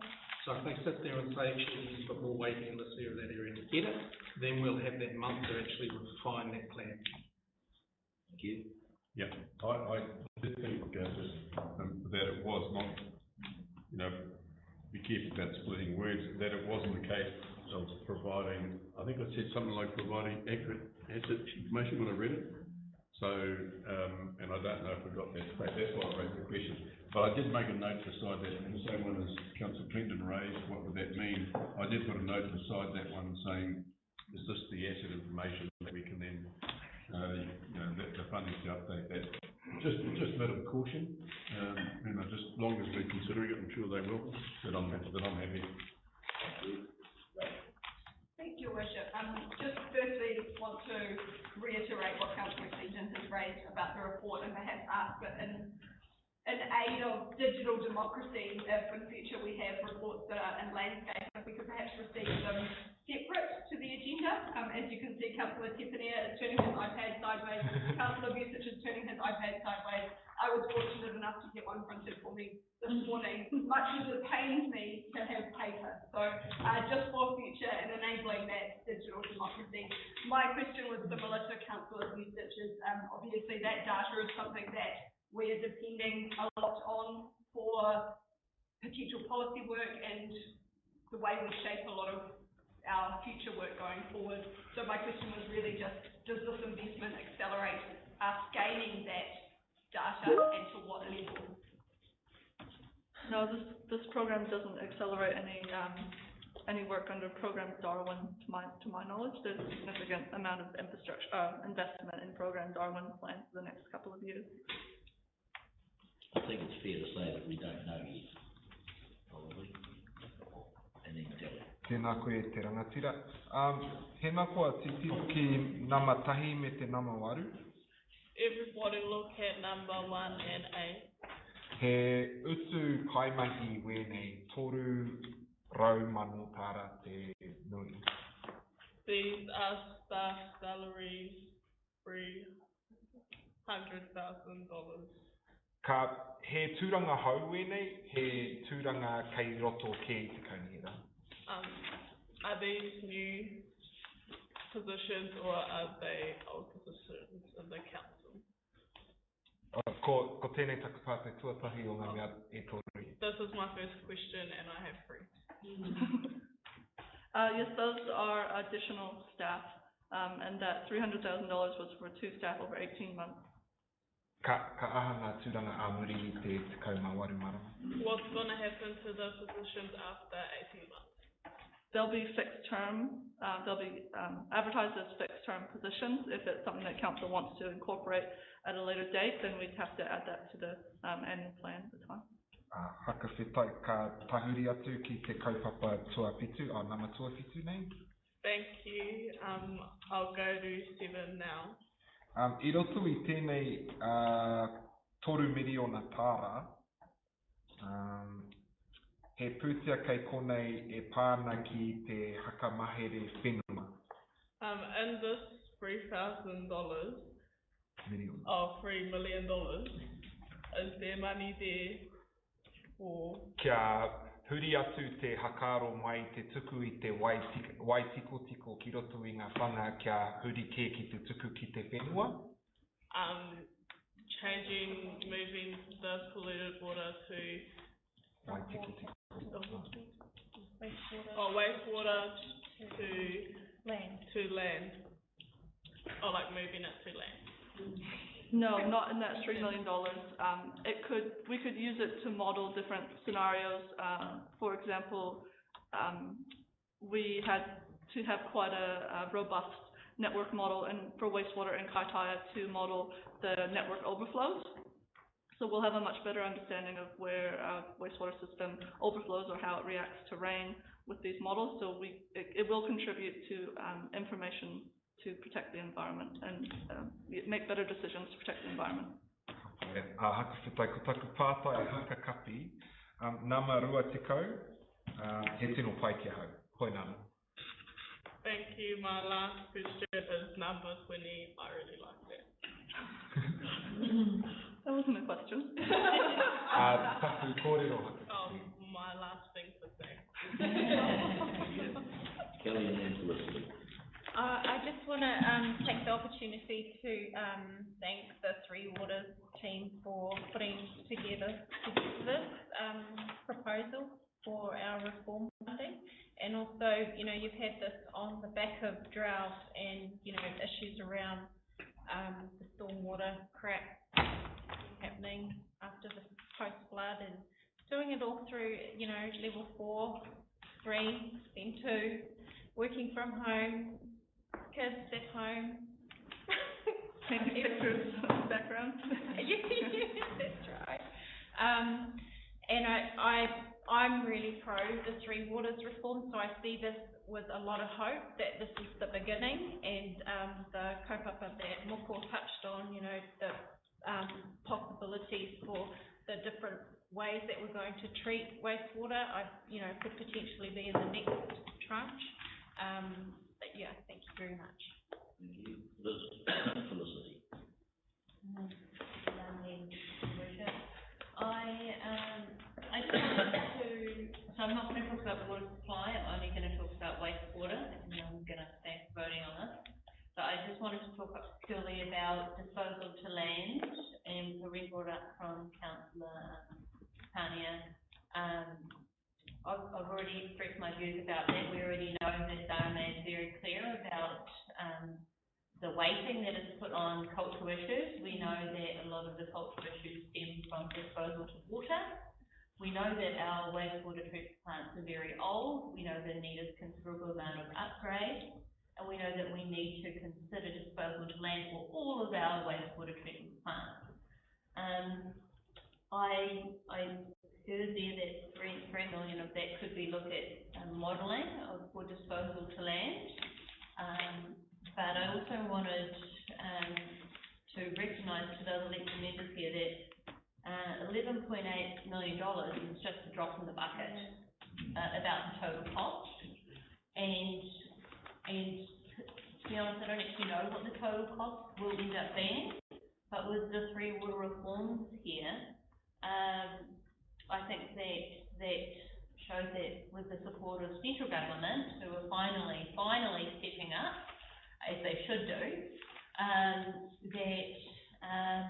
that we need to look long term at the growth of our district and to future-proof that, which in my opinion means that we need to buy land plots that are considerable size that are currently not in areas that will be disrupted from residential expansion to coincide with the timeframes for a district plan review, which we all know is in December when the draft zoning comes out. And with this Three Water reforms funding now being provided, I think this here is a significant opportunity for our council to take this as looking at options for land purchase and how much operation that will cost to service those loans, and also potentially look at central government and what would happen in the Three Waters reform for those land blocks if we did purchase them, and if they would cover that debt, or that new entity would cover that debt and that servicing if we repurchased that prior to the reform. So we've all heard it here, recorded. And, I, look forward to seeing that analysis of the disposal plan. Thank you, President. Right, well, thank you everybody for those comments, and if there's no further comments, I'll put the resolution. All in favour, please say aye. Aye. Contrary, no. Carried. I'll abstain. Yes, so. Abstain. So, page 399.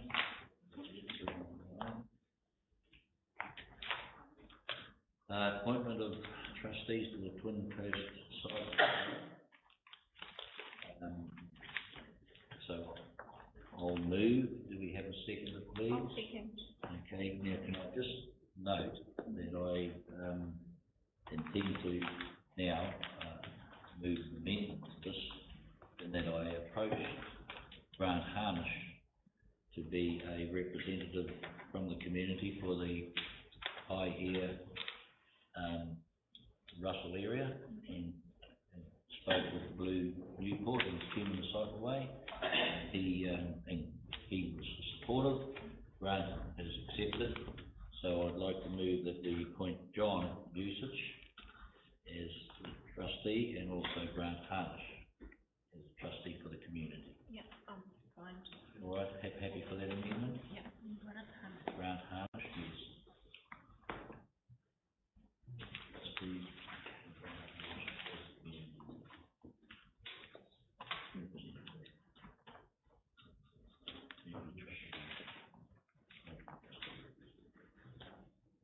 I'm involved in that, I'll abstain.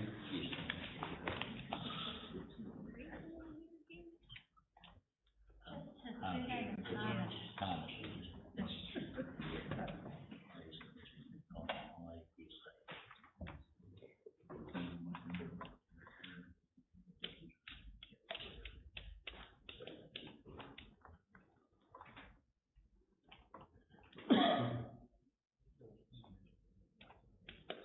Okay, all in favour, please say aye. Aye. I was going to nominate Nia, but I...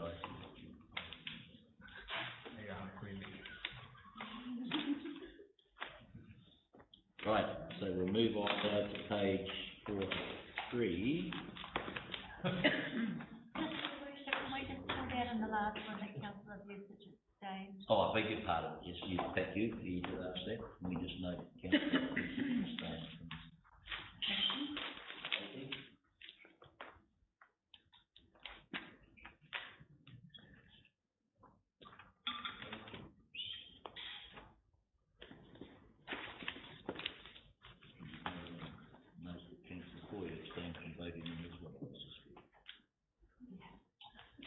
So I'll move this motion. Do I have a second, please? Thank you. Rachel? Any comment? Motion, all in favour, please say aye. Aye. Carried.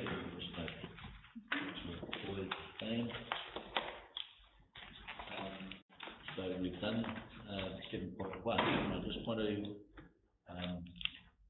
open the meeting. I'll ask Cadell and or Belinda if they have any comments. Can I just say that of recent times, it's concerned me that somehow or another we're not connecting enough with our community boards and with our chairs and with that and being part of. So we're having discussions as to how we might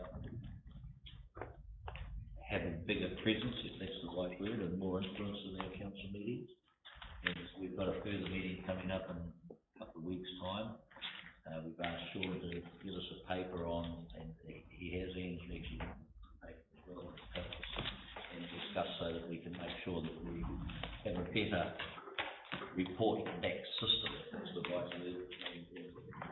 So just councillors know that. In the meantime, ladies, have either of you got anything you wish to draw to our attention? Oh, not at this point. Right. Thank you. In fact, we should know just with regard to the survey results in today's agenda, interested in the bar and road, probably the bulk of it is community board delegations. So we look forward to bringing back hopefully action sheets in the future so we can follow RSS's and better complete to actually assist to raise the profiling issues particularly in relation to the footpaths, and walkway side of it, but also our other delegations. Right, thank you for those comments, and thank you both for your presence, and, as I say, I think we'll. I absolutely. And as I say, we'll be working to make sure that we have a better forum for you, if that's the right word, so thank you for that. Okay, so what we'll do now is we're going to go into public exclusion, and, beg your pardon? Oh, I beg your pardon, thank you. And we'll just do this, thank you. We have one more supplementary item, and, motion is here, and I understand there's been discussion. Yep. So there's an amendment now under the thing, Yep. and you're all happy with that amendment, Yes, and you're prepared to move it? Yep, I move that the council request that Northern Regional Council, as the consenting authority, publicly notifies the renewal consent application to discharge treated wastewater from the Opanoli wastewater treatment plant into the Hokianga Harbour. Right, so it's the bottom one that we're thinking, so I will. Oh, Moko, thank you. Right, yep, so I'll ask Kelly first, but just, what I also will do is just because a question was raised around the legality of it. Kelly, you want us to speak first, or you have to speak and then ask Kelly? Speak to? You speak first, okay, So, under Section 95 of the Resource Management Act, an applicant can request that application be publicly notified. I have, as the Three Waters portfolio holder, broached, quite forcefully whether we could publicly notify, and we've even discussed it at a workshop. But I feel that the only way for us to get it publicly notified is by the councillors requesting it, and that's why I brought the notice of motion here. And I don't like governance overreach, but in listening to the voices of my community and the iwi and hapu representatives, and the change in the MPS for fresh water that came into effect on the 3rd of September, I really feel strongly that it needs to be publicly notified. It'll show our commitment to our Te Tiriti partners, and that we're striving towards the community outcomes in the long-term plan. I put that in the original email, notice of motion, so I'm not going to read through all those points. And I also would like to reiterate that there's already funding allocated towards the hearing, as you will have seen in the carry forward page in our earlier agenda item. I acknowledge that it's probably not going to be enough, but you can't put a price on communication, relationship, and the environment and the well-being of our people. Kia ora. Thank you, I'll take George. Tēnā koe e te rangatira. Tuatahi ake me mihi ahau ki a Inihera Kelly, kua maia ki te hakatū I tēnei pepa. Thank you, Your Worship, and first I'd like to thank Councillor Kelly for making this paper. Kua hakarongo mātou ki ngā iwi ki ngā hapu ki te hapuri whānui I roto I tēnei. We have listened to the tribes and the community in this. A muri I tēnei hui I te rangi nei, ka haere mātou ko Kaikaunihira Kelly, ko Kaikaunihira John, ki o manaia ki te hui tahi ki te mauri o te wai. After this meeting today, me, Councillor Kelly and Councillor John are going to Omanaya to have a meeting with Te Mauri o Te Wai. Nō reira, he mehe mea ka haka mana tātou I tēnei, Ko te kaunihera ki konei, ne? Ko ngā hapu ki konei. Ko tēnei tētahi momo hononga. He mea eti noiho tēnei, ne? Ko te wehenga I waenga pēnei ana. Engari he hononga tēnei. If we go through with this, the council will be over here and the tribes will be over here and we will be together. Hana piri. Like a bridge. Kia ora. Thank you. Can I just ask you to comment, please, just on the legality side of it? On the legality of it, actually, Yes. quite right. Yes, thank you. As Steph quite rightly pointed out, Section 95E, I think it is, or A, gives us the right, or the council the right to ask, or to request that the commissioners refer the matter to public notification. That's one side. In this particular instance, this application was filed in 2019, in May 2019, and all the budgets and all our strategies and calculations has been based on that. So there's going to be an added cost, and I think that if Ruben or one of the other panelists that you probably advise, you're probably going to be looking at, you're going to need an extra person if this matter goes to a public notification. There are 3 notifications. One is obviously that that is just a simple notification. There's no hearing. The next is a limited public notification, and this is what we believe would actually be in this particular instance. And the affected parties in this would be all those that should be culturally affected. And therefore, we would still be sitting down with the same people and being able to negotiate with them. That's what we've actually budgeted for. The final one is a public notification. Public notification means that anybody in the world can actually protest or actually raise an issue. And that involves a lot more work and a lot more consultation and a lot more cost. And that is where, in this particular instance, I see the problem with the public notification. There will be a limited notification, I have no doubt about that in this particular instance. In both the limited notification and in the public notification, public hearing basis, both of those, anybody who makes a representation will have a right to appeal. So effectively, by going for a public hearing in this particular instance, what you're doing is you're opening it up to the world, not just to the people that are directly affected. And by opening it up to the world, you're creating a greater risk. And those are the issues that you need to take into consideration. The cost factors that you're looking at is if it goes to a limited notification hearing, probably looking at around about 150,000, probably about 3 months, 3 to 5 months. If it goes to a public hearing, you're looking at probably, if it goes to a court of environmental court on an appeal, you're probably looking at about 18 months and probably 350,000 or thereabouts. Thank you for that. I've just been advised that just before I'll take John and David, I've been told that because the motion needs to be moved as a major item, not on the agenda, as it wasn't distributed to the elected members within the statutory deadline. So I'll move that we consider this item. Do I have a second, please? Thank you, John. All in favour, please say aye. Aye.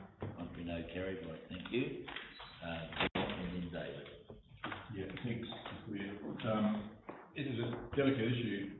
When we spoke in the meeting, we had one meeting. I've spoken to communities quite separate from my dad, again recently, and the harbour and discharge to the harbour were major issues.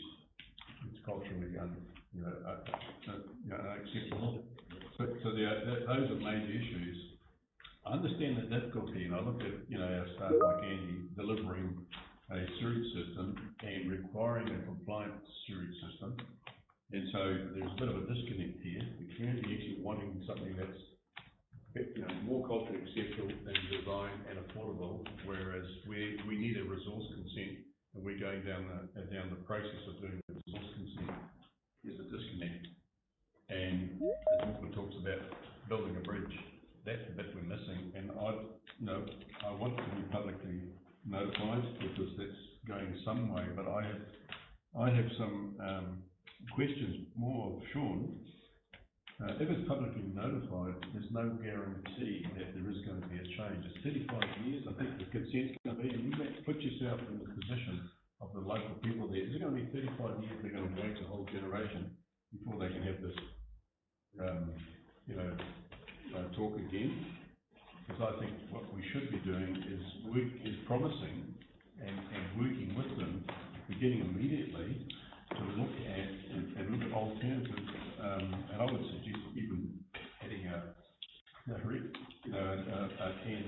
that, and that is, initiate a project involving local public community boards and communities to investigate wastewater treatment options that would be more culturally acceptable. Because there are a number of really good options that are actually out there which don't come in the mix because we're after consent.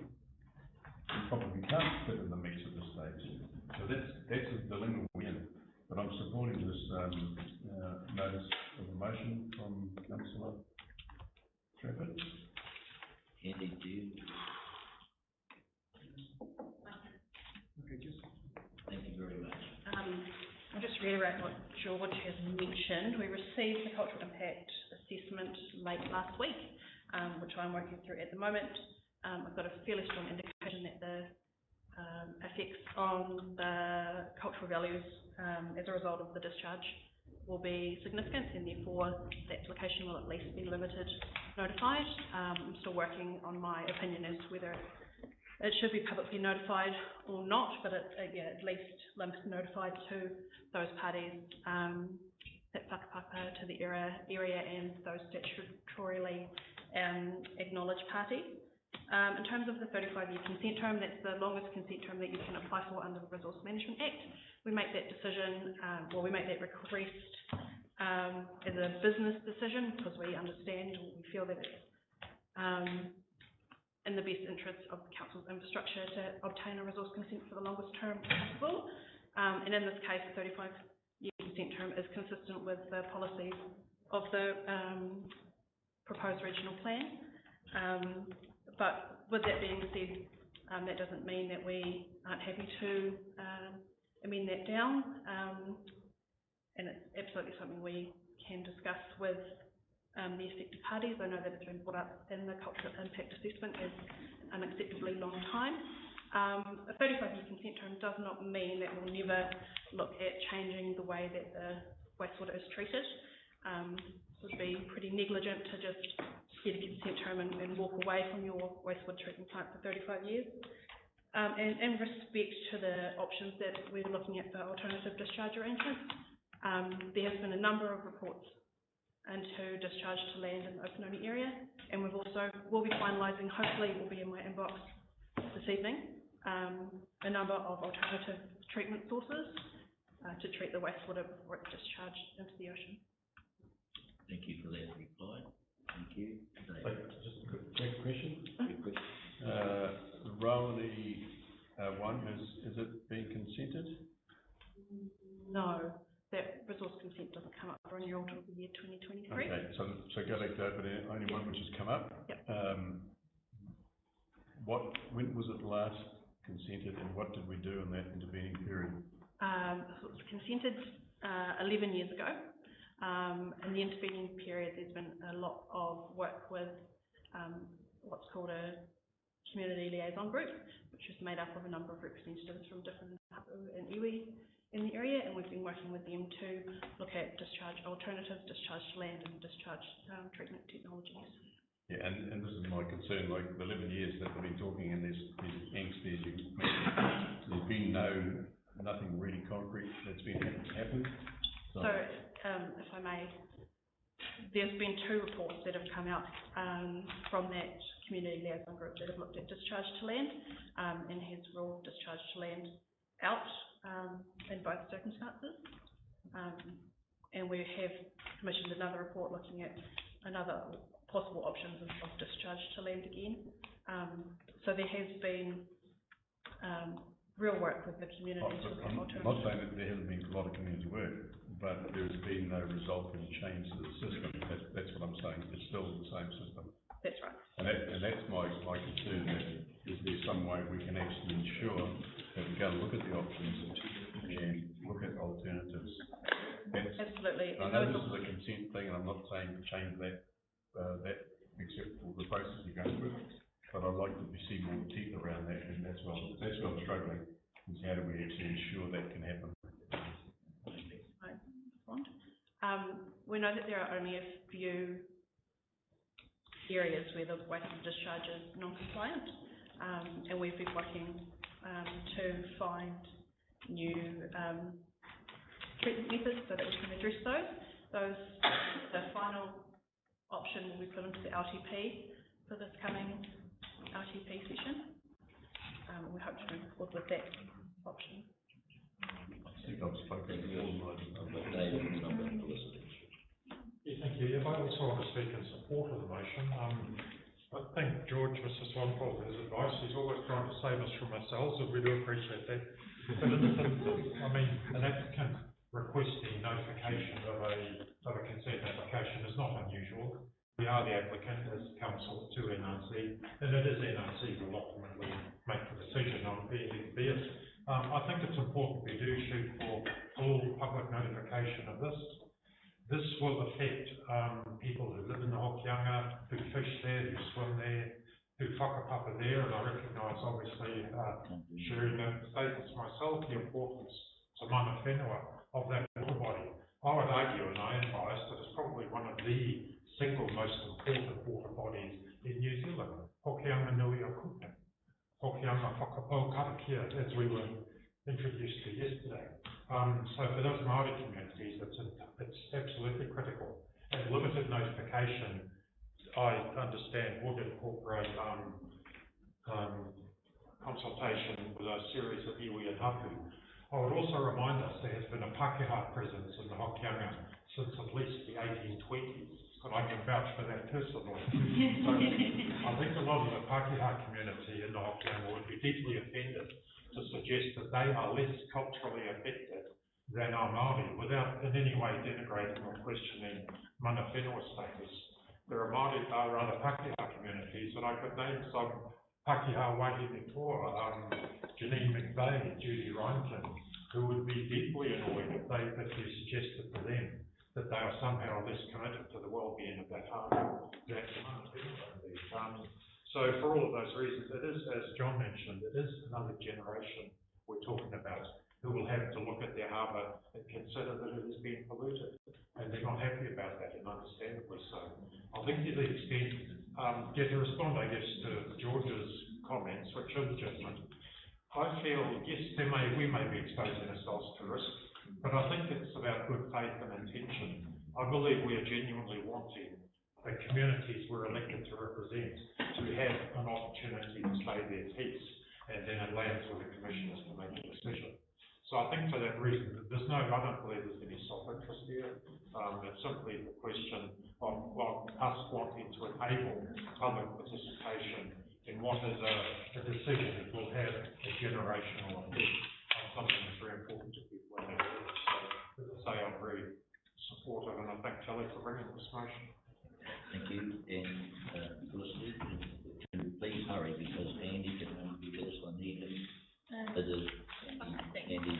I need him on here. He's going to leave us briefly. Oh, sorry. Yes, yes, please, if you would. Could we make it quickly because I do have to be to end stop. 3 minutes. 2 minutes. Right, so. That's enough. Yeah, I guess just a couple of points. The consent strategies that we're undertaking at the moment, we front load a lot of our consultation to avoid the need for notification, preferably.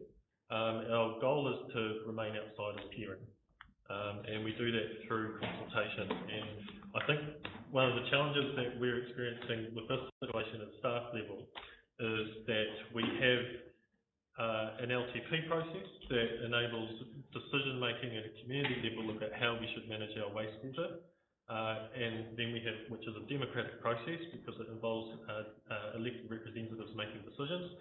Then we have an RMA process where independent commissioners make a determination that is based within the constraints of the RMA.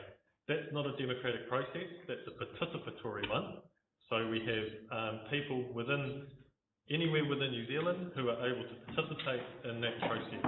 That's not necessarily a process that is going to align with the democratic intentions of the organisation. I think we just need to bear that in mind. In terms of the 35-year term consent, there's nothing to stop the organisation, the council, from revisiting that term of consent or revisiting the way in which wastewater is treated within a particular catchment. So I think I just wanted to reiterate, or just point out that the RMA process, although it does enable public involvement, it doesn't necessarily enable local democracy. Thank you. Does that make sense? Cool.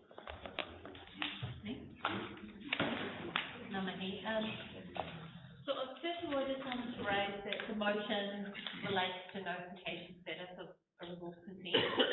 At least to me, my understanding of our role is that we're here about the money allocations and the resources, and we're here to at strategic governance level.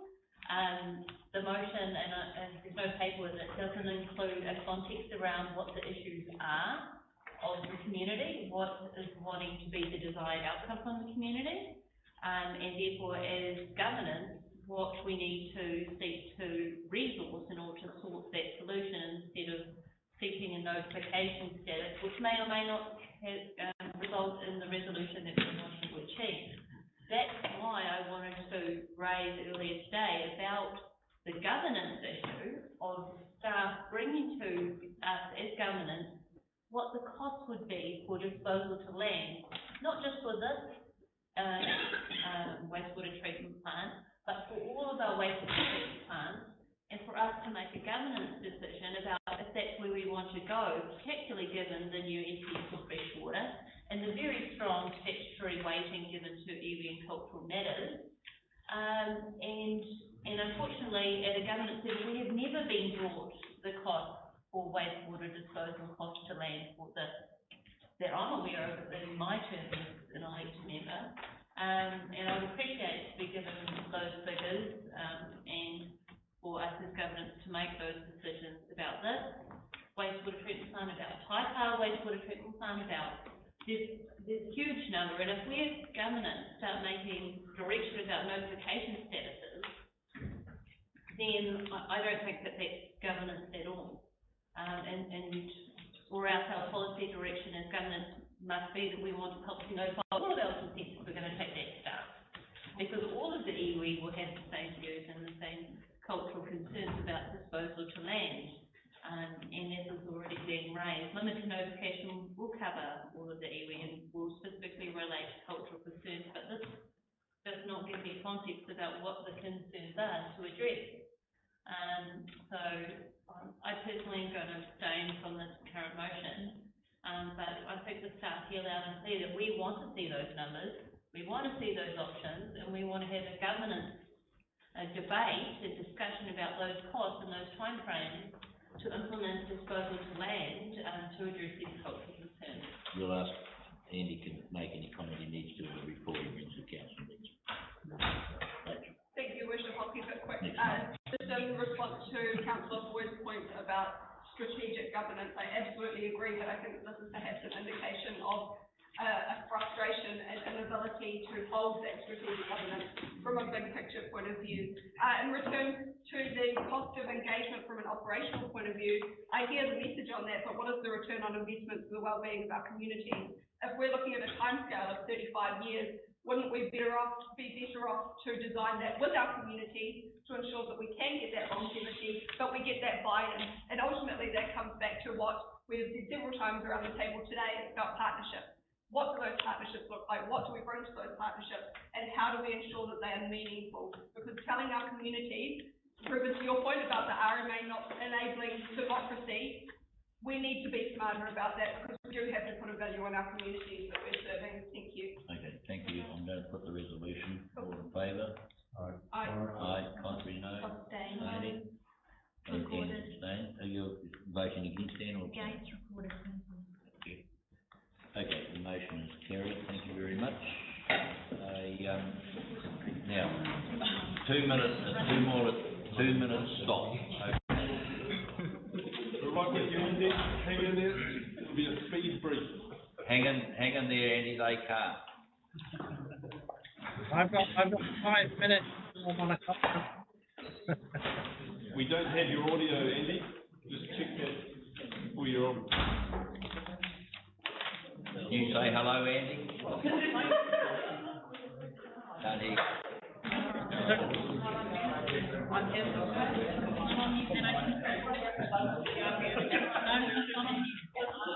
Can you hear me?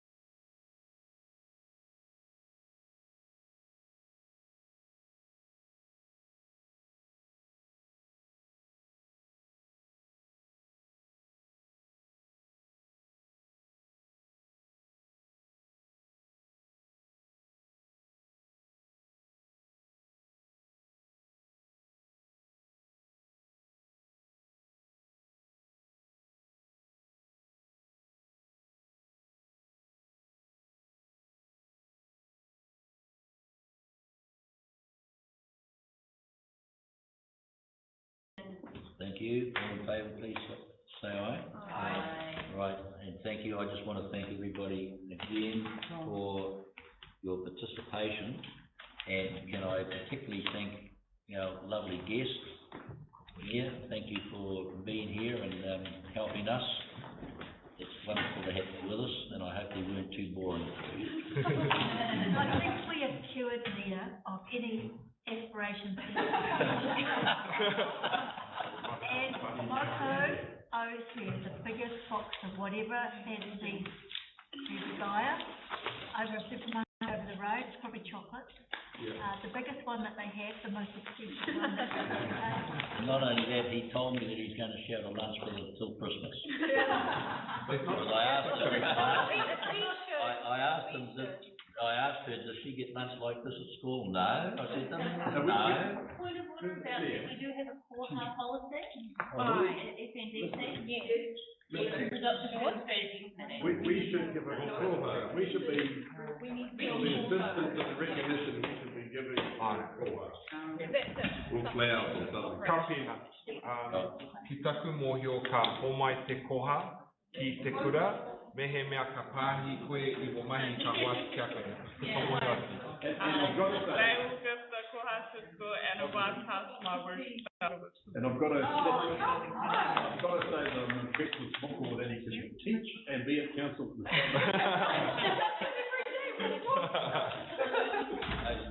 Moko, can you do it by the three? Nia, can you do it? Order, please. We just want to close it, please. Thank you. Order.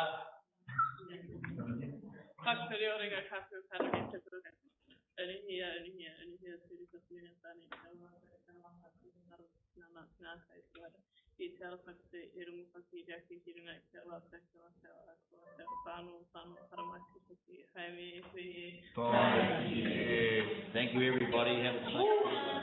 That was so